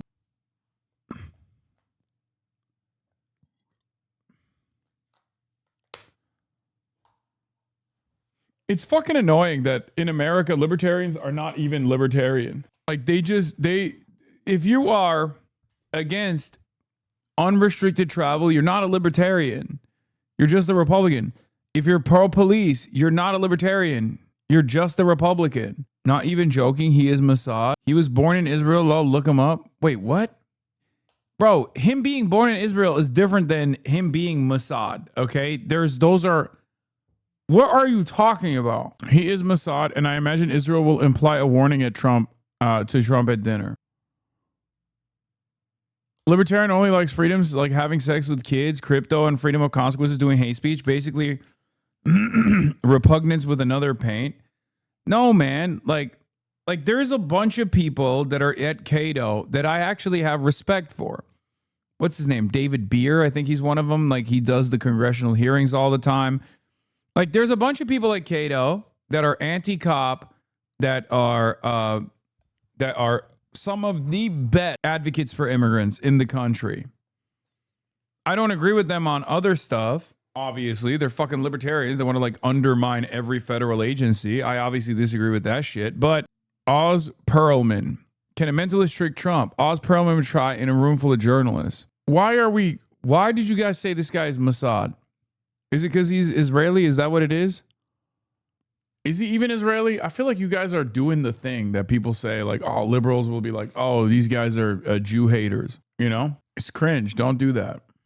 What? Israelis have been through enough. Okay, calm. Israeli American mind reader Oz Perlman tapped his entertainment. Perlman's an Emmy Award winner and New York Times best-selling author. Yeah, I don't think this guy is Mossad. I don't know where you got that from. You know? Not all Israelis are Jews, bro. Okay, dude. There's very few. Also, that's not the point anyway. Your anti-Semitism is rubbing off on us? Sure.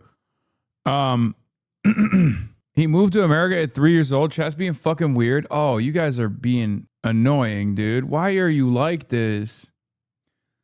It's annoying for two reasons. One, it's annoying because it is kind of anti-Semitic. I'll be honest. But also, it's doubly annoying because so many of you fucking immediately lean into it, and it's just not true. Like, I hate when you motherfuckers sell me on some bullshit. But yeah, why do you read the dipshits? I don't know, because it's anonymous. How am I supposed to know who's a dipshit and who's not a dipshit? Oh, he went on Rogan and guessed his banking pin, so people started a rumor he's Mossad then? That's so stupid. Yeah, he's a mentalist, man. What the fuck? I was born in Israel and I lived there until 7. Am I Mossad? Yeah, exactly. It's stupid. Also, the other side of this is like, if someone is Mossad, or if someone is like worked in the Israeli intelligence, okay, chat, stop saying yes. You guys are being fucking assholes. They would say it, because up until recently, that was a positive. Okay, up until recently, ain't nobody was like, oh, you're Mossad. That's crazy. I am going to look at you differently now. Up until like 2 years ago, when someone was like, oh, I'm a former Mossad agent, everyone would be like, oh, that's so based. That's so pogger. That's what they would say. It was straight up on their LinkedIn. Everything you do is heavily moderated by Nazis, establishment, Dems, and Republicans in the government. Your chat playing into this shit is so stupid. Yeah, you guys, come on. You have to calm down. Yeah. People, I think, again, you guys forget, like, motherfuckers would say they're Mossad back in the day. Whoever is responding with yes, congratulations, you're now a target. Anyway, I don't know why. I'm just still shocked that someone that has been on the Basement Yard is now hosting the White House Correspondents' Dinner. I suspect that the reason why it's happening with this mentalist guy is because Trump could not get a comedian. Like, there was no way he was getting a comedian on there because they would have cooked his ass. Party, the libertarians, the third party under the bus, to support the biggest warmonger of all time, a fucking lunatic, Nazi, fascist, authoritarian who stands for everything that libertarians claim to be against. It's true. I remember just mourning the death of the anti-war left forever. It was like, as soon as... Oh, yeah, dude, I'll be honest. This is like, Trump 1 was what cooked libertarians completely. Like, anyone... I saw so many motherfucking libertarians vote for Donald Trump on Trump 1. I was like, what are you talking about? Like, this guy wants a police state. He's running on building a wall. Isn't that your whole thing that distinguishes you from Republicans, is that you're for freedom of travel, freedom of movement, free trade, fucking anti-cop? Otherwise, you're just a goddamn conservative boomer who likes to smoke pot. George W. Bush left and Obama came in, and the global war on terrorism just escalated and spread to multiple other theaters. Escalated in the theaters they were already in. He surged like tens of thousands of troops to Afghanistan, took out, Libya, Syria, Somalia, Yemen, like all of this. And they were just gone. And then when the destruction of Gaza started, they kind of all came back. And I was like, great. Kyle, the guy you're supposedly criticizing right now, went hard as a motherfucker in the paint every single fucking day against the U.S. aggression under Barack Obama. That's what's so crazy about this. As far as I know, Kyle didn't even vote for Joe Biden in 2020. He was making a bunch of content saying, not fucking good enough, fuck you, the way you treated Bernie Sanders, you're not coming around on any of our positions. He never publicly supported Joe Biden. It was only after Joe Biden had gotten into office, he started giving him a lot more credit. Okay, he may have personally voted for Joe Biden, but he didn't. Yeah, I was going to say he was making a lot of content saying, fuck that, I'm not going to. And so this made up argument that you're trying to use to attack. Okay. All right. I'm bored of the Dave Smith saga. I'll figure it out when I talk to him.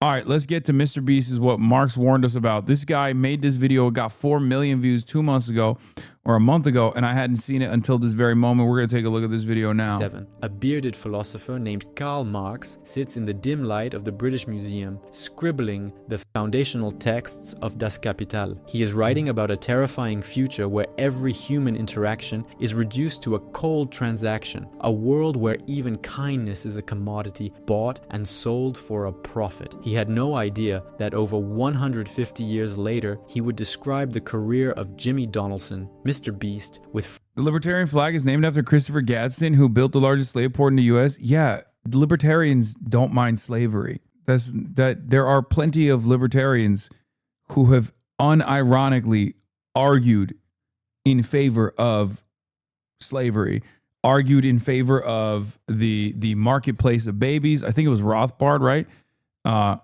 That's not a problem for them.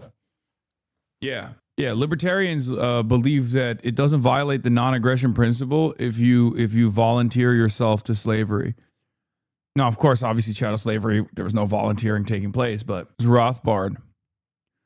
Yeah, look up Rothbard, marketplace of babies. Frightening accuracy. We view Mr. Beast as the internet's greatest philanthropist, a modern-day saint who builds wells and pays for surgeries. But through a Marxist lens, Mr. Beast isn't the solution to capitalism's failures. He is its final, most dystopian evolution. He has perfected an economy where human desperation is gamified, and charity is no longer an act of mercy, but a high-yield digital asset. Marx warned us that under late-stage capitalism, everything, even our empathy, would have a price tag. Mr. Beast didn't just find that price tag, he built a billion-dollar empire on it. This is how the world's most popular creator perfected the exact dystopian economy Marx predicted over a century ago: commodity fetishism. In the first volume of Das Kapital, Marx introduces a concept that explains why Mr. Beast's videos feel so mesmerizing yet so hollow. He wrote, "A commodity appears at first sight an extremely obvious trivial thing, but its analysis shows that it is a very queer thing, abounding in metaphysical subtleties and theological niceties. When you watch a Mr. Beast video, what are you actually looking at? You see a suitcase filled with $100,000. You see a brand new Lamborghini. You see a house being given to a homeless family. To the average viewer,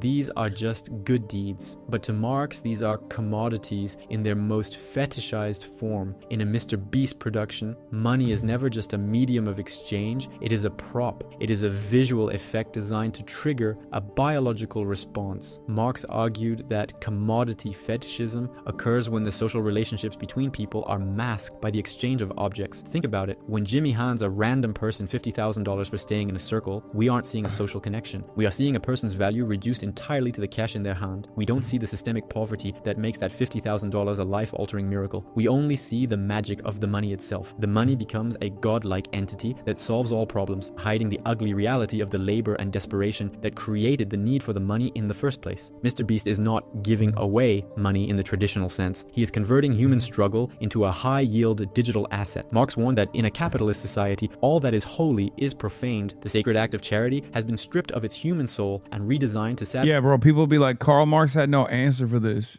Karl Marx could have never predicted, let me stop you right there. Okay? Because it was the fundamentals that he wrote about, describing the current existence of capitalist society, the economic organization of society at the time. It's not a prediction necessarily. It's a tool that you can use in your life. So technically, he's not predicting shit. He's just observing reality and writing it down. And therefore, it always comes across as though he predicted everything, including Mr. Beast. Satisfy a recommendation algorithm. It is the ultimate commodification. Kindness itself has become a product you can subscribe to. Human alienation. Marx's theory of alienation is perhaps his most haunting critique of how capitalism breaks the human spirit. In his economic and philosophic manuscripts of 1844, he wrote, He would have killed it on Kalshi? No, because he did. I'm pretty sure he played the stock market at the time, and he was obviously broke as, so clearly he wasn't making the best predictions. Let's be real. So he did. He owned stocks. Karl Marx wasn't a real communist. He owned stocks. He a long-term guy, not short-term. Yeah. I'm just saying he wasn't the best at making, he wasn't the best at figuring out, at least. Becomes all the poorer, the more wealth he produces, the more his production increases in power and range. The worker becomes an ever cheaper commodity, the more commodities he creates. Now, look at a Mr. Beast challenge. A participant is Mark's calling Engels on Discord while he streams slots. I need you, bro. Yo, Engels, come on. Let me get another 10 bands. Engels, let me get another 10 bands. Please, let me touch it. Let me touch it. Engels. Placed in a white room for 100 days. Another is buried alive for 50 hours. Another survives in a wilderness for a week. On the surface, it's a game, but in Marxist terms, it is pure alienation. The participant is the worker, and their production is their own suffering. They are separated from their family, their environment, and their basic human needs, all to produce a spectacle for a global audience. Marx argued that under capitalism, the worker is alienated from their species essence, their true human nature, by placing people in sensory deprivation or extreme physical conditions just to pay off student debt or buy a house. Mr. Beast literally strips them of their humanity to see how much value can be squeezed out of their endurance. They aren't there because they want to play a game. They are there because they are economically coerced. In one video, a man stays in a circle for months to win money for his family. We watch his mental health decline. We watch him weep. This is exactly what Marx meant when he said the worker's labor becomes an object, an external existence that exists outside him, independently, as something alien to him. The contestants' pain is no longer their own. It belongs to the Beast brand. It is a raw material, like coal or iron, mined from the human psyche and sold to us as entertainment. The more the contestants suffer, guys, Karl Marx wasn't talking about reality TV. This guy's just making an example about how dehumanizing wage slavery actually is by using one of the most extreme edge cases that even the average wage slave can comprehend. Technically, it's in some ways, if you want to look at it, not to get all like vegan with this, but you know how vegans will be like, wow, why wouldn't you eat a dog or a horse if you eat a chicken, right? Technically, what we're looking at here is not even an excess. It's just like the regular workplace, the dehumanizing nature of having a clear lack of autonomy in the workplace. And this in and of itself might even be more fortunate of a condition, because it's like, sure, you get a little bit of embarrassment in the short term, but your payout is far higher. Like the amount that you're paid for this labor is far, far higher than what you would get if you were to go to work every day. Because the more wealth the video generates, they are a cog in a machine that requires their total alienation to function. They sell their life activity to obtain the means of subsistence, turning their very existence into a game of survival. Exchange value. To understand the genius and the horror of the Mr. Beast model, we have to look at how he treats human life as a balance sheet. Marx famously distinguished between exchange value. In value, price, and profit, he noted, as exchange values, all commodities are merely definite quantities of congealed labor time. Take the video where Mr. Beast pays for 1 1,000 people to have cataract surgery. The use value of that act is immense. 1,000 people can now see it is a genuine good, but in the logic of the channel, the exchange value is what matters. The cost of the surgeries is a variable capital investment. The congealed labor time is the months of planning and editing. The goal, to produce a thumbnail and a title that generates a surplus value of 150 million views. If curing 1,000 people only generated 100 views, the Beast Empire would collapse. The mercy is only viable if it is marketable. This creates a terrifying feedback loop. Marx warned that capital must always seek to expand because the cost of curing blindness or building 100 houses is so high, the next video must be bigger, louder, and more viral to... Another moment of HasanAbi vindication was when I said, this is great and all, but it shouldn't be left up to the beast. Remember when everybody yelled at me for that take?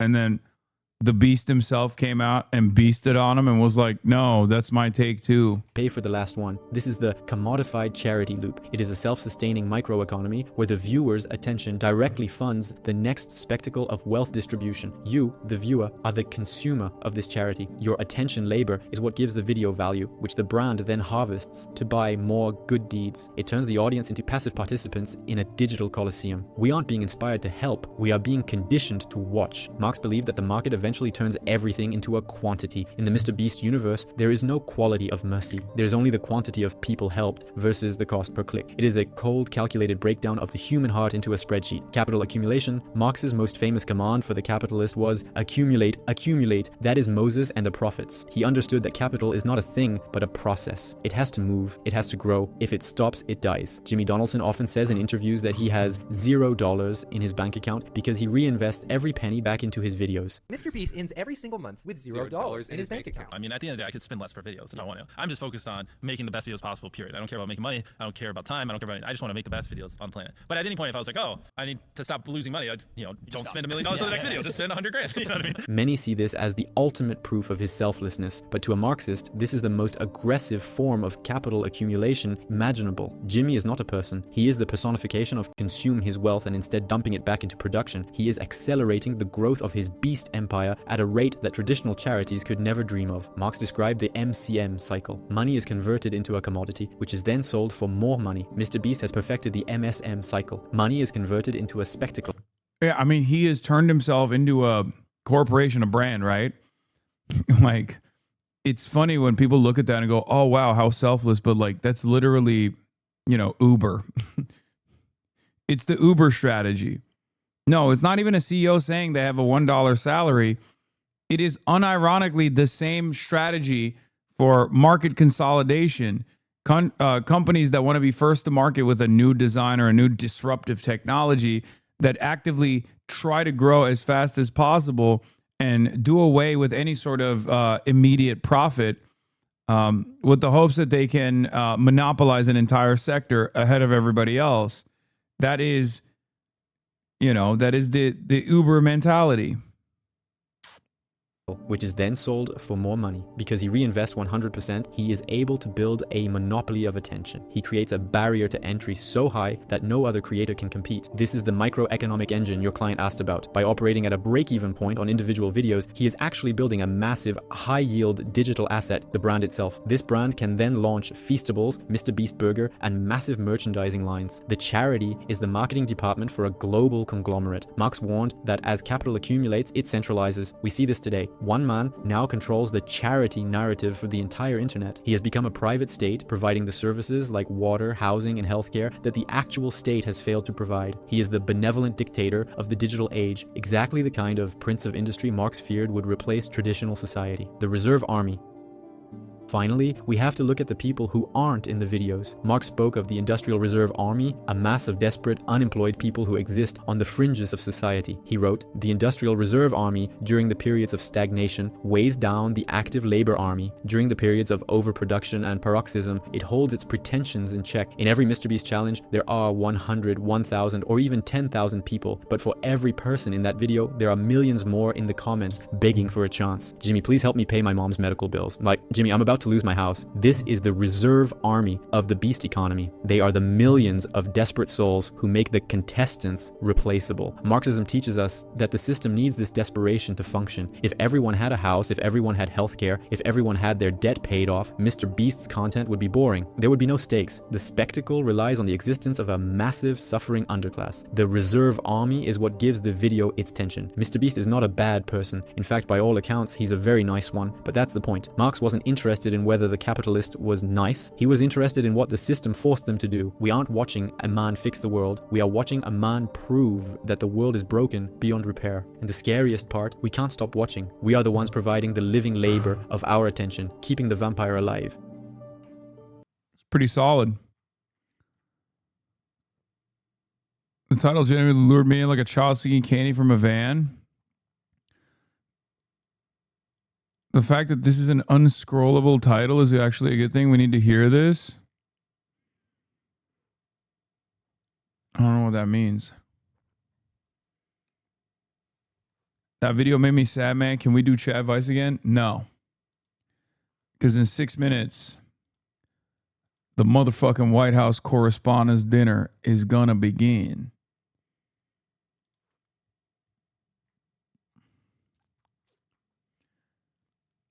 You think Trump is going to pull a Saddam Hussein at the dinner party? No, I don't. I don't actually think that. I was just making a joke. Well, I should have thought twice before making jokes. Bro thought jokes would fly. Half the time shit that I joke about turns into reality. Brave. Anyway, where's the White House Correspondents' Dinner? Look, all the stars are here. Intense look. You know? She's still got that intense ass look. Even when she's hanging out with homies. Look, why does she look mad? She just looks so mad all the time. So is it why is she not sitting with JD? Have you ever met Erica in person? No. I knew Charlie for longer than Charlie knew Erica. Okay? I knew Charlie Kirk. Think about how insane that is actually. I knew Charlie Kirk for a longer period of time than Erica Kirk knew Charlie Kirk. Think about that. Yeah, he should have married me. He'd be a... never mind. You missed Fetty? Fetty Wapman is there? Is that the ogre stumbling around? Is that him or is that Matty Iglesias? Just kidding. Matty Iglesias is way shorter. Still just as fat and just as bald. That's a free press guy. A lot of free press guys, I suspect, here in this room. Is that Usher? Ante? My Usher. Or is that Katie Miller? Wait, Katie Miller is Purgante? I thought Usher was Purgante. Olivia Reingold is there. Oh, look at the ogre. Dude, this is a room full of my ops, unironically. This is the ops ball. Now that I think about it, everyone in here is an op of mine for like the past 2 months now. Olivia Reingold, your girlfriend is there. Yeah, she wishes. she might think that. You're getting mentioned? Nah. Your queen was dragged out? Oh my God, Medea, get your hands off of her. Of course Medea was there. Are you kidding me? It's so awesome that she still wears like pink stuff everywhere she goes too. She's like not even trying to be undercover. Like she dressed up like she was going, right? Oh my God, they carried her. By the Israelis. And we were there with a picture of Amal Khalil showing Wolf Blitzer, the picture. He said, I don't know who that is. We said, you should know who it is because she was just by the Israelis. God, what a queen. Yeah, Wolf Blitzer, former AIPAC spokesperson. Just, you know, I know I don't bring this up. Will Hasan Piker be mentioned in 2026 Correspondents' Dinner? 80% yes. $36 million volume. That's a lie. You just made that shit up. She was under the rubble for hours while they wouldn't let the rescuers come in. They were targeting her and then targeting the people who were going to rescue her. By the time the rescuers got there, she was dead. And these are the colleagues of the people celebrating the war criminal both Donald Trump and Pete Hegseth are going to be in there tonight. And these journalists, in quotes, are celebrating while people are being killed in the West Bank, in Gaza, in Lebanon, in Iran. Every single day, their colleagues, their journalists are being. Claudia Jansaki in there, she turned her back. We saw Sheryl Sandberg in there, turned her back. Turned her back. Turned her back. These are not journalists. On another note, is Wolf Blitzer a stud? Like when old Wolfie walks in, does he light up the room like he lights up my life? I've never been in the same room as him, but I mean, he is a sexual dynamo. I'll tell you that much. I mean, he makes me quiver. Okay, my wheeze are neak. My wheeze are neak. My knees are weak. What the fuck is wrong with me? See, he me up just thinking about Wolfie. Just thinking about the Wolf Man. Okay. Just thinking about the Wolf Man, me up. People on the ground in Gaza are risking their lives daily, having to report on their own people, their own families' deaths. We just saw Amal Khalil in Lebanon. And these journalists are sitting here partying with Donald Trump and Pete Hegseth and Stephen Miller. And this is how they treat us when we try to tell them, all we want is for you to report the truth. Talk about the genocide of Gaza, talk about the genocide in Lebanon, talk about the illegal war on Iran, talk about these things instead of just staying silent and then coming and partying with the people that are in charge of these decisions. This moment will go down in history, and these people are on the wrong side of it. How dare you all just stand here and party with war criminals? I hate nerd prom. Trust me, I went to one White House Correspondents' Dinner weekend. I was supposed to go this weekend as well. I didn't go, but not to the actual dinner itself. I have never been invited, but it was horrible. God, I hate DC so much. No, I got invited to the Vanity Fair party. I didn't even get invited to the Grinder party, which is crazy. Room full of contradictions? I don't think it's contradictory at all. I think this is a room full of sycophants, loyalists, maybe a couple good journalists in there. Maybe. Up. We are all domestic terrorists. White House Correspondents Association. Attorney Simon Lakovich.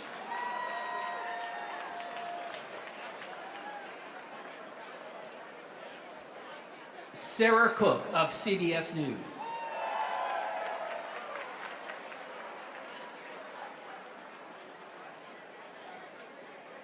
Andy Harnick from Getty Images.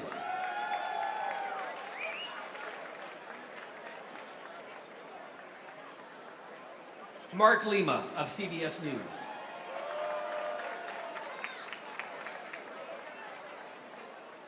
Jackie Heinrich of Fox News. That's Sean Spicer? No, right?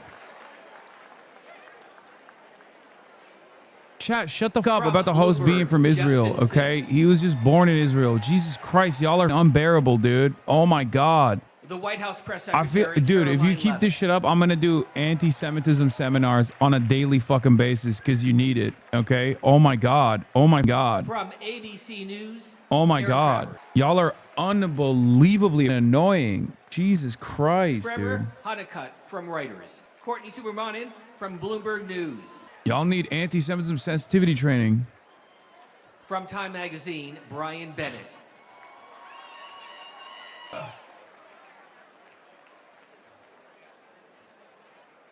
And join us in welcoming the president of the White House Correspondents Association from CBS News, Weijia Zhang.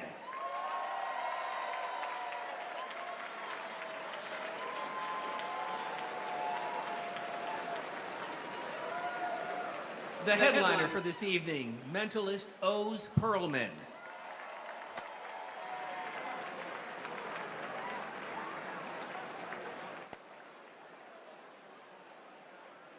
And now please welcome the Vice President of the United States, J.D. Vance.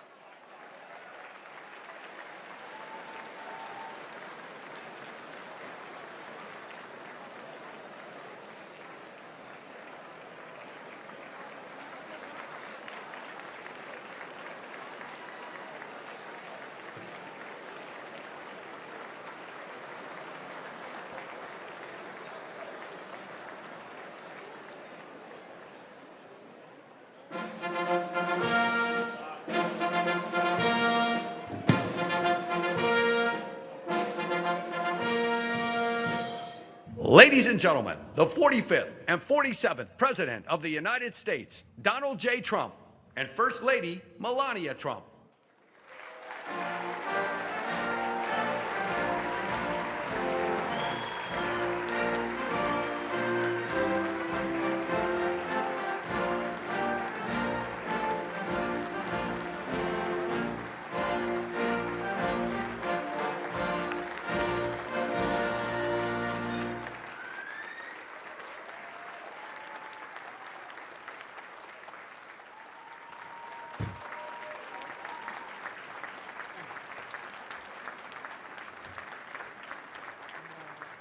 I hate seeing this piece of shit enjoy himself, dude. Ladies and gentlemen, I please can't be rise alone for in the this, nation's right? Colors presented by the Joint Armed Forces Color Guard, and please remain standing for our national anthem performed by the U.S. Marine Band. Do you think there will be comedy? No. No comedy allowed.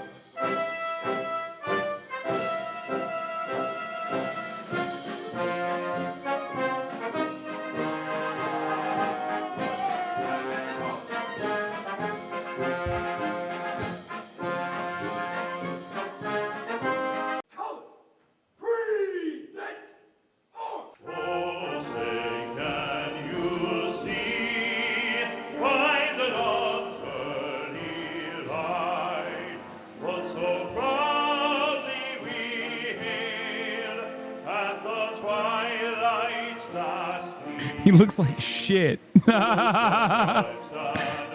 looks so shitty. He looks so bad, bro. He looks like a bag of ass. Melted wax candle looking ass.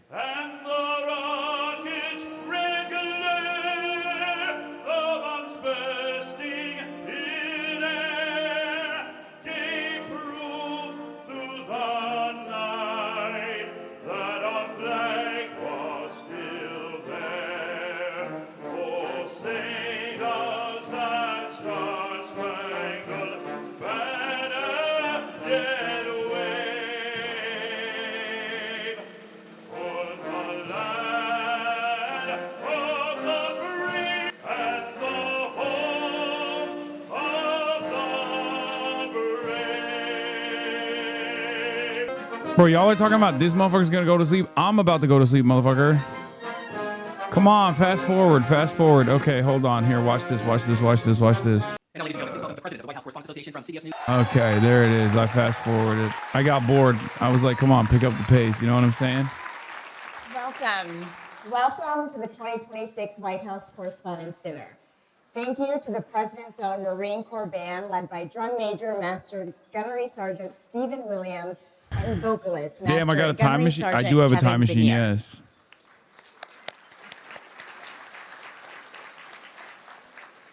Good evening to everyone. President Trump, Madam First Lady, on behalf of the White House Correspondents Association, thank you for being here. It is meaningful that you're with us tonight.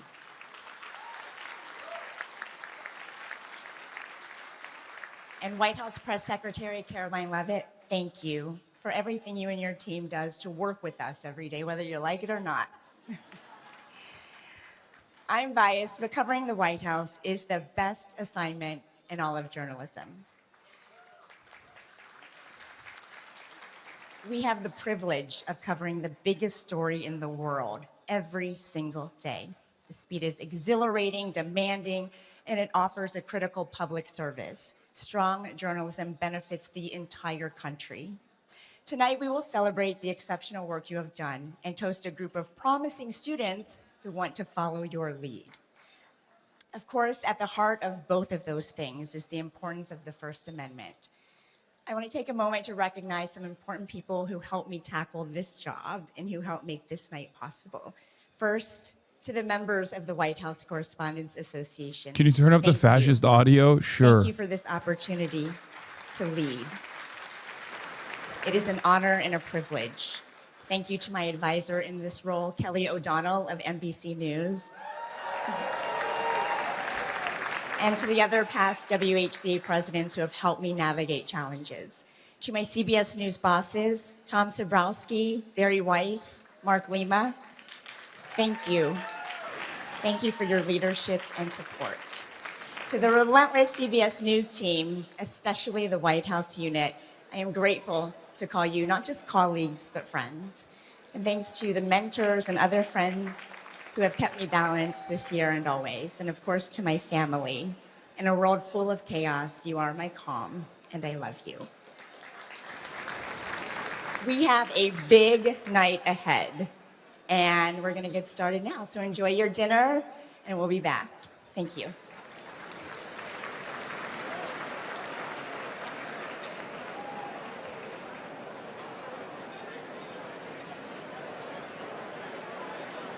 Tony double circ. Double circ Tony.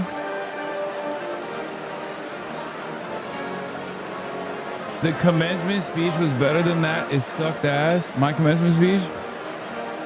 Why are you watching? Oh, the fucking bald Nazi. Oh, gross.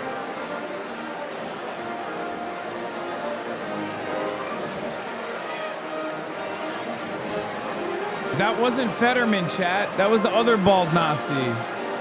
That was Stephen Fettermiller.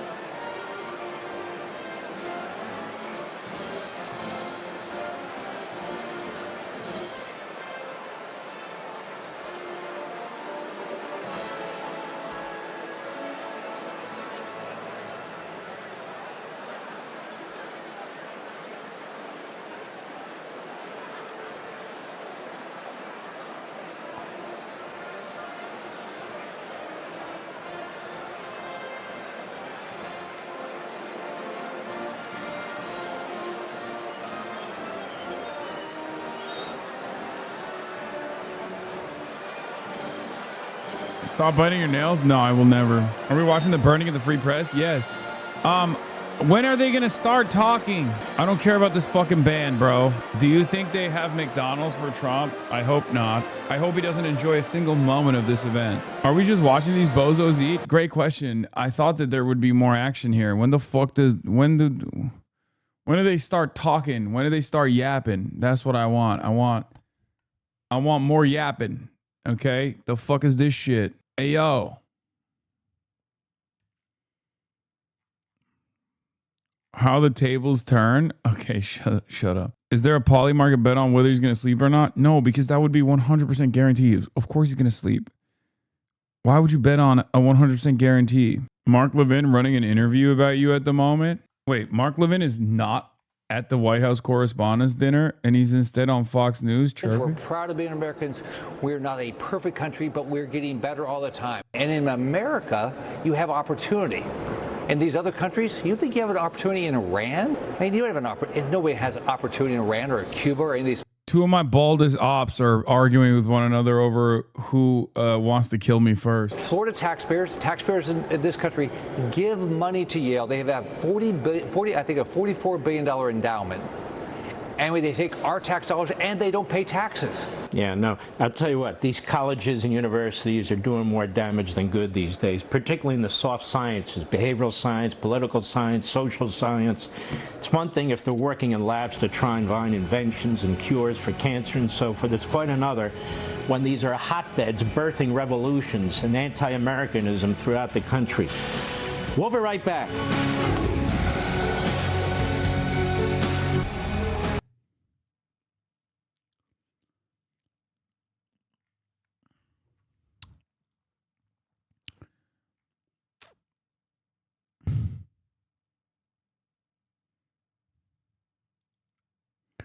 Megan Stan accounts are retweeting your reaction. Hell yeah. This man is anti-black, by the way. Oh my God, what did he do? There's a video of him blatantly saying he does not care what black people have to say. Bro, I swear to God, it's just like, it's over.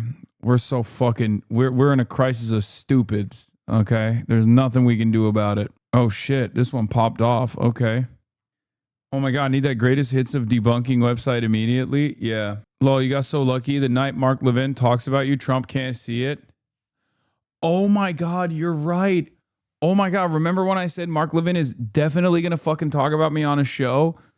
Oh my God, the one time he's talking about me on a show, Trump is not watching the Mark Levin broadcast. Oh, that's unironically. Oh my God, that's incredible. We would have eaten a fucking Truth Social tweet tonight. You think they're going to move on from HDS? No, I don't think so. There's absolutely nothing good going on in America. They can't talk about anything good going on in America because there's nothing good going on. And the Democrats can't talk about how much Trump sucks Israel's dick because they also want to suck the same dick, which is like the greatest avenue for the Democrats to just consistently be like, hey man, remember when you started waging war on a totally foreign country at the behest of Israel? Fuck is wrong with you? They'd be saying that every day. They could be saying that every day, but most of them are too busy not saying that because they don't want to say that. So they've decided the best possible thing to do right now is just keep the cycle going. Oh man, this Hasan guy fucking sucks. Really unbelievable. Did JD make his wife put on white face? So is this it? What the fuck's going on here? Also, where's Usher? That's not Usher. That's not my Usher. Where's my Usher? Usher! Brother, you take 2 hours to eat. It's been like 5 minutes. Why? Telling Trump to watch a rerun? See you soon at 8 p.m. Eastern on Life, Liberty, and Levin on Fox. You can't watch live? If you can't watch live, you can DVR the show. Brother, I keep 2.5 Men, 24, and Life, Liberty, and Levin on my DVR because I'm a real patriot. Now, this guy has blocked me, so I can't tell if he's a fucking guy who's making a joke. Oh, never mind. He's being sincere. He's being fucking sincere. Oh my God. Oh my God. I thought that was a joke. I thought people didn't actually say stuff like that. Oh my God. Oh my God. He said that seriously. That's so funny. Like 99.9% of people on the planet, I plan on missing it. Bald Warhawk. All the 90-plus-year-olds and mental patients at wards at hospitals, set your DVR. We still use VCR in this household. Thank you very much. I try to never miss your show. It's no wonder Levin is still in the DVR age. Compliance with Israel's... What? I don't know what that word means. I'm not going to read it. It kind of feels like racist. I'm watching, Mark. You're talking with Rick Scott now. Another great opening with a brilliant historical perspective. Who are your guests, Mark? It says Judean General. Nah, because my dad's profile name is Boat Patriot.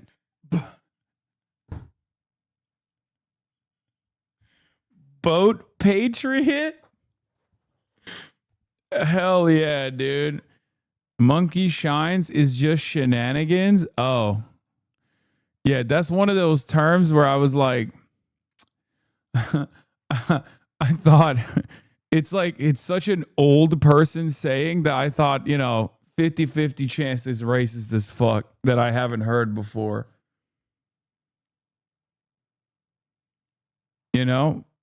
My dad's is millions must go, referring to restore Britain, says British bloke.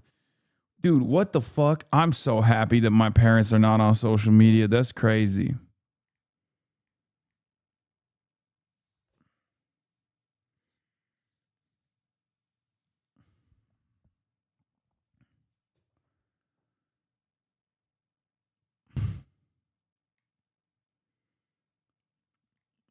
What's the point of your PhD? See, my PhD is still solid because it wasn't a slur. If it was a slur, I would have known.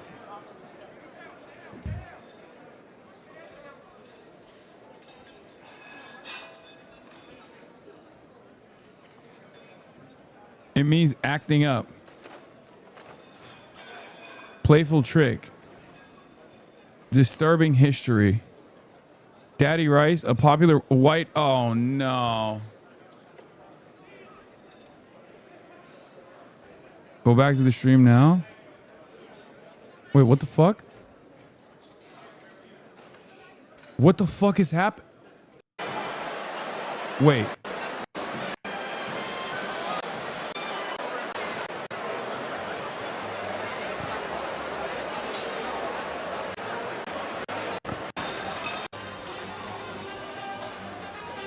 Wait, they started running. Shots fired? Shots fired at the White House Correspondents' Dinner? Oh my God. Oh my God, look. What the fuck?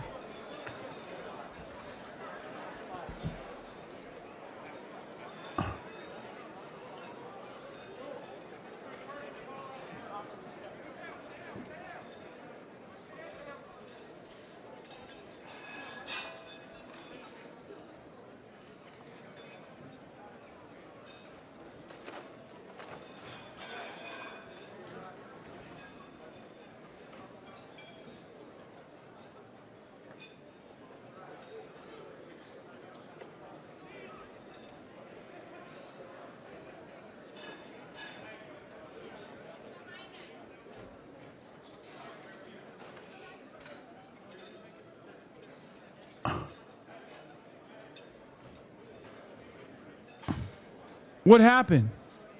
Okay, I'm going to skip ahead maybe. Is that Kash Patel? Holy Toledo. What happened? Do we know? Well, I mean, people are chilling. Bro, they are going to fire the fuck out of Kash Patel, dude. Oh my God. Watch it be a negligent discharge by one of the Secret Service guys? No shot. All right, so this is live. We're now live at the White House Correspondents' Dinner. Chaotic scenes taking place at the White House Correspondents' Dinner as the president and everyone in the White House Correspondents' press pool, members of the press, were having dinner. And all of a sudden, we don't know exactly what happened.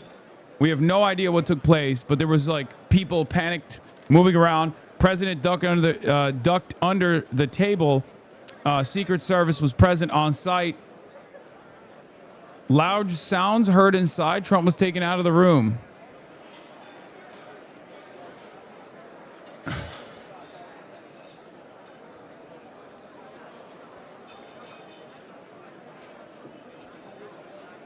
Potential shots fired at the White House Correspondents' Dinner. Attendees currently on the floor. Bro, this is the one place where you do this, everyone's going to know. CNN is covering it right now. We'll go live to CNN for real-time coverage. Are they covering it from the ground? This is when this is where the real journalists come out. You know what I mean? Immediately fucking get on a camera. Start talking. Was it a sound? What was it that set it off initially?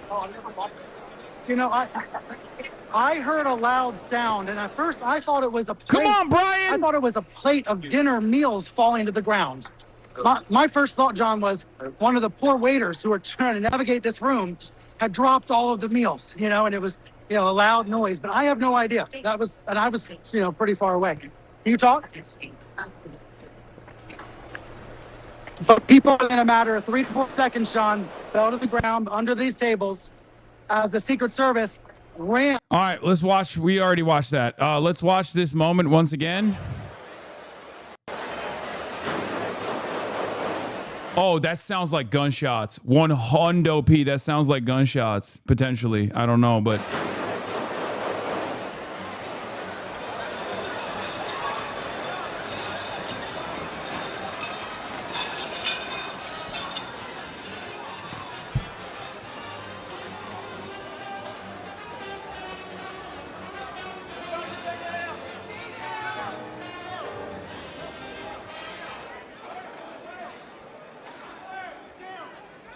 Actually, I don't know. Bro, that shit went pop, pop, pop, bang, bang, bang, bang.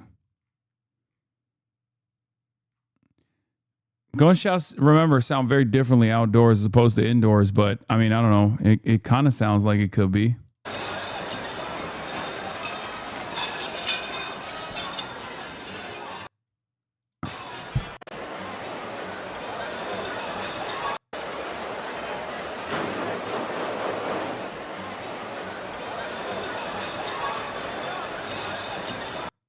Does this mean the mentalist is not going to be able to do his thing? Or will they go back? Because I was looking forward to what he was going to do. Yeah, and very quickly, right, prepare them and they got them out. So John, the folks who were in the front did not know what was going on either. Here is now the front. You can see some of the damage. Some of the lighting and things knocked up were at the front of the room, okay? No, this is good for us because Trump Brian, actually, just so you know, you are our eyes and Trump ears. actually ended up not watching the Mark Levin show tonight, so that's still good for us. Images that we Unless have he DVR'd it, in which case we're fucked. and through the people you were speaking with, the only information that we're getting from inside there. So please keep looking and keep on talking to people, and we will try to get a sense of what happened. But right now, just to reiterate, and I think we did just lose Brian there, unfortunately. The cell service in there is terrible. All we know is there was a sound. Brian and Major Garrett of CBS said it sounded like plates, and that every Trump official was then immediately escorted out. We're seeing David Urban And Tony Doe of CBS. Brian, go ahead. Tony Double Cirque. Tony Double Cirque, is his penis okay? No, I don't have enough of anybody in this room who knows what happened. Hopefully, this was a sudden reaction to some drop plates. Hold on, we Let's have hope that Brian. all- We let's have hope- Caitlin hope that all Collins. works. We have Caitlin Collins on the line for some more insight. Caitlin Collins, we're listening. What's happening? Hey guys, obviously, I mean, this is a total state of chaos right now in the ballroom, and we're seated maybe 50 feet from the stage where the president was up there, the First Lady Melania Trump. We have to stay here for now. Security is telling us that everything's okay. The shooter, there was a shooter? 1 second, guys, I'm literally, what happened? We're trying to identify it now. Where was the shooter? Somewhere out there. In the lobby? In the lobby? All right, control. All right, guys. I just want you to know this is not verified. We're just listening to what's happening. Bro, they got you in 4K saying you wish he wasn't having a good time? Okay, bro. Like, oh no. The Secretary of Education is seated right next to me. And That's her a little security bit, that's a little bit of a liberal interpretation of what I was saying there. You know what I mean? Just because the wish was granted doesn't mean that I was calling for it. They said he is confirmed dead. We don't know anything more than that, but I can tell you we had just sat down to dinner. The president, Prison the First stream Lady, Caroline soon. Leavitt were all on stage, including the Vice President J.D. Vance. So obviously a lot of security here. And, you know, at the beginning of the dinner, everyone's just kind of seated, having their meal. And within moments, armed Secret Service is running in. with massive guns. I mean, maybe dozens, and a silence just went over the room as they ran in. Everyone ducked, got on the floor. People were underneath tables. No one knew what was going on. And for a second, the president actually was not evacuated off stage. I looked; he was sitting still right there. Did you just ask if they Secret Service shot was a coming waiter in for and dropping the hallway. plates? And so we didn't know at first, but then we heard from our own security that they heard shots fired. And now we do have Secret Service telling us. Obviously, I want to know this is only one Secret Service member, but a member of security is here telling us that there is a shooter who is confirmed dead, and now we are kind of basically locked inside the ballroom. But basically, they were saying everyone's okay. They have not identified the shooter yet, but obviously it shows you this was not some kind of false threat, that obviously something had happened, and they rushed the entire administration off stage. A few members are still in the audience, because as you guys know, someone from the administration is kind of seated at each table inside. I'm actually sitting next to Secretary McMahon, the Secretary of Education. And so that was what happened. I mean, I've never seen anything like this in my life. And I want you guys to know security is very tight getting in. It's Secret Service who wands you. You come in through magnetometers into this. And so obviously there's a ton of security here, given how many top officials here, the House Speaker, Mike Johnson, top lawmakers who all have their own security details are also in the room. That just speaks to this. But as we were sitting here, and then moments later, obviously the president was rushed off stage, the vice president was rushed off stage. I saw Secretary Kennedy being rushed, Miller and his wife, as they were moving quickly. But it's difficult for them to identify where everyone is in this very cramped ballroom, as we're all kind of seated right next to each other. Caitlin, are you hearing anything more in terms of what does she the know? number of shooters or any shots fired or anything, information about where they were There will be firing shots into? Was fired. it confined to the lobby or inside of the actual ballroom? So it's not clear, because obviously it looks like the threat was coming near the stage, and that's where people thought that they heard gunshots. But then we also have reports that people who were seated kind of at the back of the room heard it. I mean, the acoustics, obviously, it's hard to judge. I personally did not hear the gunshots. I'm seated maybe 50 feet from the main stage where the president, the first lady, and the vice president were. And you kind of walk downstairs. It's in the basement of the Hilton. The security who just confirmed to me that the shooter that was here inside the Hilton where the president was is confirmed dead, seemed to indicate that this person was in the lobby. But I mean, I want you guys to know this is all just coming in as we're literally standing here in the room reporting on this as it's happening. And I just to give you insight into this room, obviously it's always a huge gathering of media, but when the president comes, it generates a lot of interest. So there are some of those powerful figures in media, entertainment, news, Washington that are inside this room right now, just to give you a sense of what this security nightmare is like. Yeah, again, just let's reiterate what Caitlin has just told us and bring people up to speed as to what we know. This is the White House Correspondents' Dinner, or what was the White House Correspondent Dinner at the Washington Hilton Hotel. About 8 minutes ago, 10 minutes ago, people heard things and the room was cleared out very quickly. The president, the vice president, the entire dais, most of the cabinet is there as well, taken out of the room. Caitlin, who is in there, Caitlin Collins, is reporting she is hearing from a security official that there were shots fired, perhaps in the lobby, by someone who is now dead. Now, we don't have any information this person got in the room or near the president or any official, but there does appear to have been shots fired outside. You can see officials right now sweeping the area, going through, and we have no information about who the individual might be or anything like that. I will say, as Caitlin was saying, this is one of the most secure rooms on earth tonight. You have the president, the vice president, much of the entire cabinet there, prominent media figures as well. It takes a long time to get in, and everyone is thoroughly screened. So questions will be asked about how someone even got to the lobby. Let's go to Brian Stelter and Manu Raju now, who are there for the latest on what you are hearing, gentlemen. And this information, John, that you've been reporting is news to most of the people in the ballroom. Most folks in the ballroom do not yet know anything about shots being fired. Manu, what have you seen? Yeah, I only saw, when I was sitting at the table, I saw President Trump getting pushed down by his security detail and then being rushed out. Then later seeing both the vice president the cabinet, also members of Congress, also being rushed out by the security detail. Yeah, and now other than that, nothing else. looking around, wondering what happened because people inside do not know. I apologize. I'm literally holding up a cell phone camera in order to show you this, but it's better than nothing in a moment like this. And I do think that I don't want to overstate this, but there are some folks pretty shook up in the room here. You had folks who looked like they got hurt when they were falling to the ground. You know, I don't want to overstate that, but this was a pretty sudden, shocking interruption in this room. Yeah, no question about it, because it's unmistakable.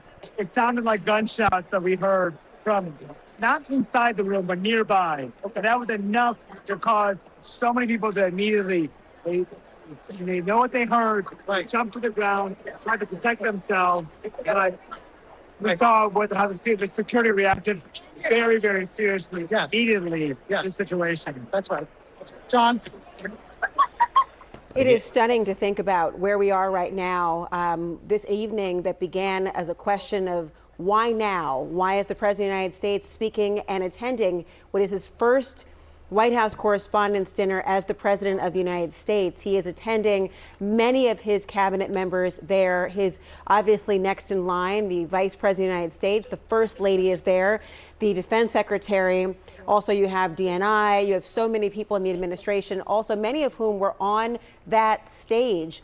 We watched the video footage as it was coming in live to a bit of chaos after we were told that loud sounds had been heard inside of the actual venue. Caitlin Collins. Where's Usher? Shots were fired in the lobby and a shooter confirmed dead. We've got Jake Tapper, who is sitting next to Brian Seltzer as well, who is our eyes and ears inside of the space right now. Jake, what did you hear? Can you tell us what you saw? So Jake, can you tell us? I'm looking there. Okay, sorry. Jake, Can it's you hear Laura me and okay? Berman. Yes, I can hear you. What's going on? So this is what's happening. We're just all at this dinner, and then all of a sudden, I didn't hear the bangs, but I guess there was a bang, and then there was Secret Service running. Jake Tapper's going to be like, I have it on good authority that it's Hassan Piker who's responsible for this. And apparently he said this one's for Israel right before he shot right before he fired the warning shot. And someone should go arrest him right now, actually. People were very upset and worried. And I have some videos, so somebody needs to. Oh my God, I'm about to sound like a fucking chatter, but his mic, he sounds so different on this phone camera. But in any case, he sounds so nasally on this phone camera mic. Somebody with a Secret Service pin said, "Real voice, real voice, Jake Tapper, real voice, into the building, real voice, real voice, real voice unlocked." And that shooter was stopped. So that's all I know. Is that shooter was stopped. But again, that's from one person with a Secret Service pin. You know, not a thorough vetting in a journalistic sense. But since I'm being interviewed more as a bystander at an event, that's security officials that's what I can evacuate House tell. Speaker But, Mike Johnson. A everybody's shooter here, opens fire at the annual and White House everybody Correspondents' is- Dinner from Reuters. I will say this. So after that happened, I'm sorry if it's tough to hear you. After that happened, the Secret Service came and started collecting other members of the administration, like Secretary Kennedy of the Health and Human Services Department was right there. He was taken out. Secretary Besson was taken out. What? Possibly one by per one. News Nation? Bro, that's News Nation. Wait, RFK Jr. and Cheryl Hines. RFK was limping. No word on POTUS. Dog, RFK just limps. Like, I wouldn't be surprised if he was just limping because he just is fucked up in general. And not because... RFK's got so many different issues, dog. Like even if RFK got shot, I would assume that he died to other causes. You know what I mean? Because that's what's going. His body is a wonderland. Okay, it's just so many different things going on in his body.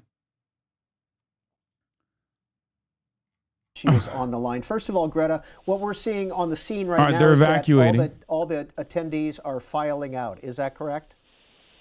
Yes, and I just left myself, actually, so I was able to talk to you because there's not Yeah, cell see? service, This motherfucker's just limping. down in the ballroom area.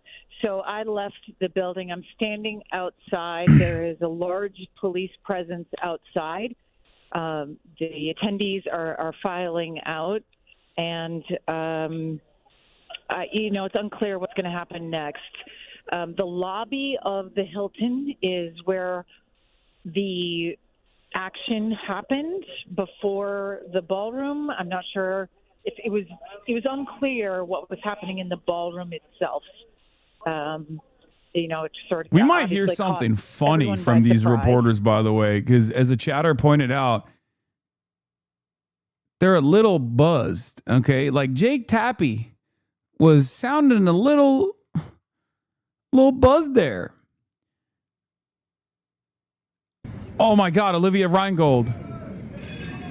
Terrifying. A few ground shaking knocks by my seat at White House Correspondents' Center. Unclear if shooting. I'm okay. We were trying to exit now. We were just seated over. I'm seated near one of the doors, and they're. Zed! Oh my God, they tried to recreate the USA chant after the shooting. Oh my God, people are so fucking cringe. Oh my God. Can we just skip her? No, that's my favorite journalist in America. How dare you? Public, a sense of the scale and what it takes to navigate this room, right? We are seeing but a sliver of the inside of this room. Someone's talking right now. Let's listen in. We did not hear what they just said just now. It apparently was not well received, but they're getting more information. We are learning things. Brian, what did they say just now, Brian Selter? Just a very brief announcement saying the program will resume shortly. What? Not sure what form that. What? They're like lightning can't strike twice. You know what I'm saying? Oh my God. Now Trump has to sit through this shit, pissed off and possibly scared because he's a pussy if he doesn't come back, right? Oh my God. Oh my God. Now he has to fucking sit through the White House course. He's probably not gonna come back. Oh my lordy. First of all, I'm glad that the president is safe, and I'm glad that the cabinet is safe, and I'm glad that they were able to keep worse things from happening. What I would say is that there is some strength that's trying to be shown here, that you don't stop this country, and you don't. Oh God, Ben Jones. And so people will see it differently, but I can understand why people would not want to let the terrorists win today, why they would not want to let terrorism win today. But you're going to have a lot of people who are just upset and shaken because the president of this country could have been killed tonight. And this is the sort of stuff that has to stop. This is the level of violence and crazy stuff on all sides of this country is leading people to think that this is the right thing to do somehow. And I can understand why they don't want to yield to this. But I think people around the world right now. Why are they talking like it's a foreign enemy? It's America, bro. Of course. Get into an event. It's an American news broadcaster. Of course, they're going to make it seem like it was Al Qaeda or some shit. I mean, we don't have any details whatsoever, but judging by past performance, the likelihood of this guy being a Trump supporter is still fairly high. Because considering that wherever Trump goes, there are fallen fans of Donald always want to kill him. I mean, this has happened a bunch of times at this point, like in fucking Mar-a-Lago and shit. You know what I mean? So by showing up and doing something like this. I was here on the Saturday night in 2024 of Butler, Pennsylvania. Yeah. And I got to tell you, I wake up every day worried to death about the safety of this president and everything that he has been through. I'm glad he's safe. Let's listen. Wei Zhejiang is up there. How fast before people say this is fake, by the way? Security personnel have been rushed out of the building. Wei Zhejiang speaking now. We have an announcement. I know everyone's going to want as many details as possible, and right now we don't have that, but I can tell you that our program is going to resume momentarily. Show must go on! Sources say the dinner is And, stable. Please, We will God. have more details to share also momentarily, but for now, please just be patient as we figure out just how much time it will be, but it shouldn't be that much longer. Thank you very much. Thank you. We're going to hear from Wolf Blitzer right now, who is standing by. He's obviously at this dinner as well. Wolf, are you able to hear us? I'd love to hear what your perspective is and what you can tell us. Yeah, I can hear you fine. It's very, Knees very are weak. worrisome what happened. Just coincidentally, after I already they did served twice the check appetizers, logs. I walked out to simply go to the men's room, but you have to walk up these stairs and walk out, and which I was doing. And as I was walking back towards the door to get back into the big area where the event was taking place, all of a sudden, I start hearing gunshots in the hall right near me. Wolf Blitzer, drunk and, again, the next thing I blindsided knew, by breaking a news, police has officer to threw me to the rush ground into and was on top of action. me. And I was listening and watching what was going on. And apparently they got the gunman who had a major weapon there. But it was so worrisome. The noise was so loud in a small area. And all of a sudden I'm seeing gunshots. And then they grab me, the police officers, and they take me back into the men's room where it was safe. And there were about 15 other men who are stuck in there, and they won't let them out. And that's what happened. And then after a while, they let me out, and I'm out now. I'm not back in the ballroom, but everything is apparently closing down.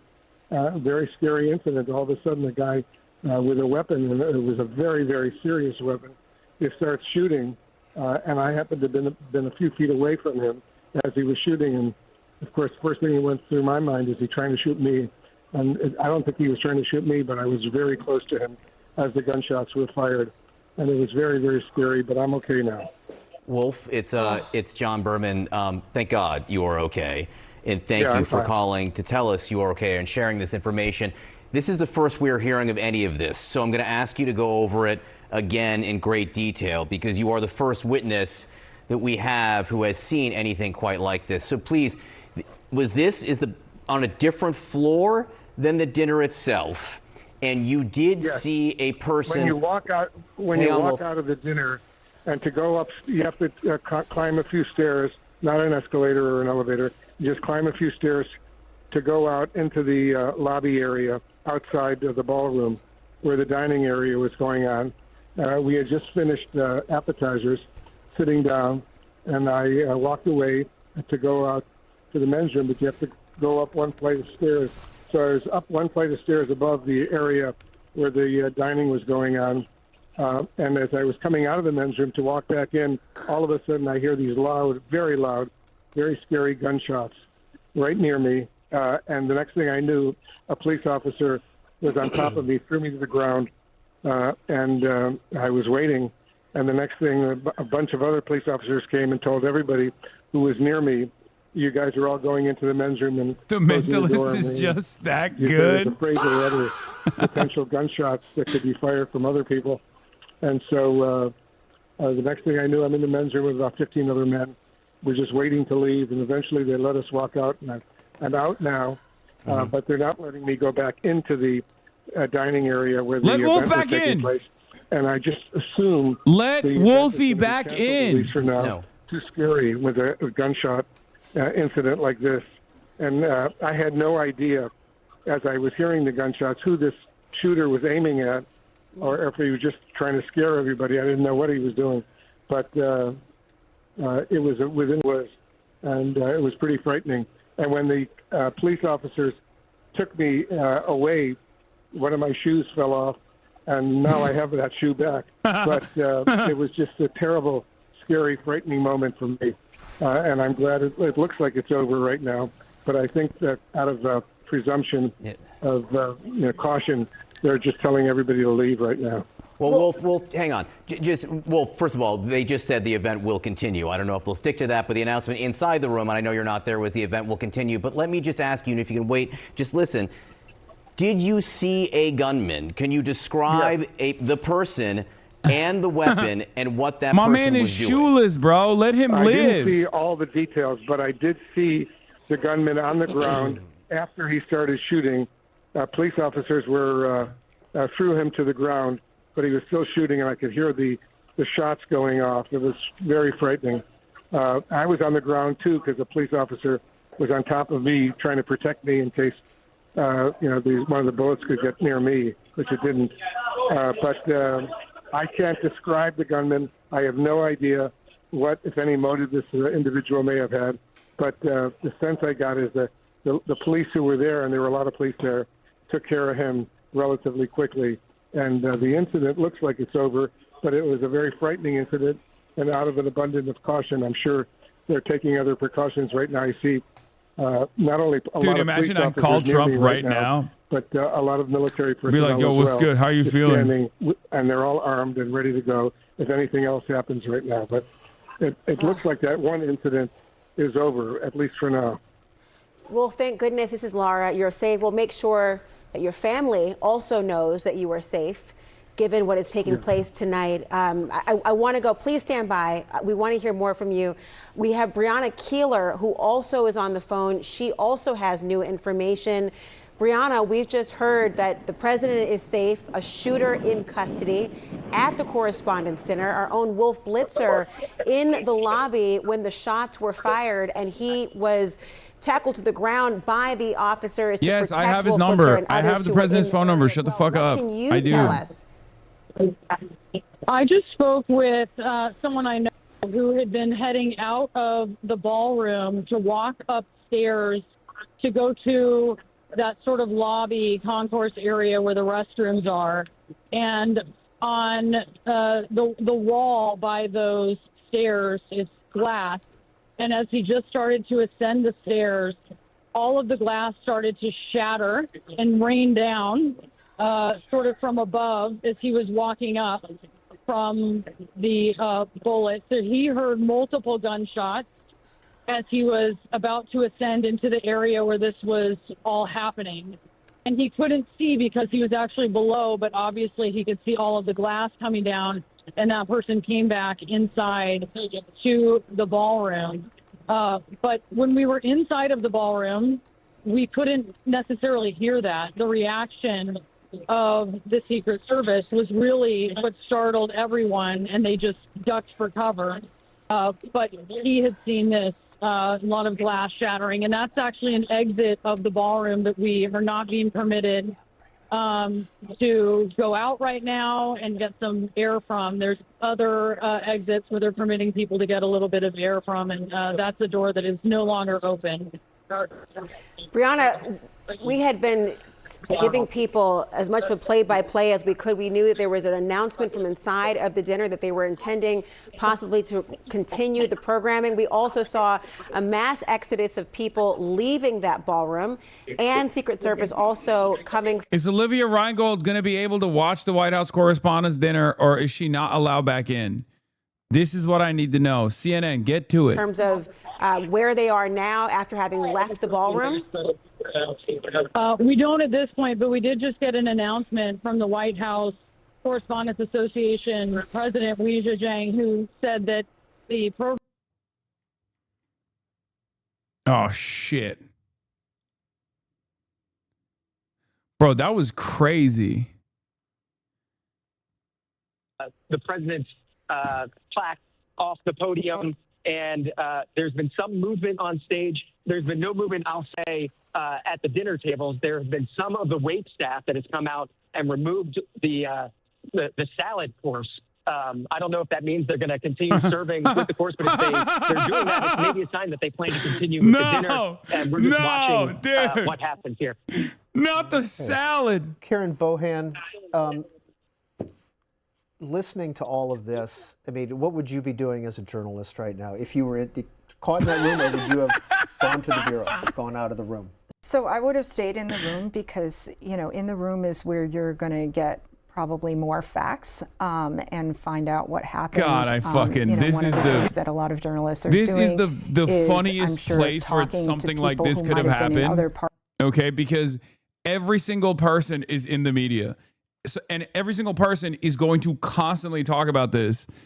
This is going to, like, This is going to be the thing that, in normal circumstances, the Mar-a-Lago shooter, right? The guy who wanted to kill Trump at Mar-a-Lago, he got killed immediately. It was barely a fucking day of news. This will be covered up and down extensively. Finally, get you off of Fox News. Oh, sure. Hold on. Hold on. I'm sure that Fox News will be able to figure out a way to pin this on radical Antifa terrorism and therefore your boy somehow.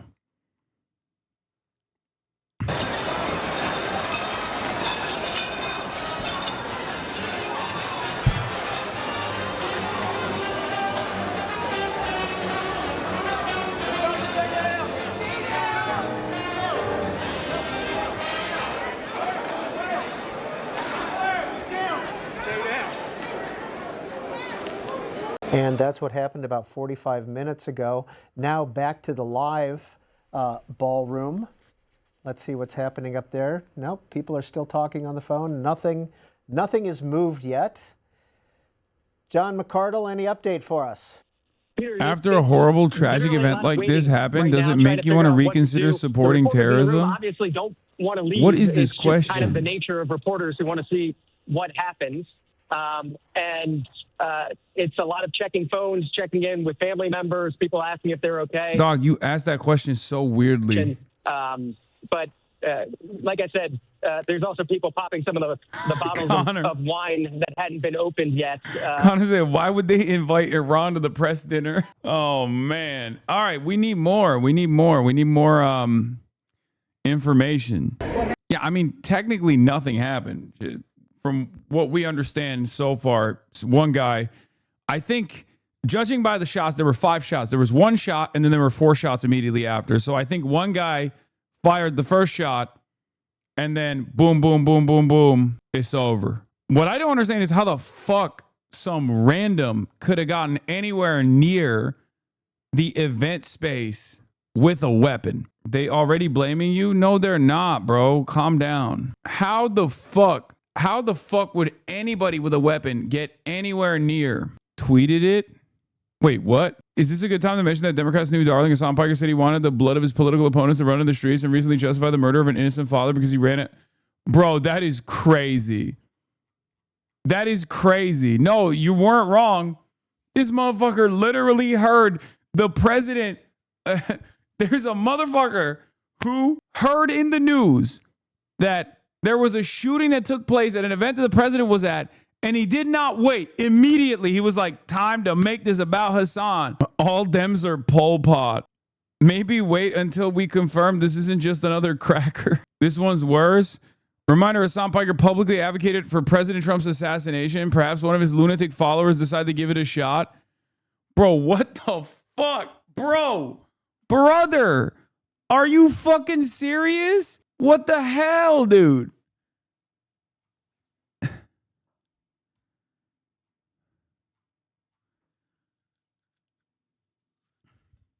Ain't no way. This is HDS full force. Not a chance, bro. We're all here watching. Update from Janine Perot, who happens to be currently the fucking U.S. Attorney for the District of Columbia. I'm at the Washington Hilton. I've been taken out of the main ballroom after the sound of the shots fired. The Secret Service is now in charge of this building, this hotel. I just spoke to Mayor Muriel Bowser. She is on her way, and Chief Jeffrey Carroll is on his way. To be fair, you are kind of Muslim. The fuck? Can't believe Hasan was almost there. I was not invited to the White House Correspondents' Dinner. I was just invited to another party during the weekend. Who's the babe on screen? That's U.S. And you. This has 620 likes already. Oh my god. And you actually wrote about this. This is the outside. Stay back. Why is Young India arc quote retweeting Jackson Hinkle? What the fuck is happening in this video? Who filmed this video? Was it Jackson Hinkle? Is he there? Kirk livestream had more viewers. President fell off. Yeah, well, he didn't. The only person that died here is the shooter. That's why. Obviously, they found the suspect. Stop. Also, most people don't even know this just happened. You have to remember, most people have no fucking clue. You'll see more and more people trickling in. That's why it's like unbelievable. That's why it's unbelievable that there's motherfuckers in here who are already posting their dunks on how I'm responsible for this. You know what I mean? That's crazy. He pinned that tweet already. All right, let's see what CNN's saying. To get to the Washington Hilton Hotel, so I was a few blocks away, and I was walking towards the hotel, and you could see an enormous amount of security around the hotel. So they were clearly very, very worried. I was very, very worried, obviously, and then everything seemed to be going well until I walked out of the ballroom, and I was walking back in. The next thing I know, I'm hearing gunshots, and I'm pushed to the ground by law enforcement and taken away. It was just a very, very frightening moment for me personally, and I'm sure for so many others who happened to be in that corridor outside the ballroom. We're going to hold behind the stage right now. Staff, we're going to read this down the hall for me. He wants the show to go on. We're told by his details someone tried to get through the mags with a gun. The counter assault team did their job. Unclear what that means. Want to return. He does want. Okay, so someone actually just fucking tried to walk through the metal detectors with a gun, I guess. Is that what happened? Or if just did it just beep on someone and the Secret Service just popped off on him? Like, the fuck? Did Trump post? Trump posted? Trump already posted for the backstage? Quite an evening in D.C. Secret Service and law enforcement did a fantastic job. They acted quickly and bravely. The shooter has been apprehended, and I've recommended that we let the show go on, but will entirely be guided by law enforcement. They will make a decision shortly. Regardless of that decision, the evening will be much different than planned, and we'll just plain have to do it again. President Donald J. Trump. More tweets blaming you. Shots fired.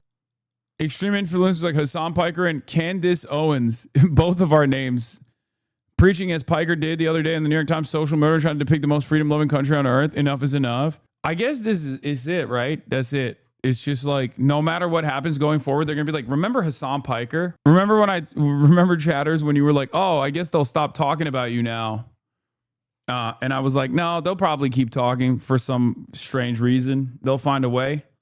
They're reporting now that no shots were actually fired at all. Randy Fine, a.k.a. Horny Sexy, was on his third round of appetizers in lieu of the salad, and buttons on his suit shot off and shattered the glass above the stairs. The scene is secure. I hope everyone is safe. Oh, man, that's crazy. Yeah, this guy, I guess, is, this is a Clintonite. That's why his responses are like, what the fuck are you talking about? The president is literally the most violent person on the planet. Like, because it's crazy that these guys are like, Hasan Piker exhibits violent rhetoric. He has talked about how violent the systems that we exist under are, which is just as violent as the president, who constantly talks about murdering people. At FBI. Yeah, Caroline Leavitt called it. Bro, I know. I'm on it already. I'm fucking on it already. I said, what does she know? Is he not? He is ready to rumble. I will tell you, this speech tonight will be classic Donald J. Trump. It'll be funny. It'll be entertaining. There will be some shots fired tonight in the room. So everyone should tune in. It's going to be really great. I'm looking forward to hearing it. I love it all. And you wrote most of it, you said. I can't take credit. In true Donald Trump fashion, the man puts his pen to the paper himself. So it's a lot of his own. What? Liz, why? First time she hasn't lied? Oh, damn. True. Yo, arrest her. Oh my gosh, she wrote the script. It's a script. She wrote it. Photo, White House correspondence, dinner suspect release. Bro, we can't even make jokes like this because I feel like we now live in too schizophrenic of a media environment where people are unironically going to take that and post it, and then it's going to get like 700,000 likes. And then there's going to be like 10 million Americans who legitimately think I was the guy who tried to shoot the president. Okay. Like we have to be a little bit more careful about the jokes that we make nowadays, because honestly, we can't, there's people are pretty fucking nuts. They will blame Israel or you. Yeah. Well, ironically enough, the situation currently is basically 90% of the country will blame Israel, and then the 10% that are pro-Israel will blame me. There's a photo of suspect on the ground. Was he apprehended or shot and killed? I'm confused. I can't tell. You can't really see. Hold on. Let me get a closer look at this. Let me zoom in. I guess it is. You can't really tell though. I mean, they're trying to do that's it's like medical bags, right? So I think they might have been trying to save him. Fox reported detained, CNN reported shot and killed. We know where the CNN report is coming from. It's Caitlin Collins. We saw Caitlin Collins was the one who said they're pinning it on Erica Kirk already. I mean, I'm also in favor of the, blaming anybody but me category. So out of pure, selfish reasons, if they blame anybody but me, I'm there. Okay. Like Erica Kirk, Israel, get after it, everybody.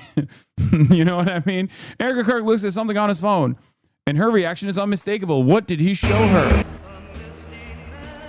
Like, what do you think? You think he showed her the plans of how there's going to be an assassination later? It is. Yeah, Benjamin Netanyahu is going to come out and be like, we did not do it. Someone on the ground with U.S. Secret Service. Bro, they're already cracking jokes. They're having a good time. Like, he just watched. Oh, shit. It's so upsetting. I'm in studio and I'm shaking watching this. And I can't imagine what Erica Kirk is going through. What? Again. And I think it's important to remember that the people in that room, we know so many of them. They're also human. I'm texting Van. And I imagine that while they want to show up for press freedom and we don't know what the motive of this shooter was, I imagine some of them are also really scared and traumatized. And I think viewers who are watching some of this footage will be scared and traumatized by it. It's really upsetting. And I feel so exhausted by how much violence we have to cover. Violence against journalists, violence against politicians. I just can't imagine continuing on I can't say with this nothing. night. I understand the importance right of now. standing up there and standing against these threats of violence, but this is very real and we are human. Journalists are human too. And I would really understand if, for security reasons and also just compassion, human reasons, this night didn't continue as planned. I don't know, man. Everybody in there looks a little shaken. Wait, what the fuck? He just texted me back. How is that this, possible? A lot of people that are Van watching just this have texted loved me ones back. inside of that building. You guys have loved ones inside of that building. When you send your kids to school, when people go to church, when people go to the movies, when they go to grocery stores, so many places they go in America, they're just not safe from gun violence. And we have conversations about it, but now it's, once again, coming home. I want to hear, and what you all have said is so important. I want to hear from Andrew McCabe.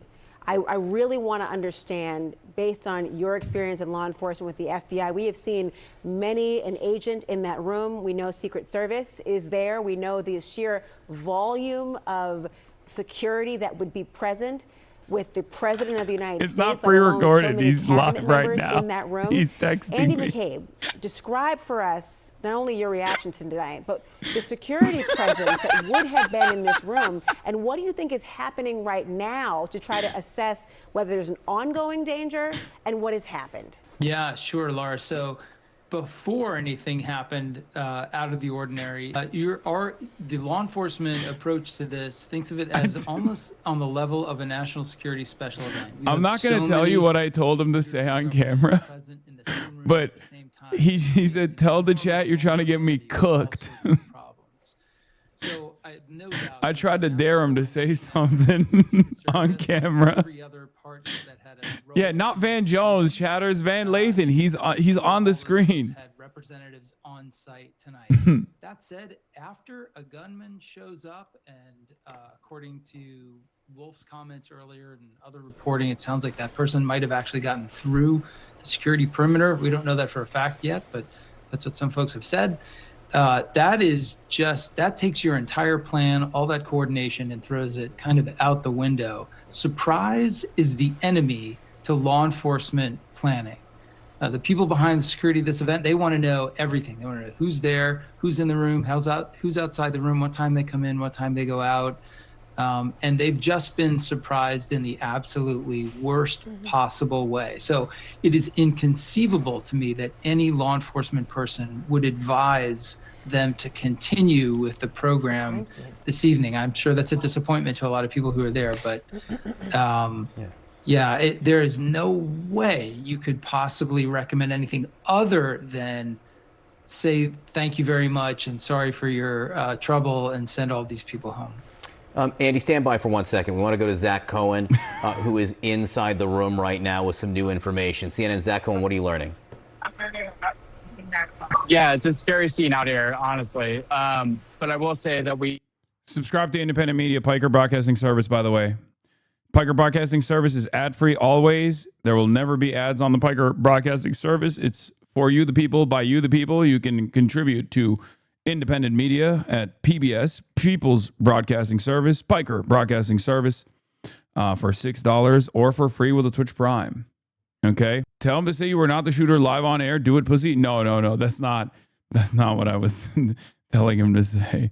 I was telling him to say something crazier. Anyway, New York Times says one person in custody. I guess the shooter is not dead.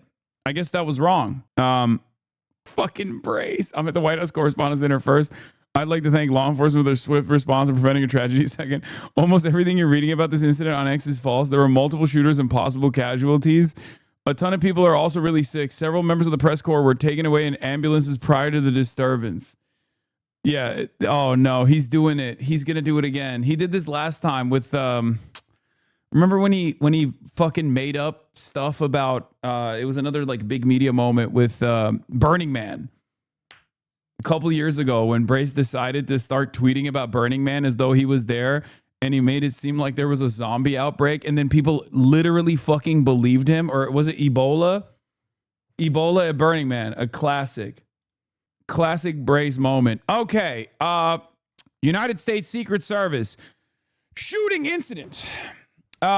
Thank you, Hassan's new pharmacist, for the 5 gifted subs. Thank you, Andrew Filer, for the 20 gifted subs. Like I said, Piker Broadcasting Service shouts out. You can rewind the broadcast if you subscribe to the Piker Broadcasting Service. You can also send me links. United States Secret Service says the U.S. Secret Service, in coordination with the Metropolitan Police Department, is investigating a shooting incident near the main magnetometer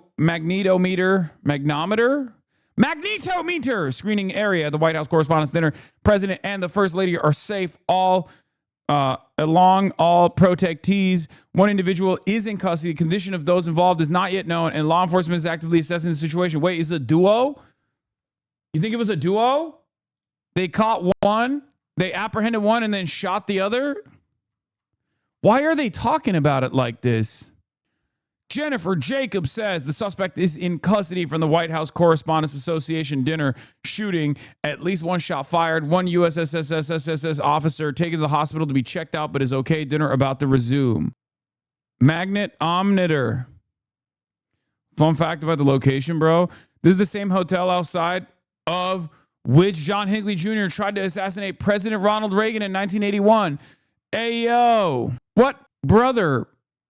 This guy isn't even a fucking fan of mine. He's literally just a hater. I thought that was a fan posting that, like, as a meme. Bro, these motherfuckers are not going to rest until I'm arrested, I think, for some shit I did not do. Thank God. Thank God I'm always on camera. Thank God I'm always fucking live. Because honestly, if I wasn't live 24/7, people would just start making shit up. Like, oh, he was there. He did it.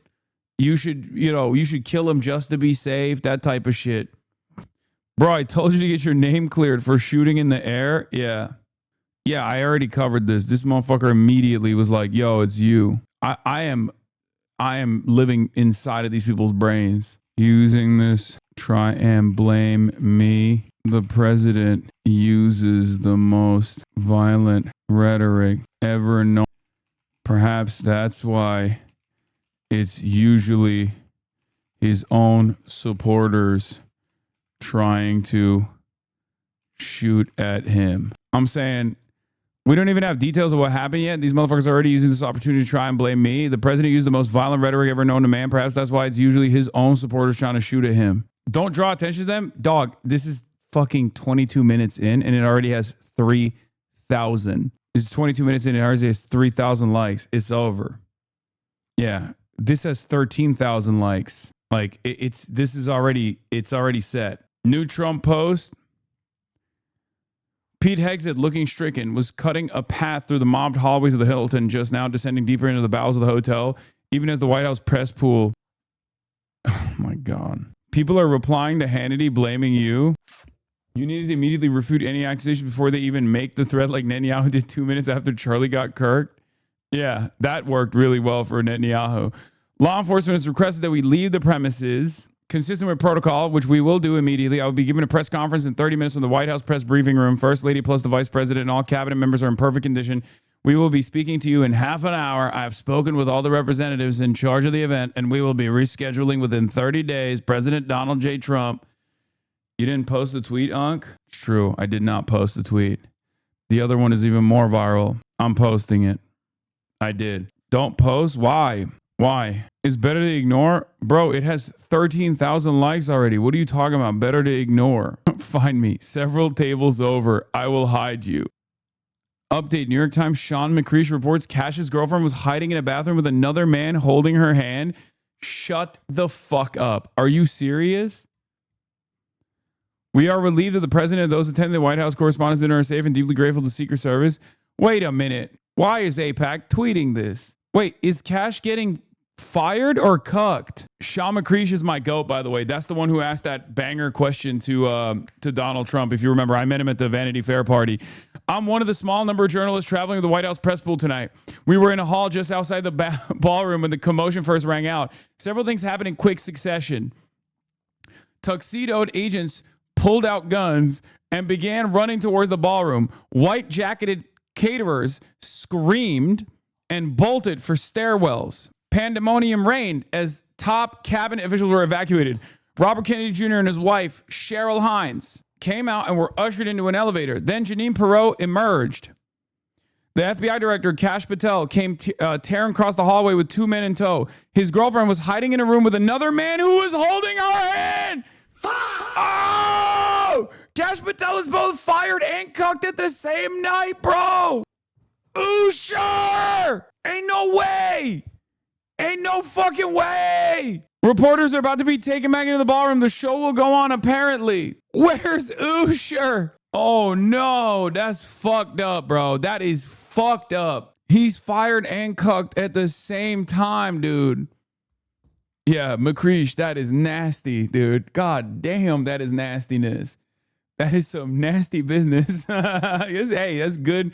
What's the term? Good gumshoe reporting. God damn. Pic and video of suspect on the ground. So he's not dead.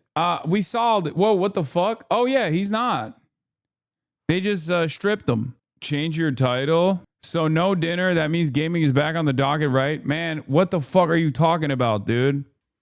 The event that the president went to was just shot at, potentially.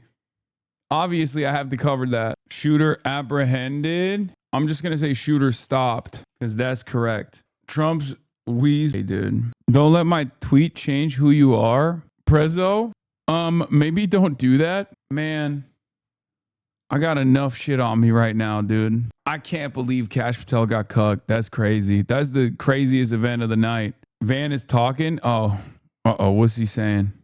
Everything, but like people are in trouble.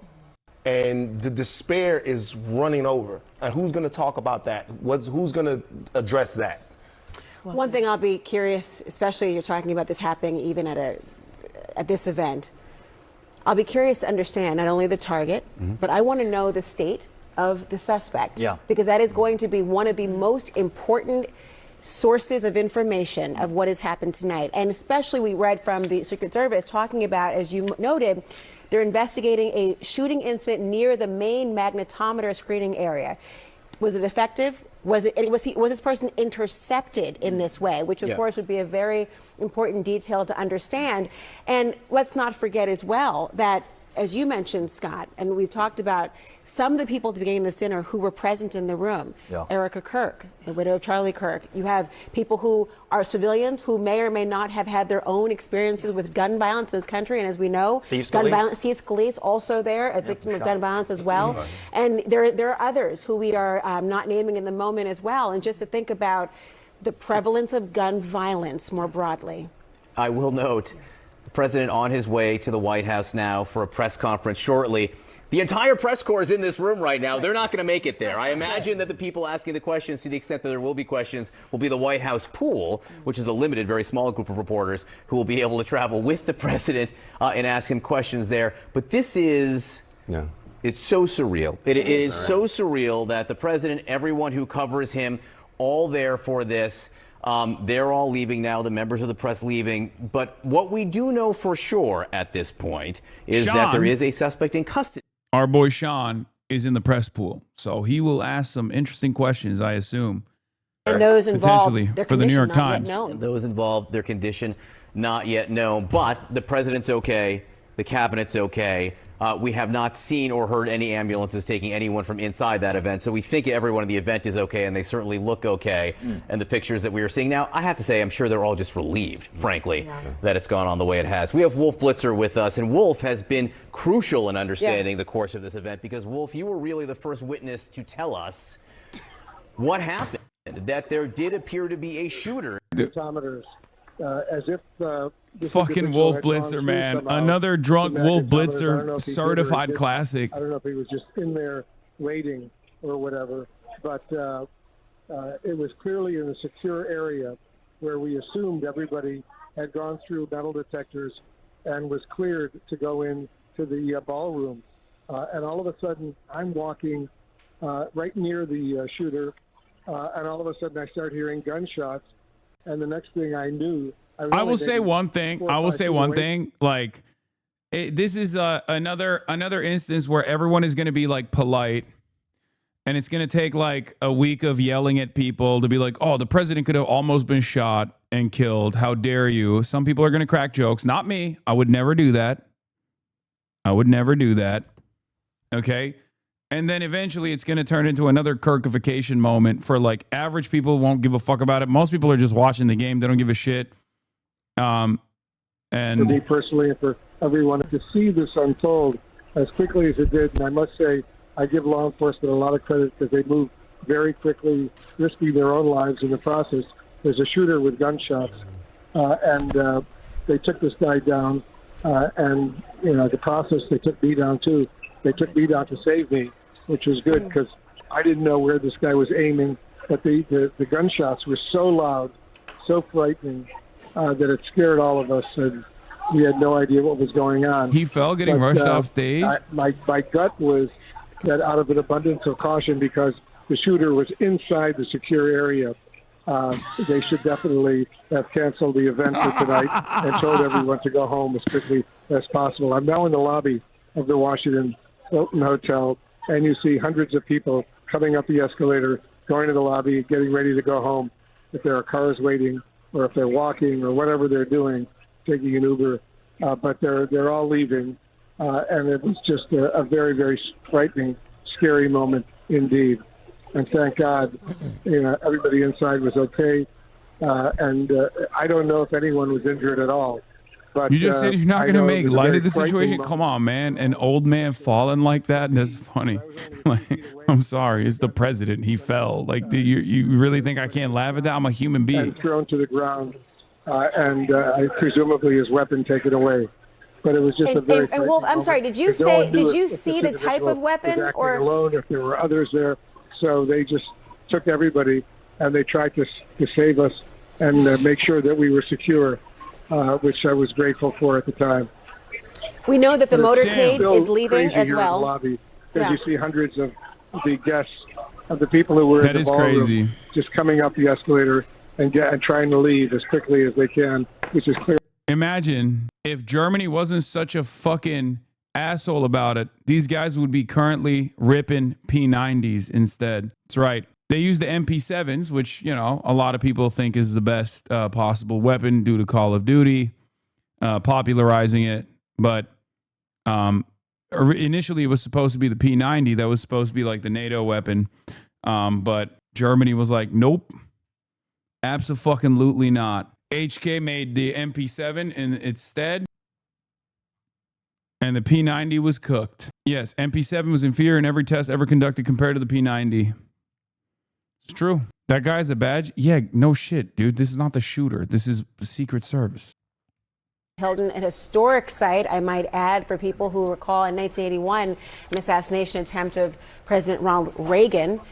Sarah, can you tell us what you're seeing out there and what you know, given the number of people in that room? Yeah, I mean, if you think about the number of people in the room, the number of cabinet members alone in that room, there are going to be some big questions about security and how this happened, because I will tell you that those magnums that you all are talking about are very far into the venue. When you first come in, mostly what they asked was they wanted to see your ticket. That allowed you to sort of get to the door where you did the sort of red carpet, if you will. And every single cabinet member almost went to the red carpet. And when we walked in that door, there were no checks on our bodies. They did not do any checks of what we had with us at that point.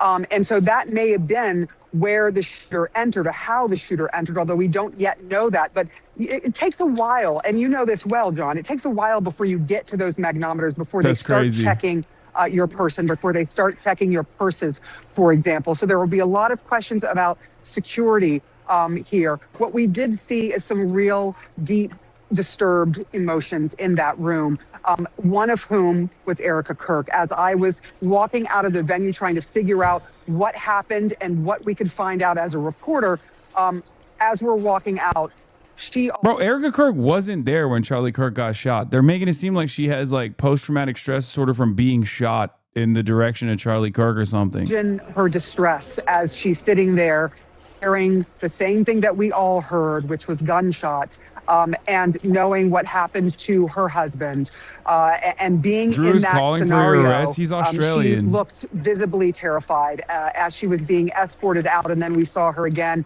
once she was outside of the building, kind of being surrounded. even people who are haters of mine are like, what the fuck is this? Completely. We also saw Senator Fetterman and his wife, who were also trying to figure out where to go, how to leave, how to move out of the way.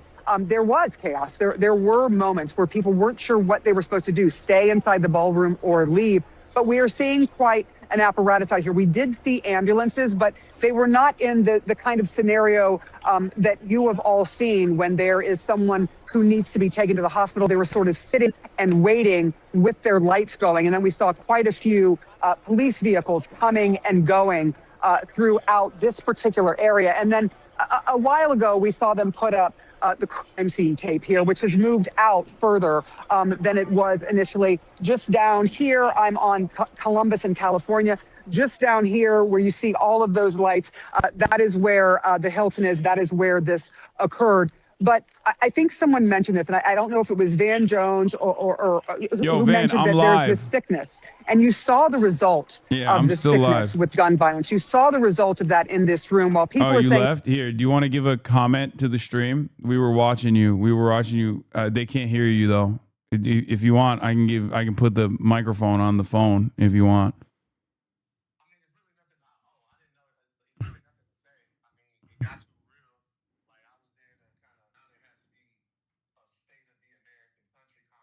I know. Wait, you want me to wait? I'm gonna put you up to the mic now. You're on mic. Sure. Yeah, I asked if they could let me leave. Wait, really? Because yeah, I did. Yeah, I asked if I could leave the show. Damn. You should have stayed on. Now they're gonna put Van Jones back in, and he's gonna do the state of the conversation instead.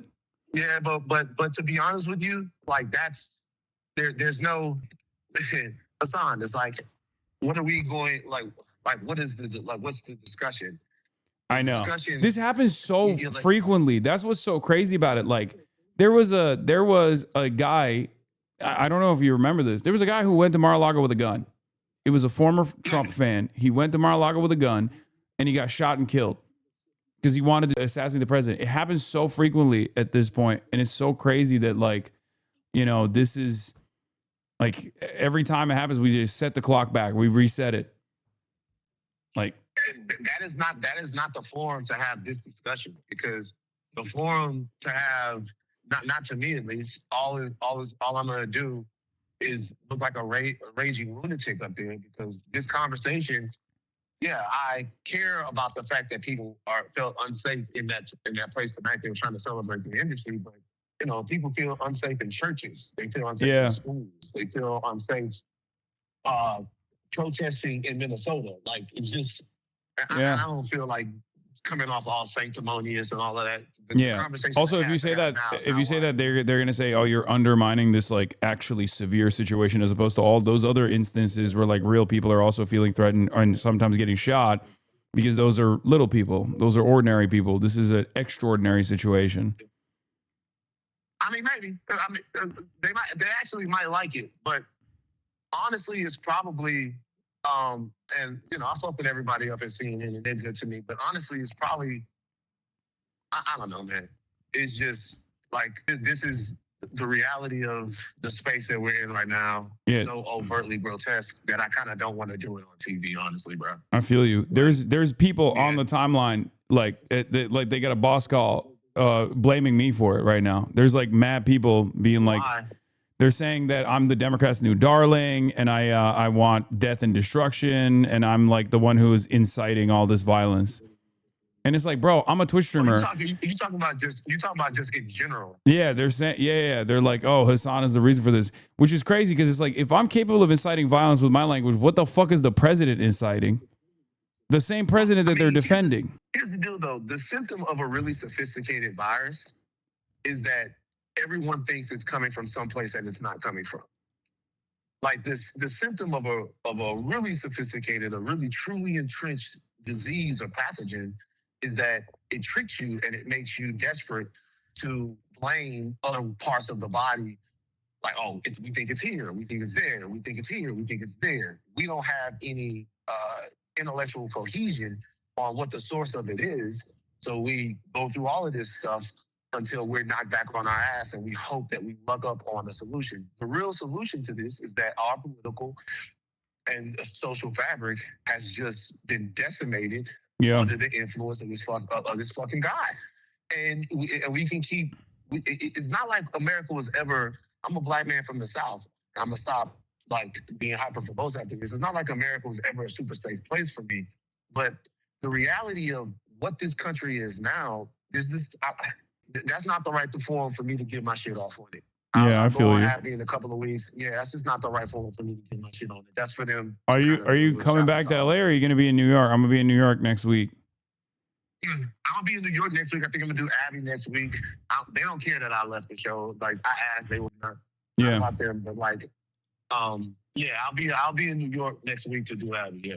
All right, I'll see you there. All right, bro. Peace. All right, bye. Here, X video, the shooter. Yeah, this is an image unconfirmed. Yeah, we saw this already. I think they stripped him too. There's a photo of him totally stripped with like the wrap around him. That was Van Lathan. He was just on CNN. Security update, Cash is so fired. Bro, Cash is so cooked and so cucked.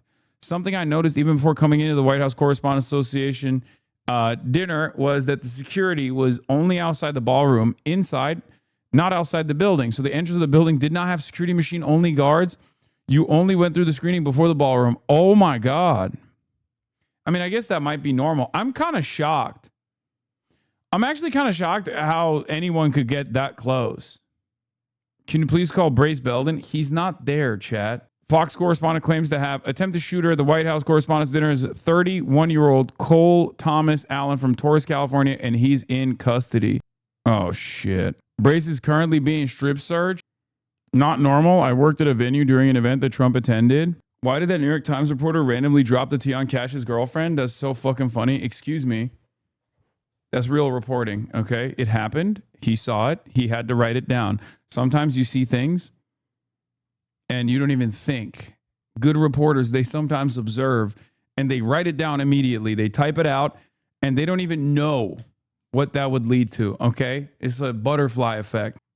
You know, if Cash Patel is getting cucked amidst this attempted shooting, then we have to know about it. That's called accuracy in reporting. That's called good journalism. Yeah. Shooter apparently identified as Cole Thomas Allen from Torres, California, 31 years old.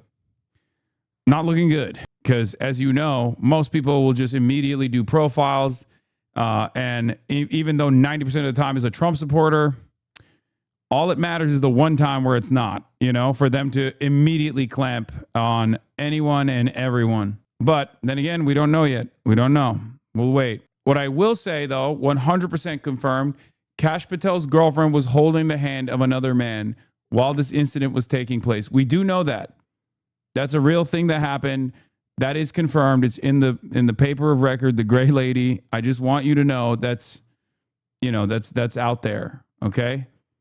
We haven't confirmed the actual shooter's identity yet, alleged shooter's identity yet, but in the way of essentially taking that bullet for the president if that's what's necessary. So yeah, this is it. This is like the Secret Service doing their thing right in front of the entire world. Andy, stand by. I just want to reread. It's just past the top of the hour at 10 o'clock p.m. Eastern time, just to bring people up to speed at what's happened. This was the night where the White House Correspondents' Dinner was supposed to take place. But let me read you a statement from the Secret Service that describes, in the best detail we have of what happened. It said the U.S. Secret Service, in coordination with the Metropolitan Police Department, is investigating a shooting incident near the main magnetometer screening area at the White House Correspondents' Dinner. The president and first lady are safe, along with all protectees. One individual is in custody. The condition of those involved is not yet known, and law enforcement is actively assessing the situation. The president delivering a statement very short. Of course, bring that to you live the minute it happens. The vice president evacuated. We learned the Speaker of the House also evacuated. Literally, the constitutional line of succession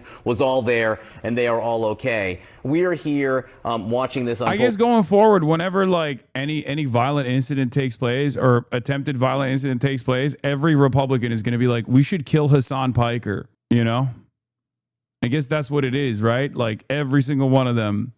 When this happened, it was Steve Scalise, the House Republican Majority Leader, who grabbed him and threw him into a secure location. Of course, Steve Scalise himself was shot years ago in the congressional baseball game. One other thing that I think should be noted, the Secret Service is an agency that it exists in the Department of Homeland Security, which has been shut down and not funded for 70 plus days. So when I think about watching these Secret Service agents and their heroism and what they have to do, they're currently working in an agency that, for many, many, many weeks now has not been taken care of. So I suspect members of Congress are going to have to confront that. And it started this past week, but that's got to get fixed. Look, I think that they obviously just, did an extraordinary job, and the people I'm hearing from are shaken up. Look, people respond differently. I've been shot at. It's a very weird experience because, bullets are, when you're playing, cops and robbers, you just go bang, bang, people fall down. Bullets are physical things, and they move past you faster than you can react. And nobody knows how their body is going to respond in a situation like that. So some people get very stoic, some people get very emotional, some people are fine for 2 days, and then afterwards they completely crash. So you're going to have, unfortunately, a huge psychological impact for people with lots of responsibility in this country, people who are running agencies, bureaus, people who are running news organizations. So we have to be aware of that. I do think that the people who wanted the show to go on were people who were trying to figure out some way for this not to be a complete disaster. I have to say, I adore your dedication to sticking to facts, even at moments of heat, no matter how heated it gets. With Kash Patel's girlfriend and another man, yes. This is the Piker Broadcasting Service, also known as the People's Broadcasting Service, sponsored by you, the people, for you, the people, only the most trusted, most accurate name in news. I'm going to give you only the truth and nothing but the truth, so help me God. In times of misinformation, especially on the internet, when people are trying to figure out, was Kash Patel's girlfriend actually holding the hand of another man or not, I'm going to tell you what the truth is, right? Like, unless it is a confirmed report from verified reliable resources, reliable sources on the ground, I'm not going to fucking tell you Kash Patel is getting cucked unless I have the evidence, right? Which is precisely the reason why I haven't yet confirmed the other stuff, except for the fact that Kash Patel's girlfriend was holding the hand of another man during the shooting that took place. So crazy way to find out. Was hiding in a room with another man who was holding her hand. Crazy way to find out. On the night that he is potentially about to be fired, which makes it even crazier, you know? Damn, Trump got a mentalist for this shit and he couldn't even predict the shooting. That's what you think. The mentalist, I didn't see him. Did you? Maybe he knew. Maybe he could predict it and he tried to warn people and they were like, shut up. Magic is fake. Home and again, another attempt possibly on Trump or another violent attack on somebody. I think it's overwhelming to people and they want someone to get up and make some sense of something this senseless. They also, I think, want to learn as much as they possibly can, and the details are scant right now. One piece of new information, this is coming from our reporting team. A U.S. Secret Service agent was shot at the White House Correspondents' Dinner Saturday night. The bullet struck the agent's protective gear, okay? And the agent was taken to a local hospital. The agent's condition not immediately clear, but the fact that the protective gear is part of that statement, let's hope that means this officer is in good condition. We now have with us CNN Chief Law Enforcement Analyst John Miller. John, you have so many great sources. What are you learning now at this stage of the evening? What the fuck? That was the mentalist when Donald Trump was getting... Whoa. Who is this suspect? What was the motive? They are obviously doing background into that. What we know from law enforcement sources who have been briefed on the matter is, according to identification found on the suspect after he was taken down, he is a 30-year-old man from the Los Angeles area of California. They are working on his background, any potential criminal record, social media, and all of the rest of the things you think they would be doing. As you've been reporting, the details are still relatively sketchy, but what we are told is that there was the set of magnetometers, and as he approached the magnetometers, there was this confrontation and shots fired. The Secret Service agent was hit, we are told, in the vest, but as you know, this is all preliminary. Dog, I was here, okay? Like, shut up. 30-year-old from California, not Los Angeles, I don't think. At least that's what they said. He's a LA area, but it's... I guess Torrance is LA area, right? Who are at those magnetometers, the people whose job it is to be that front line of making sure that anybody who gets through those eating as Trump was being escorted is now part of the sterile crowd, meaning they can't be armed, they can't have anything on them that could be dangerous. Those are the Secret Service uniform division. They wear white shirts and black pants and badges, look like normal police. And they are that front line. Beyond that, of course, is the Secret Service plainclothes agents who guard the president and are spread throughout that building. So we don't know That's crazy. Who was involved in the initial confrontation, but there's some likelihood that that encounter would have started with the magnetometers. So we don't know how far, when they get to this press conference at the White House, how far they will go into the details of whether they've identified the gunman or his background. But they're working on those details, and at this point, so are we. 30-year-old male in custody, reports John Miller from California. That is all new information. A 30-year-old male from California. Any sense of the condition that the suspect is in, John? Well, that's been a point of confusion. We were told initially, and this was literally within the first minute. So the earlier the information it is, the less reliable it is. We were told that he was taken down. The suspect was down. The suspect was dead. The terms they're using now were apprehended and in custody, which are suggestive that he has not succumbed to those injuries. So we'll have to sort through that as well as we go. Thank you very much for making that clear, because, again, the initial report, different than what we think we are hearing now. We are just hearing in custody at this point, a 30-year-old male from California. And another point I just want to reiterate that you said is, as we are getting more information, the fact that this happened near the metal detectors, it's possible that the security here did what it was supposed to do. I mean, there are going to be questions. Obviously, need to review every aspect of this, but it is possible. One possibility is that the precautions they had in place are what kept this from being a true disaster. tonight. And of course, we heard from Wolf Blitzer about the location where he witnessed at least the gunman being brought down. You are seeing right now on your screen the White House press briefing room, because we were told by the President of the United States that he intends to speak within the 30 minutes. We are actually around that time right now as to when to expect him to speak. He would have come back from the Washington, D.C. Hilton, where this shooting took place. We still have a lot of questions. Number one, more information about who this shooter is, the motivation here, who was the intended target, the condition of the Secret Service officer who was struck in the vest, the condition of that suspect as well. And you can believe, as Jonathan Miller talked about, Connor, the man's about to lose his job. Hey, man, I just read in the New York Times that your girlfriend is cheating on you.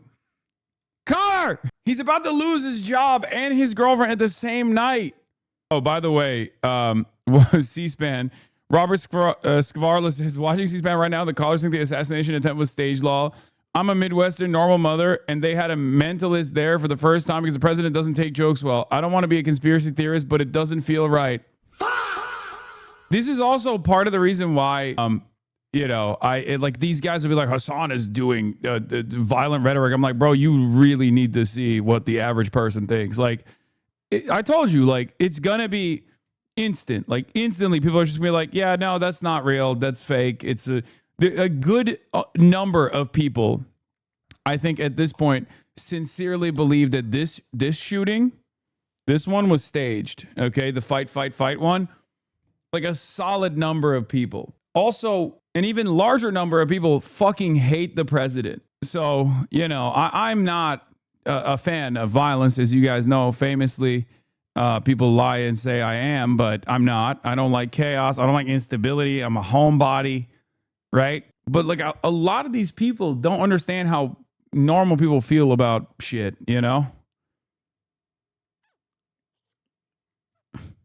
Like, things are fucked up. Insane AM radio host lady. What did you know? What? Dana Loesch? NBA Twitter's hilarious right now. They're saying to out the Wolves Nuggets game on.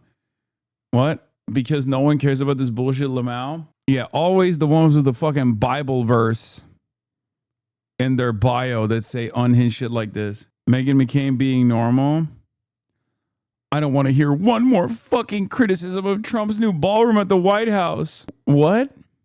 What the fuck does that even mean? Just say everything? No, chatters. Again, jokes do not fly any longer, okay? They used to, but they do not anymore. What? Unfortunately, the First Lady and I had to be evacuated from the White House Correspondents' Dinner alongside the president and the entire cabinet. This event is yet another reason the President Donald Trump's ballroom should be built. What? Braces on the ground, important. Chatter, are you fucking serious? He's fucking joking. He's literally spreading misinformation. Please. We already joked about it. Okay. All of these people talking about the ballroom. Are you ready for this? Watch this. All of these people all of a sudden talking about the ballroom moments after this shooting, this alleged attempted shooting took place, is going to make every liberal go, oh, he didn't even stage the fake assassination attempt to make himself look good. He staged it so he could justify the ballroom. It will 100% be tomorrow's news today. That's the PBS guarantee. I'm telling you right now, tomorrow's news today. If Donald Trump says, this is why we need a ballroom, every fucking blue anon, fuck it. It'll be like normie libs, PhD having normie libs are going to turn around and be like, oh, you see this shit? He staged it himself to attempt to get the ballroom going so that no one can criticize Donald Trump's fucking ballroom. Because I don't give a fuck about the ballroom, right? I don't give a fuck about it at all. But for some reason, it's the one thing that got every liberal the most pissed. Okay? Like, I care about the other shit that Trump does. Like double tapping a fucking little girls' school in Iran. Like, those are the things I care about. But a lot of liberals, I remember a lot of liberals and independents as well. A lot of liberals and independents actually turned away from Trump because the ballroom stuff was happening at the same time that the furlough stuff was happening, because they had they were like weeks into the government shutdown, right? And that was when a lot of independents pulled out. They were like, "Nah, I'm done. I can't deal with it." They hated it at the time. I'm telling you. The suspect who is at the Hilton, as CNN reported just a few moments ago, we're waiting to see what it is that the White House has learned. And I just wanted to know, John, that in the room, the cabinet secretaries and top administration officials are kind of seated sporadically at random tables. So you can see there was a difficulty in security going and making sure they could get to every cabinet member. I was seated next to the Secretary of Education, Linda McMahon, in that moment. And I mean, we were both crouched on the floor, sitting next to each other, waiting to see what was going on and learn more from the service and the security that was inside the room. So obviously we're waiting to see what the president himself has learned and what he'll say when he comes out here to the briefing room in just a few moments. But it's a heroic effort even just to get these reporters inside here, many of them running, some physically running from the Hilton to get here as we raced over to make it to this press briefing. Obviously 10:17 p.m. on a Saturday night, in itself an incredibly rare occurrence, John. Caitlin, and I don't want to make light of the situation, but we could all use a smile right now. This will be the best dressed press briefing, I think, in the history of the White House, with all the reporters dressed for a black tie event. It just gets to the absolute surreal nature of what Caitlin and all of our friends have been through tonight, and what we've watched play out before our eyes. I mean, we saw it happening in this camera that was focused in the room as the president was being. He didn't mean it misogynistically. It was a weird segue. I thought as much. I thought as much as well, but that's not. He was just trying to make a joke about how like everyone's dressed so well. There is a suspect in custody right now. Shots were fired at or near the security area of the Washington Hilton Hotel outside the White House Correspondents' Dinner, but that everyone is okay. A Secret Service member was shot in the protective vest, it appears. We're waiting to see the condition of that Secret Service member. But just so we can help the audience understand, I mean, we're talking about literally minutes into the start of the White House Correspondents' Center. You had the White House Correspondents Association president speaking, thanking the White House press secretary, thanking the President of the United States for having been at this event, and the First Lady. We saw the announcement of people being in the room as well. You heard the anthem and other things starting to play, and within moments of being told to enjoy their dinner, suddenly we were brought back into the room by chaos that was unfolding, and Secret Service members bum rushing the stage and weapons being drawn as people were crouching under their tables. And we had just talked about some of the people who were crouching at those tables. We're talking about the line of succession who was there as well. It is unfathomable to think about that. And of course, members of the press, civilians, not only in the room, in the lobby. This is not a hotel that shuts down just because the White House Correspondents' Center is being held there. You have a huge tourism boom in Washington, D.C., people who are outside as well. And of course, Andrew McCabe, I want to bring you in here because it is so important to hear about. You talk about soft versus hard targets. We have no idea who the target was here. There are a lot of assumptions being made as the reporting is coming in fast and furiously. But talk to me about the idea that you're talking about a crime scene that is the length of a city block practically in Washington, D.C. Wait, Caitlin, we hear more from you? Go ahead, Caitlin. Yeah, I just want to let you guys know we just got a 2-minute warning. That means the president is imminently coming out here to address the press corps. So we will hear from the president himself, who is offering a lot of the updates. I mean, we were hearing that the gunman was dead. We were hearing multiple reports, but obviously, understandably, it was breaking news situation. A lot of reporters in one ballroom asking people for information. And the president himself was the one who said and confirmed that the suspect had been apprehended by law enforcement. So he'll be out here momentarily, and we'll obviously see who joins him, if anyone from the cabinet joins him, and what he has to say about this experience as he was sitting there on stage, obviously, as all of this was going on. So important. John Miller was just reporting to us as well, Andrew McCabe, about some identifying details of this suspect. Angelica, give us some context to what you were hearing. Andy, Andrew, go ahead. Andy, 30-year-old male, we should say, from California. Those are the only details we have right now. Suspect in custody. Sorry to interrupt you, Andy. Yeah, that's okay, John. So obviously we're going to learn a lot more about this person as the hours and days go on. But really the preliminary white? question for me is Is are he we white? talking about someone who simply So the guy that they're approached pointing to might a not be the guy. magnetometer and then engaged Because a the guy that they're firearm, pointing to or was someone light who got skinned. He was through black. the magnetometer and actually engaged a firearm in the We don't know if he's cleared white or kind not of, yet. I space. wouldn't. That's how that question is answered is going to really, I think, set the tone of the conversation around this attempted attack, if that's in fact what it was, for the next several days. There will be a lot of questions to answer at the Secret Service if that person got through the security perimeter with a firearm. And that is one of the key questions here, the absolute layout of the room, how far the person got, the disposition of that person as he was going through security. I don't know if we'll hear that from the president. The president does have a tendency to be the first provider of information that sometimes you would normally hear from law enforcement officials. So obviously we are all on the edge of our seats waiting to learn more here.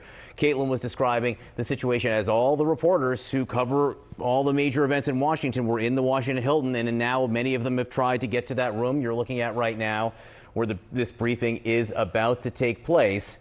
We were given a 2-minute warning about 2 minutes ago. That can be a little bit squishy. Some even running from the location of that Hilton down to the White House, which of course you're talking about over what 2 miles down Connecticut Avenue. Essentially it's a long way, but just the ferocity of which they're trying to get to the location, because obviously the President of the United States was not going to speak from that location. And you also down there, you see Kash Patel, the FBI director who was at this dinner as well. You see Secretary Kennedy, who was there as well. Essie, you've been watching very closely by the people who are in this room and the impact of what this could mean. Well, I was watching tonight to see if Kash Patel was going to come for other reasons because he's suing a journalism outfit right now. But we just saw him, tuxed out as a guest. The nation's top law enforcement officer was in this room tonight, which is remarkable and has so many implications. What did he see? What will he mobilize? I mean, was he a target? We have no idea. The acting attorney general, the U.S. attorney for Washington. These are very important people. Forgetting the politics of these people. These are very important people in the country, and they were all in this room. Yo, he couldn't even monitor the situation with his girlfriend. You know what I'm saying? Really, really fascinating. Secretary Hegseth there as well. Right. I mean, just the number of people, which is part of why this was such an important night, that many of these people had. Is there more information about what Kash Patel's girlfriend was doing? Very important. Okay. The left is evil. By the way, all these cucks have fucking blocked me, so I can't even respond to them. That's like Gunther Eagleman. Like every single one of them chirps at me from behind the block. The left loves violence. It's their brand. Remember in November, blah, blah, blah. All this shit. Barack Ravid reposted this with the shooter's alleged name. By the way, Barack Ravid, his first tweet was crazy. His first tweet literally had the Israeli flag on it. I don't know why. Did you see the Erica Kirk video? I want to go home. I'm having a hard time showing that because I don't want to show that because I feel like if I show that, I'm going to say some shit. And then on behalf of the trans community, we'd like to thank you for taking the heat on this one, big dog. Oh my God. Oh my God. You're right. Low key. Low consensually.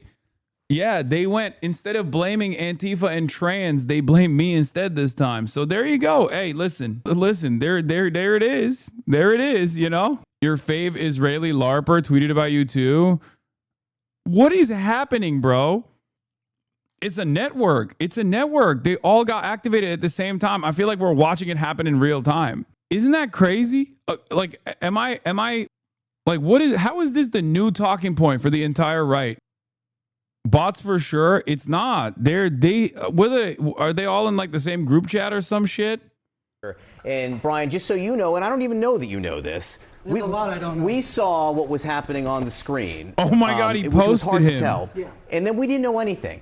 And the very first bit of information we got was from you. And your first instinct was to basically FaceTime and start reporting. So thank you for being such a great reporter. Well, I appreciate that. Thank you for doing what you did. The only other time that's ever happened to me at CNN was a little bit like this night. It was the night there was a bomb threat at CNN in New York, and our old colleague Don Lemon was anchoring. We had to evacuate out of that building, and I happened to live nearby, so I walked over. I think I used Skype because it was pre-COVID, and so we ended up going live on the street. And that night reminds me a little bit of this because no matter what, people need to know what happened. People need to know what's going on. And so we kept the show going, kept the broadcast going. But and I went streaming to talk to you, John, live on air, and it didn't seem. The Cole Allen guy who was Teacher of the Month. That's crazy. That's him. All right, get to work. Light skins on high alert. Okay, guys, no jokes. I mean, Trump posted the surveillance video. What the fuck is this guy doing, bro? I mean, okay, here it is. Trump is he's talking. All right. Where is he yapping? Where's he yapping? Let's hear what. Freedom of speech that was supposed to bring together members of both parties with members of the press. The way it did. I gotta pee. Because I bet you he will talk about the ballroom. I think he's gonna talk about the ballroom. I saw a room that was just totally unified. It was in one way very beautiful, a very beautiful thing to see. A man charged a security checkpoint armed with multiple weapons, and he was taken down by some very brave members of Secret Service, and they acted very quickly and have just released, for purposes of transparency, clarity, I've ordered it to be put out. You probably have it by now, put out on Truth and put out on many other platforms.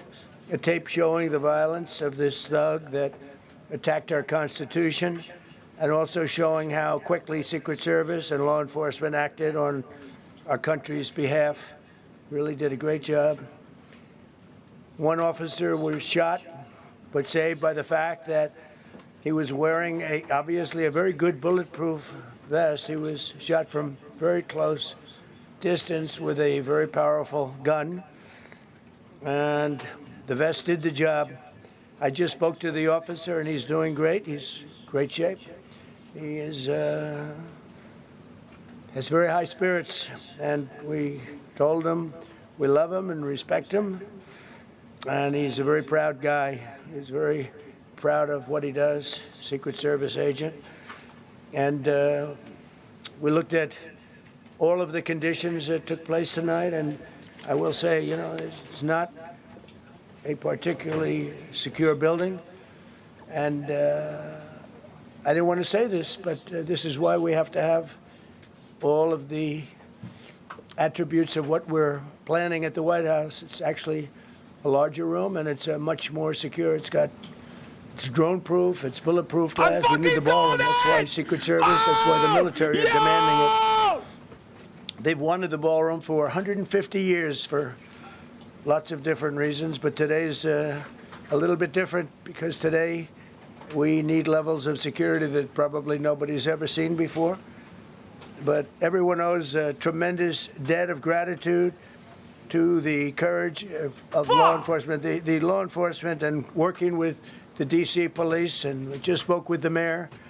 And when we're finished, the police chief is going to take over and discuss it also from for tomorrow's news today. Piker Broadcasting Service, pre-watch Piker. Tomorrow's news today. As they were supposed inside to. Job, you see the inside job narratives. Different positions, but you also see the attacker totally subdued and under control. So as you know, this is not the first time in the past couple of years that our republic has been attacked by a would-be assassin who sought to kill. In Butler, Pennsylvania, less than 2 years ago, you all know that story, and in Palm Beach, Florida, a few months after that, we came close. We really had, again, we had some great work done by law enforcement. Bro, why is Kash Patel right there looking like he did it, bro? Kash Patel's standing right next to the president looking like he was the who was trying to do the shooting. We have to resolve our differences. I will say he just always looks guilty. Republicans, Democrats, independents, conservatives, liberals, and progressives. Those words are interchangeable, perhaps, but maybe they're not. But yet, everybody in that room, big crowd. Oh, here we go. Crowd. There was a record-setting group of people, and there was a tremendous amount of love and coming together. I watched, and I was very, very impressed by that. But we were, First Lady and I were taken very well care of, very quickly rushed off the stage. Vice President J.D. Vance, who's here, was likewise beautifully done. He was just saying how quickly everybody acted, law enforcement, Secret Service in particular in this case, but law enforcement. Marco had the same thing. Pete was there. Pete didn't want any help. He didn't want anybody to help him. He doesn't want anybody to help him, but he did get some, didn't you? And I think you also said that it was very impressive. So with that, I'd like to ask Todd Blanche to come up, say a few words, and tell you it's already underway. The man has been captured. They're going to his apartment. I guess he lives in California, and he's a sick person, a very sick person. And we don't want things like this to happen. I think it's very important that I say, though, and I told the representatives of the evening, they did such a beautiful job. It was such a beautiful evening. And again, they're talking about free speech in our Constitution. That's what it's all about, not just White House correspondence. It was really based on free speech in our Constitution. But I said very importantly that we'll do it again within the next 30 days, and we'll make it bigger and better and even nicer. So I mean, is this going to boost his approval ratings? I don't think so. I think people just hate him. It don't matter. You've been very responsible in your Maybe he'll be able to get some pickups on independents who were like on the margins, but I just don't think Todd like. Blanche, I'd like to say a few words, and then we're going to have cash, and then you're going to go on. We can ask. I guess we can take a couple of questions. Go ahead, Cash. I was gonna fire you, but I heard your girlfriend was holding another man's hand earlier, so experience I guess for her. not fired yet. Yeah, there's a lot of Can't say action you're taking place fired. up there very quickly. But again, the response time was really incredible. And we're going to reschedule. We're going to do it again. We're not going to let anybody take over our society. We're not going to cancel things out because we can't do that. We wanted to stay tonight. I will tell you, I fought like hell to stay. But it was protocol. They said, please, sir. Yeah, the ballroom thing was a huge reason, weirdly enough, for why they hate him. Like why independents and boomers like checked out. That was a big turning point in his approval ratings. So I think people who hate him now are just going to say like, nah, the ballroom thing, like this assassination attempt was like staged so that he could justify the ballroom. You ain't slick. I think that's what people are going to say. The very worst and the very best of this country. You saw the very worst by the actions of that coward that the president just talked about. But you Bro, by the way, that dude was booking it. I saw the CCTV footage. He was fast as fuck. And you'll see the videos come out, I expect, very shortly. And you'll see law enforcement do exactly what we want them to do. And so I echo what what President Trump just said, that we are extraordinarily grateful and appreciative of the men and women of law enforcement that did their jobs tonight, including one who was injured. This investigation is ongoing. I expect you will see charges filed shortly. The charges should be self-evident given the conduct, but as you'll hear, there will be multiple charges surrounding the shooting, around the possession of, and anything else that we can get on this guy. The investigation is obviously ongoing and just started. There is federal law enforcement already working on search warrants and doing their job, and I don't want to get ahead of them and don't want to get ahead of the work that they're doing even as we speak. Director Patel and I were just on the crime scene a short while ago, and everybody in this room should rest assured that the Metropolitan Police Department, the FBI, Secret Service, everybody's on the scene doing their job. I know that the police chief is going to give an update from the scene as soon as we're finished here, and I obviously details of what they have learned to him. But in the meantime, I just want to thank everybody in this room for the courage. And I want to thank President Trump for his words, and I promise you, justice will be served. Thank you. Director Patel. Thank you, General. Thank you, Mr. President. The President's absolutely right. You saw the best resolve of American law enforcement because you, Mr. President, inspire them 24/7, 365. You give them the resources that they need, and they know that you have their back. And that is a changing dynamic in this country, and that's why you saw brave Secret Service agents respond immediately, swiftly, subdue and take down the suspect, and safeguard the lives of thousands of individuals at that hotel. Thanks to our interagency partnership with the Department of Homeland Security You're still fired, bitch. and the Metropolitan Police Department, the FBI was rapidly deployed onto the scene, took over the evidence response unit, is examining all the ballistics that were found on scene to include the long gun and the shell casings. We are conducting witness interviews as we speak. You will hear from our team on the scene there with the mayor and the head of the FBI field division there. But please know what the Attorney General has just said reigns no truer. You saw the very best of America tonight. The very best unite us at a time of uncertainty, because we have leadership here with the president and the vice president that backs law enforcement, and the men and women that I shook their hands on the scene today could not have been prouder to show up on scene. And as the Attorney General said, make no mistake, we are conducting witness interviews. If you have any information whatsoever related to this event, 1-800-CALL-FBI, 1-800-CALL-FBI. No piece of information is too small. No piece of information is inadequate. We will evaluate it all. We will also be conducting interviews of those that were there. And if any of those individuals have information, please come forward to law enforcement or the FBI or the Metropolitan Police Department. We will be examining this individual's background thoroughly. That process has already started, and we are going to ensure that he was either a lone wolf actor or anyone else that was responsible. We will analyze all evidence immediately to make sure that we safeguard this country. Mr. President, Mr. Vice President, thank you for your leadership. Attorney General and Homeland Secretary Merlin, thank you for your partnership in law enforcement. Thank you. Okay, we'll do a couple. that's that and then we fear go to talking. the chair. Madam Chairman, I just want to say you did a fantastic job. What a beautiful evening, and we're going to reschedule. Okay. And after that, it's very tough for her to ask a question, right? But you have done a fantastic job. Please. Mr. President, I appreciate it. As you mentioned, it all happened so quickly, and I wonder, especially because unfortunately you have experience with these sorts of threats, in that moment when you realized there was a threat. Oh God, they're already glazing him. Oh, it's so cooked. Can you describe what was going through your mind, how you were feeling? Oh my God. Oh my God. The White House press pool is going to be like, oh, we all got through this together. Aren't you such a hero, Mr. President? How heroic were your thoughts? Fact, we were sitting right next to each other. First Lady, am I right? And I heard a noise and sort of thought it was a tray. I thought it was a tray going down. You know, I've heard that many times, and it was a pretty loud noise. And it was from quite far away. He hadn't breached the area at all. They really got him. But, so it was quite far away, but it was a gun.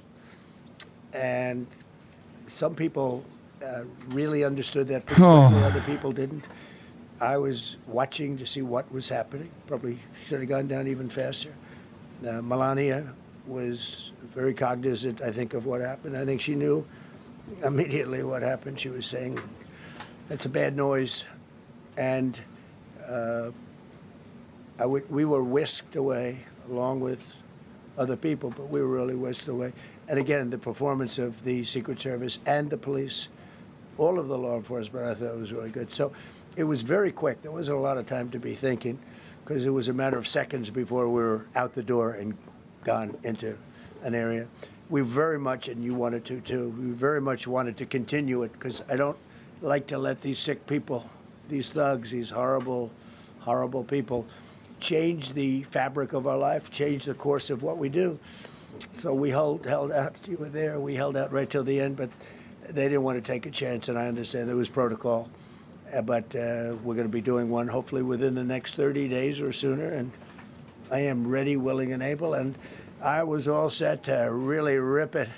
And I said to my people, this would be the most inappropriate speech ever made if I said one. So I'll have to save it. I don't know if I could ever be as rough as I was going to be tonight. I think I'm going to be probably very nice. I'll be very boring the next time, but we're going to have a great event. And you did a fantastic job. Thank you very much. Peter, go ahead. How much you want to bet he's a Hasan Piker fan? He's a brown, light-skinned black Democrat from California who's also a teacher. His weapon somewhere on site at the hotel. What do you think about that? And I ask respectfully, why do you think this keeps happening to you? Well, you know, I've studied assassinations, and I must tell you, the most impactful people, the people that do the most, you take a look at the people, Abraham Lincoln, I mean, you go through the people that have gone through this, where they got them. But I've studied assassinations. I'm just like JFK and Abraham Lincoln. The biggest impact, they're the ones that they go after. They don't go after the ones that they like it that way. And when you look at the people that have either, whether it was an attempt or a successful attempt, they're very impactful people. Just take a look at the names there, the big names. And I hate to say I'm honored by that, but I've done a lot. We've done a lot. We have We've taken this country, and we were a laughing stock for years, and now we're the hottest country anywhere in the world. We've changed this country, and there are a lot of people that are not happy about that. So I think that's the answer, Peter. And after Butler, your team for a while rethought outdoor events. Yeah. Do you think that you now need to rethink No. indoor Well, events? but then you just don't do events. No, I can't do that. I have to. It is what it is. We have to do it. The room was very, very secure. He charged from 50 yards away, so he was very far away from the room. And what do you think when you saw the video of how fast he was running? He was moving. He was really moving. And the reaction time was great. Boy, those guys, they had their guns drawn literally by the time he was there. They were shooting. That's right. I thought they were very impressive. And if I didn't, I'd let you know. I'm not going to be, I would not stand for that. No, I thought they were very impressive. Thank you, President Trump, and thank Right. you for updating us on Thank the you. suspect earlier. Were you aware of any threats? Was your team aware of any threats beforehand? And do you believe you were the target of this tonight? I guess. I mean, these people they're crazy. They're crazy. And, you never know. He was very far away from me. I'm worried He that went through like a some lot. fucking Newsmax reporter or some psycho is going to be like, resources have you all heard over. about We've this had guy resources sitting at who's been tables, inciting a lot of literally violence? in disguise, sitting maybe at your table, who knows? But we had people all I think over the room, Hosgord is so trying to he get had a you long way killed. to go. Guys, That was please stop joking really first line around, of defense, please. and they got him. I'm And fucking they begging really, you, they dude. acted You're incredibly- playing with fucking No, fire. There was no notification. We had no idea. Go ahead, Do you know Kevin. any political motivations from this? Well, you never know. suspect? Now, we'll be able to tell you that maybe by tomorrow or the next day. He's in custody, and they're asking him a lot of questions. I guess they're going over, Todd, and they're already at his apartment. He lives in California. Yes, sir.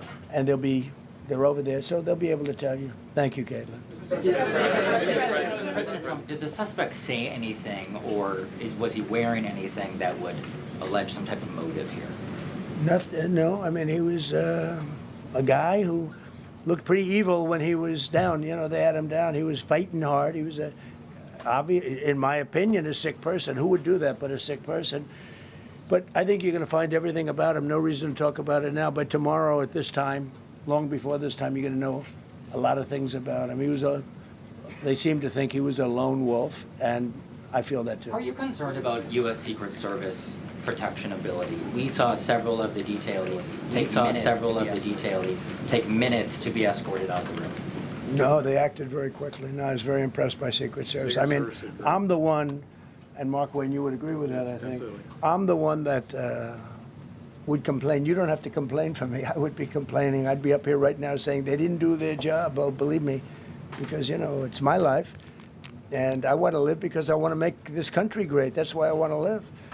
But when you're impactful, they go after you. When you're not impactful, they leave you alone. Okay, a couple of more. Go ahead, please. Is there any indication that this shooting could have been linked to the war in Iran? I don't think so, but you never know. We're going to know a lot. We have the best people in the world working on it, and we're going to know a lot. Please. Mr. President, there's a lot. There's you, as well as some of us who have covered Butler experience 2 years ago. Yeah. What felt similar? You had the First Lady with you today. What felt different? And you have another 2+ years in office. Are you concerned about something like this happening Well, I again? can't be concerned. I can only get great people. They did the job, in my opinion, a much better job than Butler. Butler had one weak spot that we all know about. Somebody should have been up there. But even Butler, we had our sniper on our side within 4.2 seconds from a distance of about 400 yards, one shot, and he was gone. And if he didn't do it, now, he's David. His name was David. I say, hello, David, every time I see him. David, I like you very much, David. But think of that. Now, if he doesn't hit him, and he hit him right between the eyes from 400 yards without any notice, nobody knew. He heard a sound. He looked over, and there was actually a tree that was somewhat in his way. You know the story very well. And he aimed, he fired, and if he didn't do that, beyond me, you would have had a lot more people killed. We lost one great person and 2 people very badly hurt. They're okay now. But no, that was, so in a sense, that was pretty amazing, the job they did. But But they did have that one weak spot, as you know. They should have had that covered.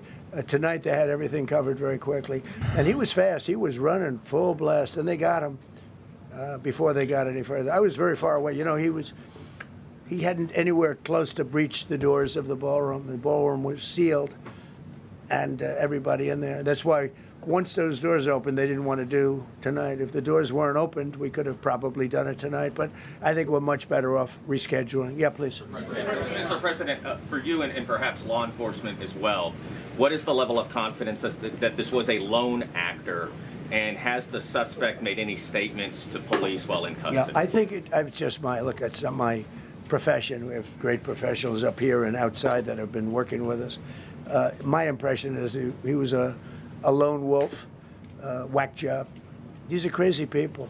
These are crazy people, and they have to be dealt with. We had that in the second attempt, as you know, and he's spending life in prison. Because if you let him out, they'll probably, you know, if he serves 10 years or 15 years, you let him out, he'll probably try it again with somebody else. They're sick people. We have a lot of sick people. But you're going to know, I think very shortly, you're going to know, Todd, a lot about him. You're going to know a lot about him. Yeah, a couple of more. Yeah, please, go ahead. Are you concerned about political violence? This could be politically motivated. All violence. You know, I'm concerned about everything. Look, but I can't be so concerned that you can't function. No, I'm here. It's a dangerous profession. You know, I tell the story. Race car drivers, I think it's very dangerous. So if you take and then take 10% of 1%, just to break it down very easily, they die. So much less than 1%, 10% of 1%. I think bull riding is very dangerous. If you take about the same, 10% of 1%, much less than 1%. What? But if you take presidents, it's 5.8%. And about 8% are shot at. So nobody told me this was such a dangerous profession. If Marco would have told me, maybe I wouldn't have run. Maybe I would have said, I'll take a pass. No, it's a dangerous profession, but I don't view it that way. Look, I'm here to do a job. It's part of the job. It is a dangerous, I can't imagine that there's any profession that's more dangerous. But I love the country, and I'm very proud. I'm very proud of the job we've done. You see what's happened. We have a great country. We've got, I think, the most successful, the hottest country anywhere in the world. This happened over a period of just a year, and we're going to do great things. But with that come risks. There's no question about it. Yeah. I mean, there's been so much political violence, not just aimed at yourself, but at other members of Congress, state house speakers, you name it. Is that just the cost of doing business to do politics in America anymore? Yeah. Well, what does that say about our country? Too. You know, we're not the only country. You look at this great violence with all countries. It happens. It happens everywhere. Today, and they have numerous assassinations of political figures all over the world. You look at South America. In South America, it's like some of the numbers are just horrific. It's dangerous. It's dangerous stuff. Whether it's here or someplace else, no country is immune. No country. Good question. It's actually kind of remarkable he's not blaming the left, which is good. If I decided to just not do much. There's something very strange about us, this country in particular, saying, we just violence everywhere. Yeah, man, we do it. We do the violence everywhere. We're the greatest military in the world. I rebuilt it in my first term. Oh, here we go. And now He's we back. use it because we have no choice. We can't let, as an example, Iran, we can't let them get a nuclear weapon. Everything will be peanuts compared to that if they ever were given a nuclear weapon, and they'd use it too. Marco and I were talking about it today. They would use it without even hesitation. We can't do that. It was a shame. I said, oh boy, look at the numbers. We just broke 50,000 in the Dow. We just broke 7,000 in the S&P. They said we couldn't do it in 7 years, 5 years, 4 years. The Dow. Maybe in 5 or 6 years. And we did it in 1 year. And I called everybody together. I called all of these people and others, and I said, we have to take a little journey. I seek to do this. We just had the great number. We just broke 50,000. Wasn't supposed to happen during my term.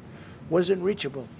We did it in 1 year, and I said, we're going to have to make a journey to Iran. They're going to have a nuclear weapon if we don't do it. We had the B-2 bombers take them out.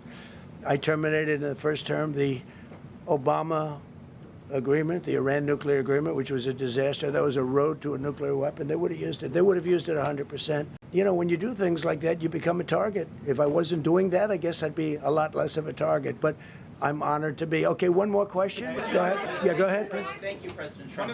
Thank you, President Trump. Do you know how the gun was brought into the hotel? And also, how does this event impact you as the leader of our country? Do you think it will change your I leadership? like not to think about it.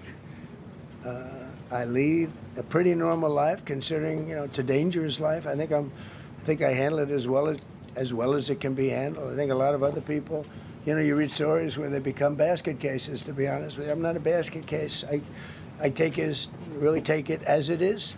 I do it for the country. I'm not doing it for any other reason. I have a first lady who's doing a terrific job. She loves the country, and she recognizes it better than anybody. She's told me numerous times. She said, "You are in a dangerous job," but that goes along with her too. I mean, it's dangerous for her too. We sat there tonight. We heard that noise, and it was either a tray or a bullet. I was hoping it was a tray, but it wasn't. And again, we had some very brave people doing a great job, so we're very proud of them and happy with them. I just want to thank everybody. They will be able to give you all that information as to the names and everything else. I think we released the names already. Most of you would have it, but his name. We appreciate it. I see so many tuxedos and beautiful dresses. It was a little different evening than we thought, but we're going to do it again, and we have a great chairman who we're so proud of, and we have to make it better. We'll make it safer, I guess, right? But we're going to make it even better. Okay, thank you very much. Thank you. President Trump, so we hear from the first lady who talked about how impactful this was. Can we hear from her about? Well, honey, would you want to say something? Okay. One in the back. Right. Millions of people across the globe, in fact, are watching you. You demonstrated courageous leadership, and thank God you're alive. All of us are alive. Oh my God. What is the message that you want to give to the world that this should change? What corrective measures can we take from here on? So. Well, all you can do, look, I don't care how many people you have, how good they are. They can be the greatest people. You have the greatest security in history. If you have a whack job who's got a brain, but it's a little bit distorted or a lot distorted, they can make trouble. I would say, Pete, right? You know, they can make trouble. Some of these people are of genius level IQ, and they're nuts. What? So it can be trouble. So you do absolutely the best. You get the best. We have the best people. Well, look, it was proven tonight. He started running from 50 yards. And he was fast. He was fast as fuck. On tape. He was moving. I watched the tape. He was fast as fuck, dude. It was crazy. Because a lot of people would be looking and saying, you know, it's like a weird feeling. And they would let him get through. But they didn't let him get through. They drew those guns so fast. I'll show you guys in a second. They looked like Matt Dillon. They looked like somebody that knew what they were doing. And we really do. But it comes with the territory. And if you want to do a great job, I really believe that. And you take a look at what's happened to. Wait, what? Is he talking about the shooter now? Like, he wanted to do a great job. It doesn't happen to people that don't do anything. And it's not going to deter me from winning the war in Iran. I don't know if that had anything to do with it. I don't know what Matt Dillon is. Based on what we know. But I don't know what that reference is. We're going to continue to do a great job. That's all I can do. Did he mean Matt Damon? We'll see you tomorrow. Thank you. Thank you. Thank you. Glad you're okay. That was it. And that was President Trump live at the White House. It is 11 p.m. Eastern Time on the East Coast at about 8:20 p.m. That's it. That was the White House press conference. Here is the motherfucking shooter, fast as fuck. You'll see he pops up right here in a second. Look. Just whizzes by, dude. That was wild. I've never seen nothing like it. Anyway, shooter is a Caltech and CSU alum with several years of experience as a mechanical engineer. He is now a teacher, and his LinkedIn is Caltech Bachelor of Science. This is all verified, by the way. Now he's a part-time teacher. And they found that he registered as a no-party preference voter in LA County. Public records return a Caltech email address for the Cole Thomas Allen in Torrance. FEC records show a single $25 contribution via Act Blue. He made a video game? Wait, really? Wait, y'all are so fucking fast. That's crazy. Y'all found this shit. Actually? Bro said this is a technically skill-based, non-violent, asymmetrical fighting game loosely derived from chemistry model that itself is loosely based on reality. Bro, this dude was a whole ass nerd. What was he doing?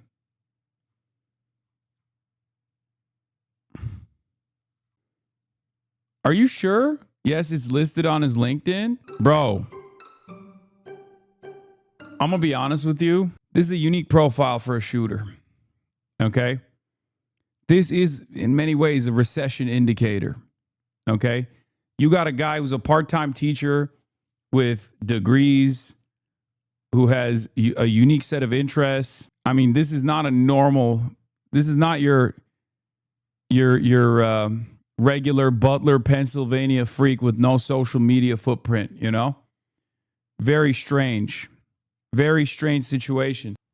Very strange situation. Now, before you say false flag, I'm not going there, but I will say that it's the instability is brewing in this country. It's a sign of the times when you got a dude who's a mechanical engineer. Here's Jacqueline Sweet, reliable reporter here. Cole Allen, the alleged shooter at the White House Correspondents' Dinner, is seen here in the image for Caltech's mechanical engineering major page. He's right there in the background. Masters from CSU Dominguez in Comp Sci last year. Here's another photo of Allen from Caltech. Apparently, several reporters, including at CNN and other outlets, follow a close relative of the shooter here on X, likely his sister, and likely from her doing an engineering fellowship at a news outlet as well. I'm STEM, and all we talk about is how we're all going to be unemployed after we graduate. Maybe he's a radical centrist NAFO guy. I don't know. There's a Twitter account that posted the name 2+ years ago. Non-sub can't share a link. I mean, it could be anybody's name. I mean, that's fine. That's not. Is that not unique? Seems like it's not that unique. Seems like he graduated Caltech in 2017, has been massively underemployed / unemployed since 2018. No, usually it's like fucking losers. Alleged shooter speaks from 057 from 2017. Aging into the future conference brings new tech to help seniors. As to what their imagination was doing. College student Cole Allen developed a prototype for a wheelchair emergency brake.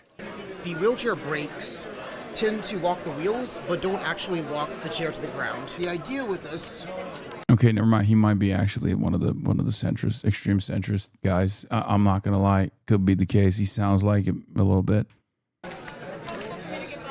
Is to prevent it from moving at all. But yeah, normally guys that do this stuff are demonstrating peak antisocial personality disorder, don't have a lot of friends. Like Luigi Mangione was unique in that sense as well. Like he did not fit the average profile of someone who would go out and like shoot someone in fucking broad daylight. Okay? Once again, it's usually people who have nothing to lose that do stuff like this. Like Ryan Ruth was a fucking kook, right? Ryan Ruth was crazy. What the fuck? We lost a generational athlete to the STEM space? True. Right? Whereas this guy doesn't fit that profile at all. Allegedly, stop saying stupid shit. Okay. First of all, pretty sure Ryan Ruth is he's in jail right now. Luigi allegedly. Yes, allegedly. Bro, he got a grad degree in computer science right as AI and layoffs hit. He was about to be perma unemployed. Yeah, but then he did comp sci. The CCTV shows agent getting hit by friendly fire. Leaving the White House Correspondents' Dinner now, one of the most surreal experiences of my life. Here's what we know in terms of what we think happened. Wolf Blitzer was going to the men's room on a bathroom break and saw all of this. A gunman was trying to get in near the lobby, which is upstairs from the main ballroom, and he apparently shot at one of the agents. There was a bullet hole in the vest, bulletproof vest of one of the agents, and that shooter has now been apprehended, is in police custody. Inside the room, it was like a movie. President Trump, the Secret Service climbed on top of him. The vice president, the cabinet that were in there were all escorted out. Everybody in the room ducked onto the ground, kind of not knowing what happened. We didn't know that there were gunshots at first. didn't know if it was a protester. It was very unclear what happened, but it was certainly bizarre and scary. And seemed like for a while that they were going to continue the dinner. They've now decided not to continue the dinner, saying that they will bring it back at some point. But just a surreal experience. The good news, the president is safe, vice president is safe, everybody in the room. It looks like the gunman didn't even fire a shot. We don't have all the details. The guy was rushing B. Do we even know if he has a gun at this point? Room is safe, but there's a lot of questions now about how did this happen, what will happen with security, and where do we go from here? Live coverage now on CNN. They're doing a press conference on CNN. We just watched the White House press conference. Oh, here. Along with our criminal division, our crisis response team. Oh, fuck. That audio is ass cheeks, bro. Come on now. Come on now.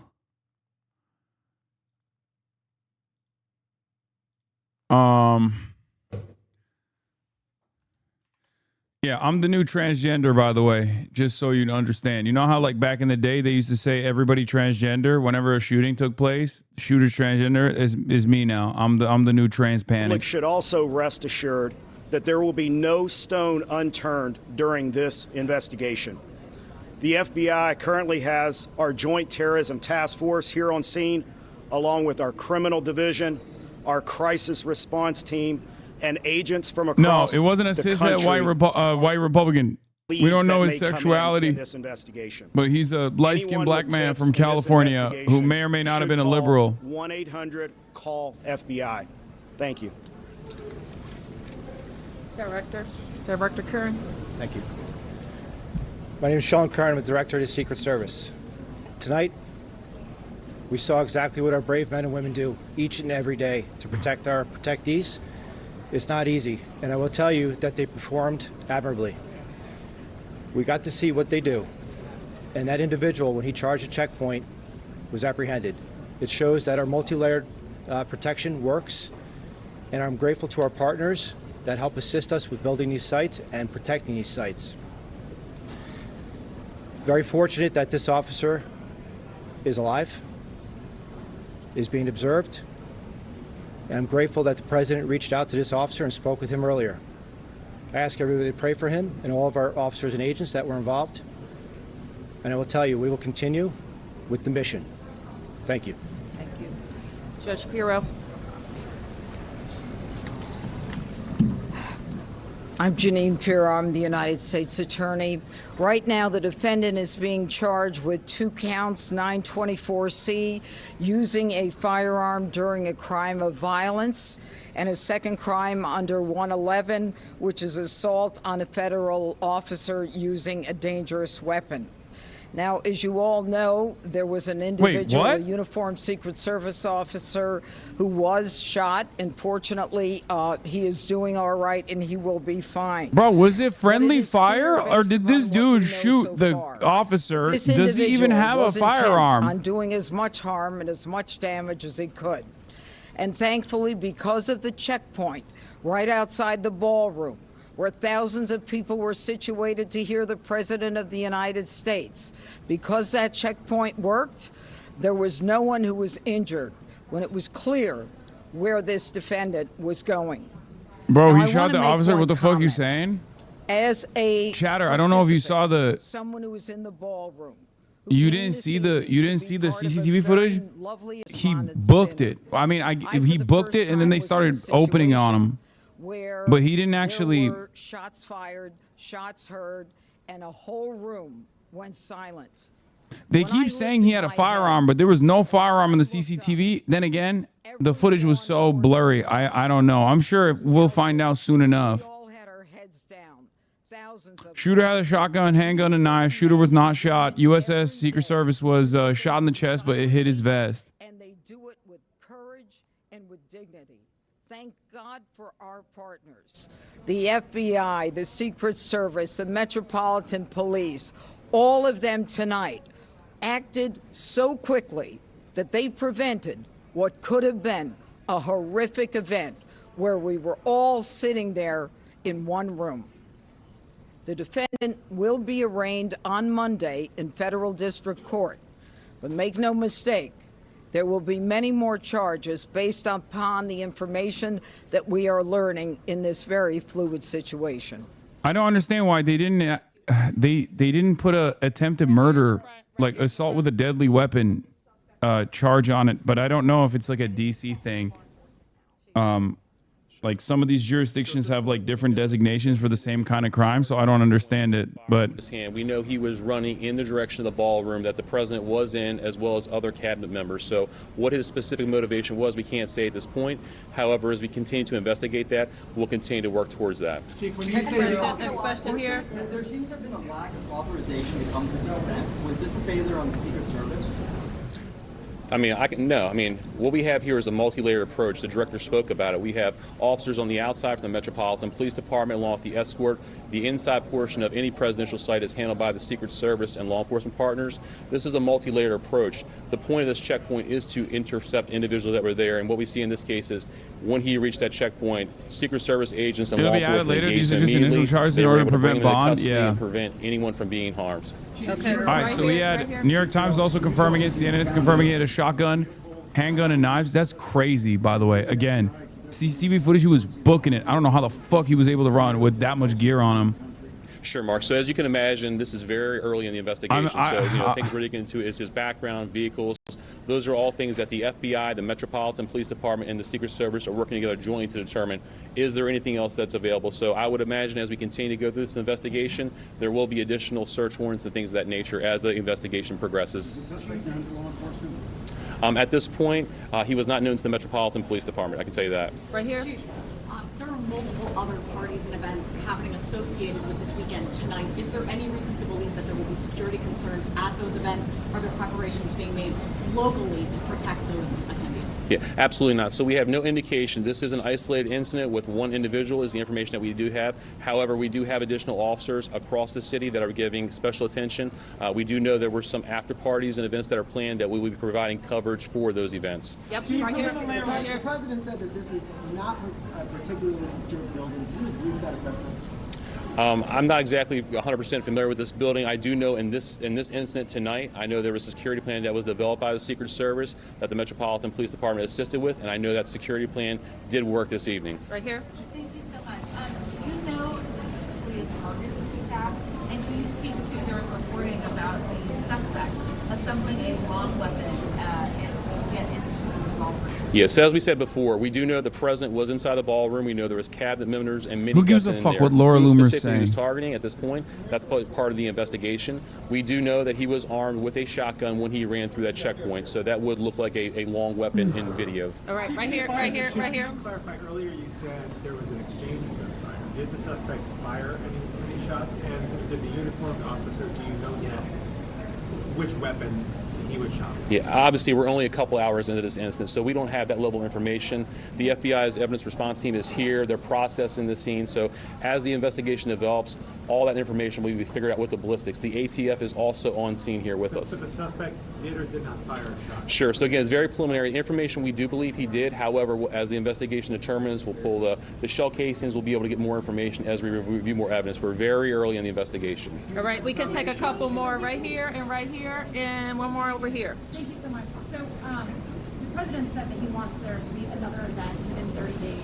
Given what happened tonight, do you have any sense of what additional security measures might be put in place to ensure that something similar does not happen again? Sure. I'll toss it to the Secret Service. This is what we plan for every day. So we take each and every case and we evaluate it, and we do site assessments. And that's why we go out and build these sites per what the event is, and that's how we go about our business. So will there be any changes or added measures given that this did happen? We're going to have to evaluate this evening. Thank you. I understand. Is there any indication how the suspect got into the hotel? Was it a guest here searching rooms? Look, there it is. So preliminary information, we do believe he was a guest here at the hotel. We have secured a room here in the hotel. And again, we'll go through the appropriate procedures to determine what was inside there. But that is secured. We believe he is the only suspect in this case. Okay.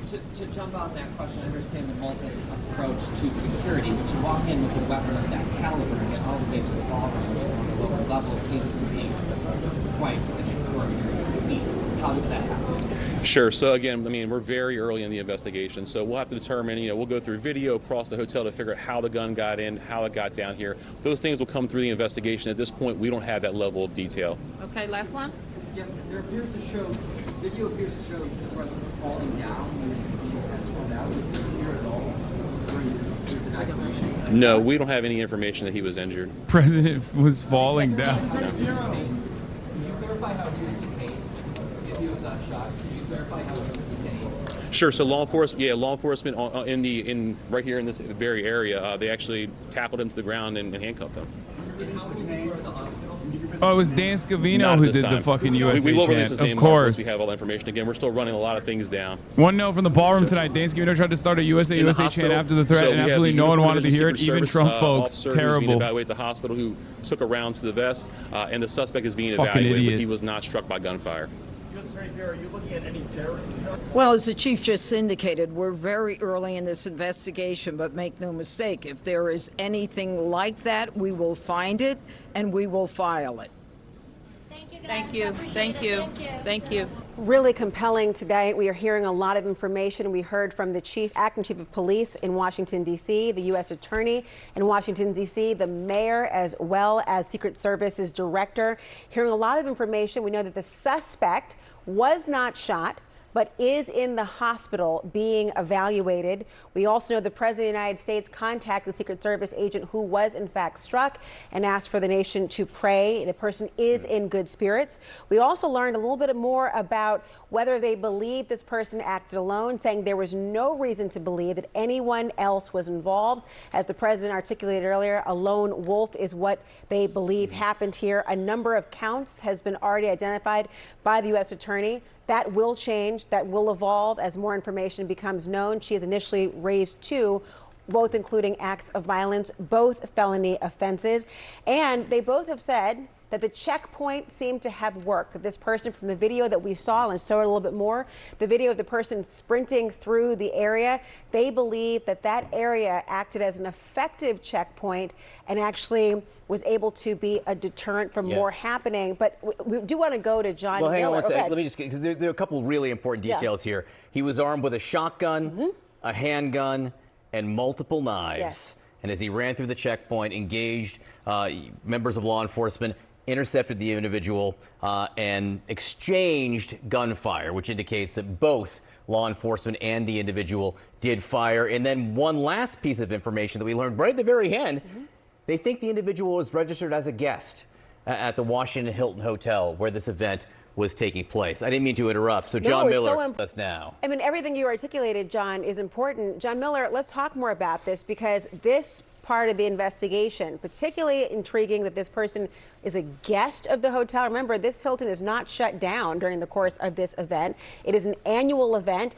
It is important to note this is, one could say, the event attended by the most VIPs in the world tonight. I mean, almost the entire, at least initial numbers of the line of succession would be. I mean, John, for a second. Literally, John, it's Vice President, Speaker of the House. We don't know if Chuck Grassley, the President pro tem of the Senate, was there, but the Secretary of State, the Secretary of Treasury, the Secretary of Defense, literally, Attorney General. You know, almost 5 of the 5 in the constitutional line of succession was in that room at the same time. And we know just by the weapons that were being used. And when I hear shotgun, handgun, and multiple knives, John Miller, I anticipate this person was intending to exact maximum damage, but also in close proximity with knives alone. Talk to me about what you heard. Well, I'm hearing what you're hearing, but what I'm seeing here is indicators of a lot of planning. And when I say a lot of planning, a lot of advanced planning.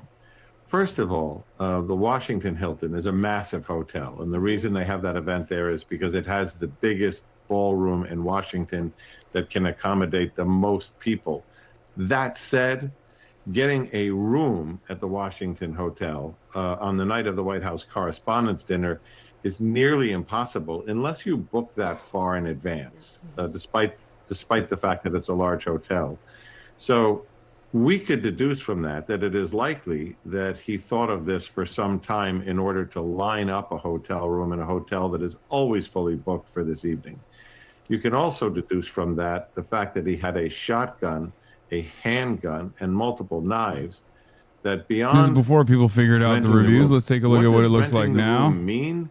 It means that he has the privileges of a guest. In most of those cases, the names of the guests are run through a Real sort boring. of Makes you feel like databases bringing to a make sure rifle to that the. none of Okay. them are known threats to the president. This game is But as anti-American. far as we know from our own research tonight, he doesn't seem to have a criminal background that would have set off any of those alarms.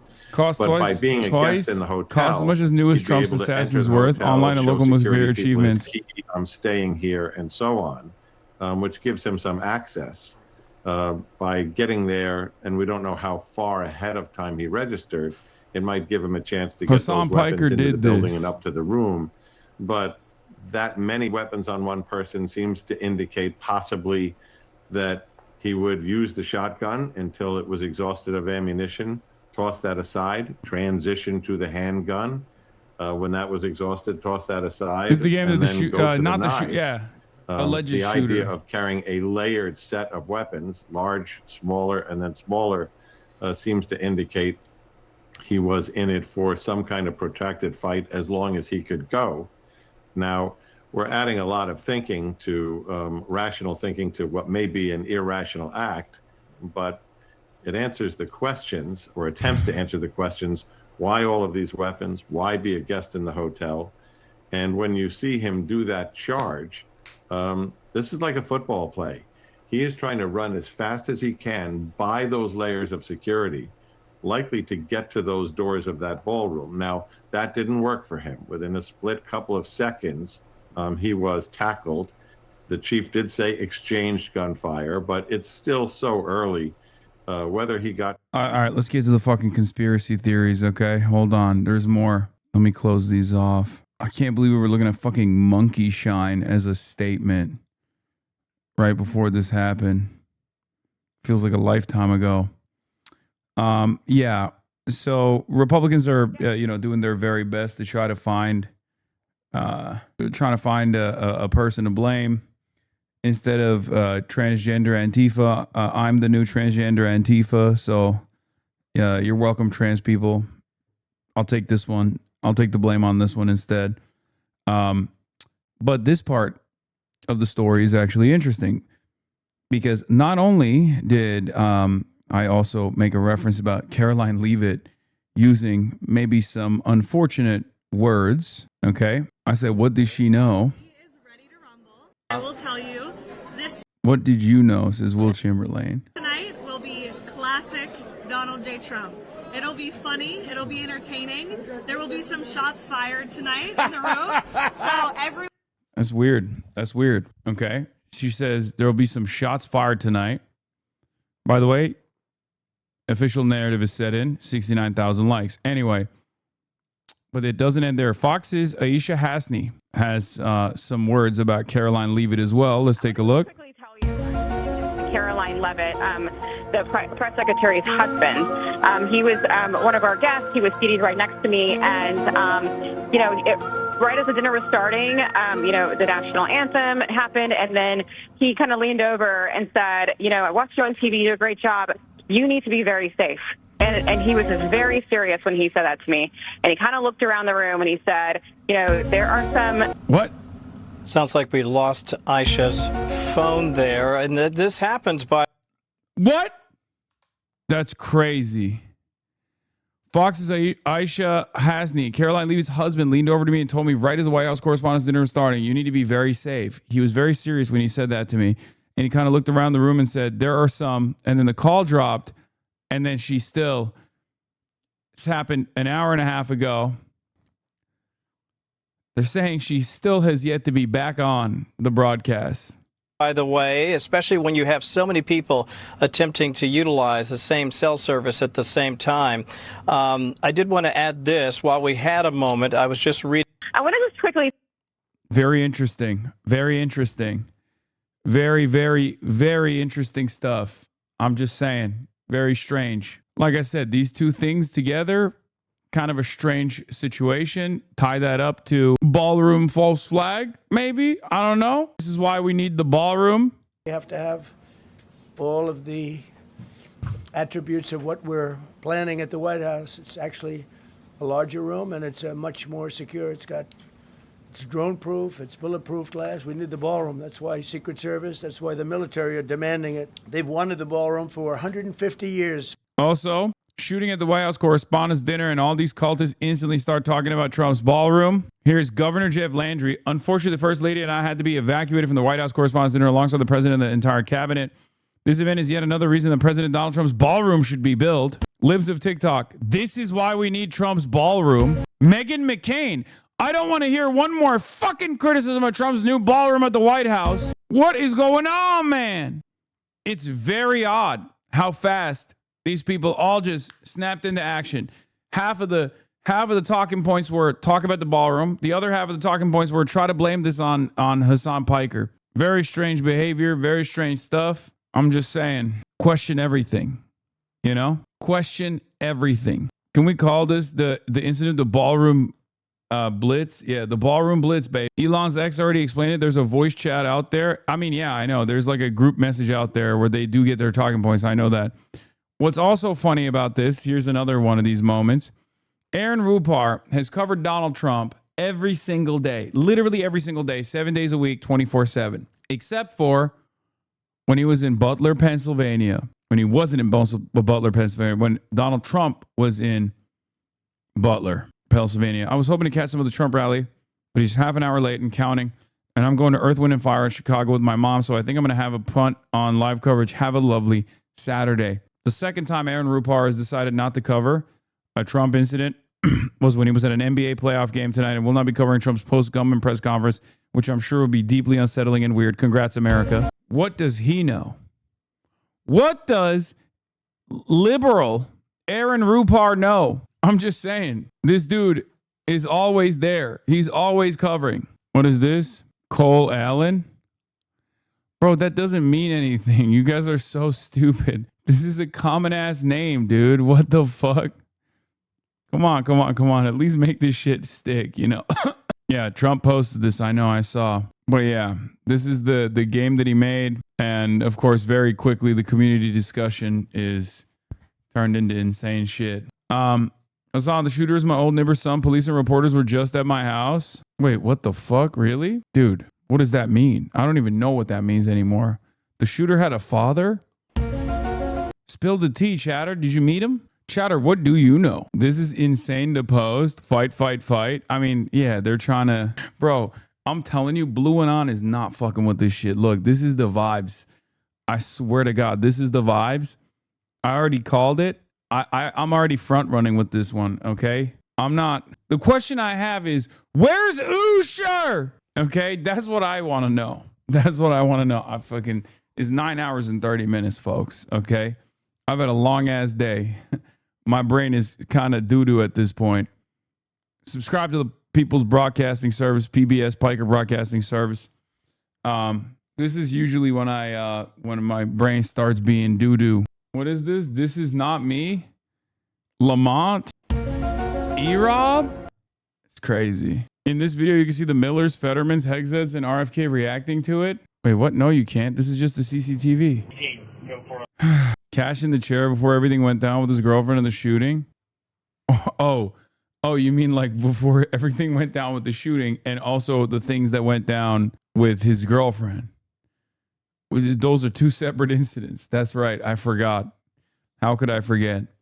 That was probably one of the worst instances for Cash. I mean, he's on the verge of getting insane pull cuck command center in the hotel. My sources on the ground are reporting to me that Crash Out Patel is monitoring the situation from cuck command center in the hotel.